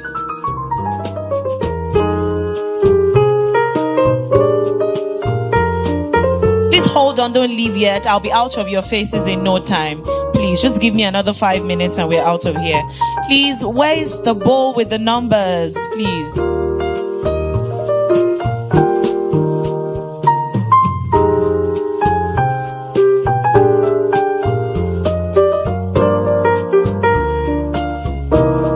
So we're giving out Violets for Her saving account investment worth 50,000 naira to 2 winners. And then one winner will get Treasury Bills investment worth 50,000 naira. Another winner will get equities investment worth 50,000 naira.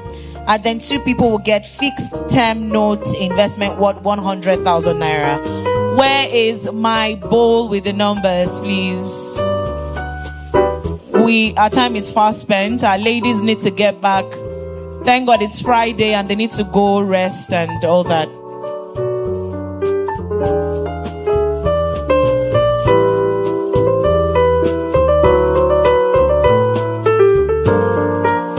Okay, while we wait for the boat to arrive, I wonder what's happening. My team, please.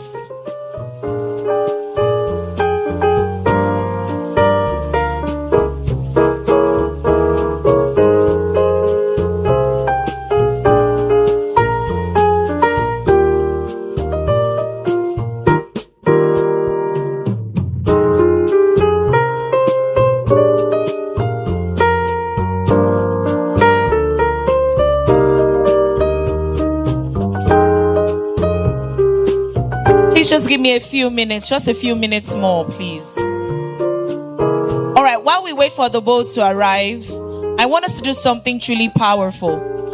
Can I have everyone? Thank you. While I wait for the boat to arrive, I want you to do something truly powerful. Look to the person who is sat just beside you and honestly, genuinely compliment that lady. Say something. It could be her hair, her makeup, her smile, her shoe, her perfume. Honestly, genuinely compliment her. Say something to make her feel very good. If you're not doing it, you're a suspect. Genuinely, honestly, compliment her. Make her smile. If she's not smiling, tickle her by her shoe. Ensure she smiles. Say, I love your hair. I love your shoes. I love your smile. What toothpaste do you use? I need to use it. Okay, we're ready now.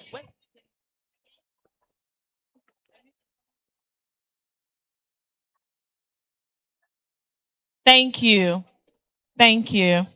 So you need to always compliment the person or whoever it is you meet, because you don't know, just a word might leave their spirit.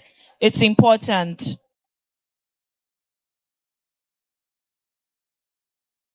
Thank you. Thank you. Okay.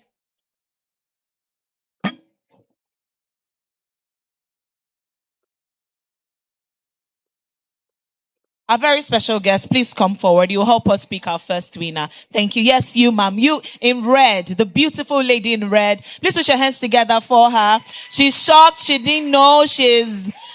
Please come help us pick the first winner. Thank you.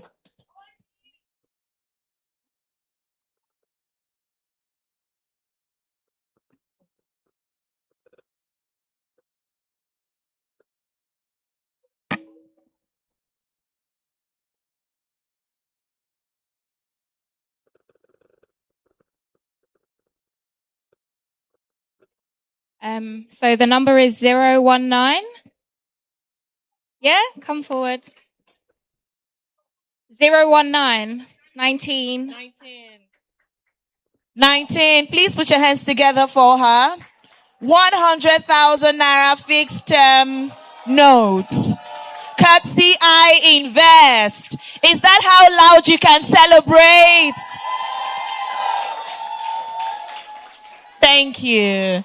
Thank you. Please ensure you read the love letter we put inside for you to know how you can redeem your 100,000. Thank you.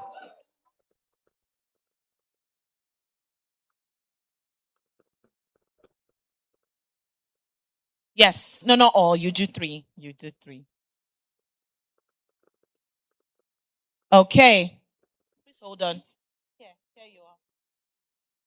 So this is Violet's for her saving plan 50,000 naira. Courtesy I Invest. If you clap, we'll pick you. And the number is 9. Oh, that's how I would have given it to someone else. Number 66066. No?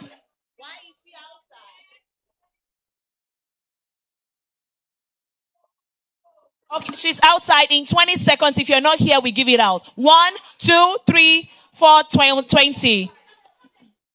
Oh, she's at the front desk. Okay. Quickly, please. Oh, she's working, so yeah.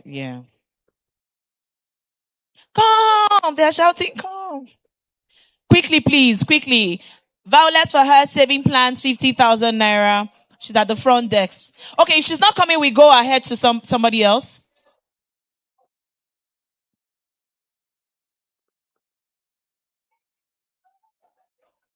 Please hurry. We believe you. Come forward. Thank you. So you just...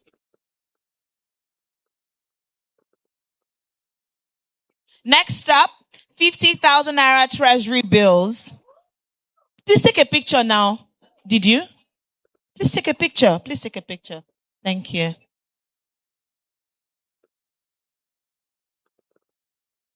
Thank you and congratulations. All right, let her pick another one. 50,000 naira treasury bills, courtesy I Invest. And the number is 61061.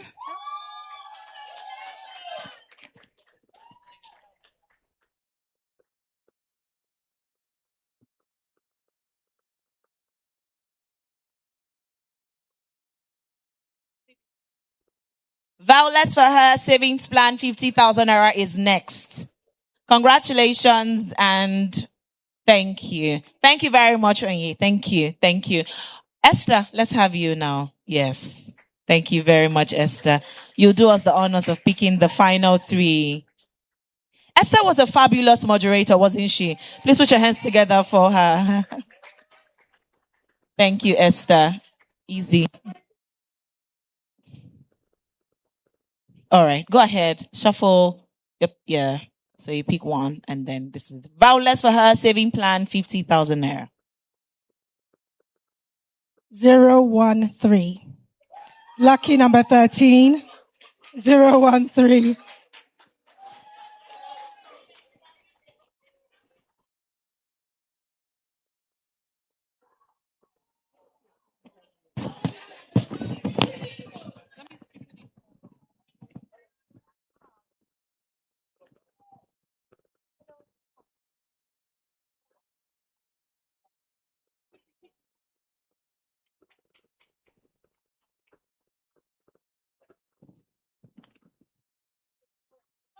All right. Esther will pick the remaining 2. Next up, we have 50,000 in equity investment. 50,000 naira equities investment courtesy I Invest. And the winner is 85. 085. I hope you all have downloaded I Invest application because that's the only way you can redeem these monies. Please.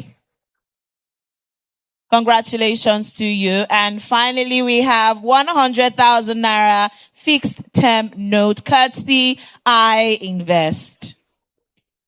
35. What's? Wait, I'm coming. We are here. Thank God I've not dropped it. 85. Sorry. Wait, what happened? You didn't believe the number you picked? Or why didn't you? Oh, you heard 35. Okay. It's 85. Okay. 85 was, I also heard her say 85, but it's okay.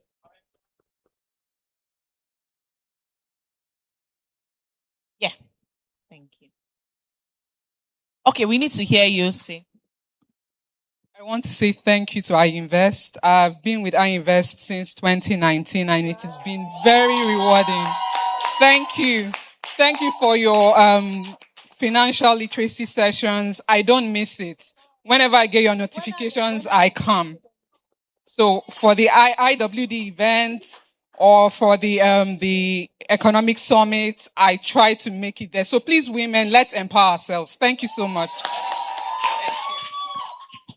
Thank you. Thank you. That sounds like a winner speech when you get an award. I want to thank God, thank my mommy and my dad. All right. That's the final one for today. Final one. 073. So 73. 073. I could hear the shouts, but I didn't see the person. Here you are, Esther. Thank you. Esther. All right. Let's check. Let's be sure. Is it 73? Okay. Woo!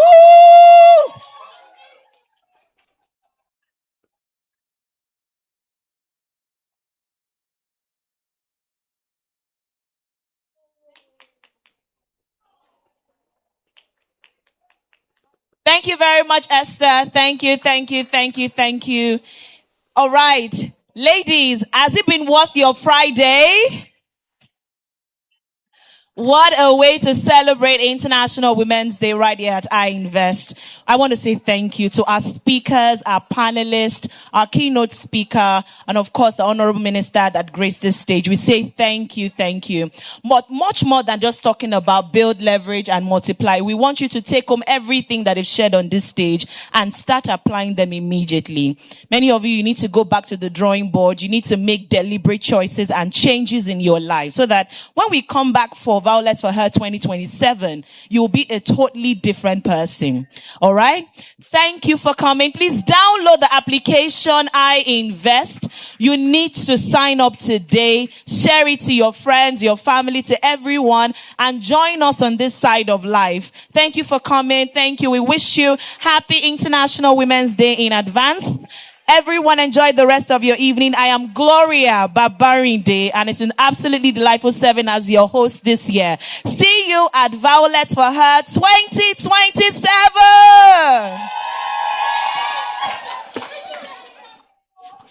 Thank you. Thank you. So let's network, meet somebody new, social capital, important. Meet somebody new, exchange your business cards, get their numbers. What can I do for you? Add value, all right? And see you next year, everyone. Happy International Women's Day. Invest for what matters on iInvest.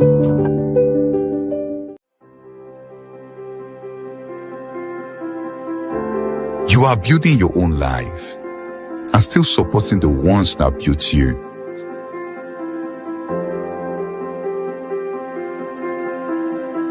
Invest for what matters on iInvest.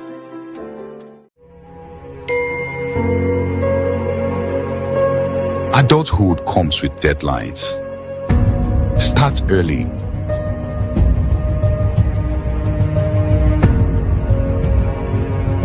Invest for what matters on iInvest.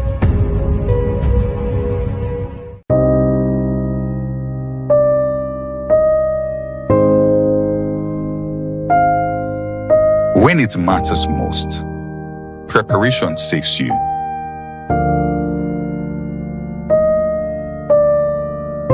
Invest for what matters on iInvest.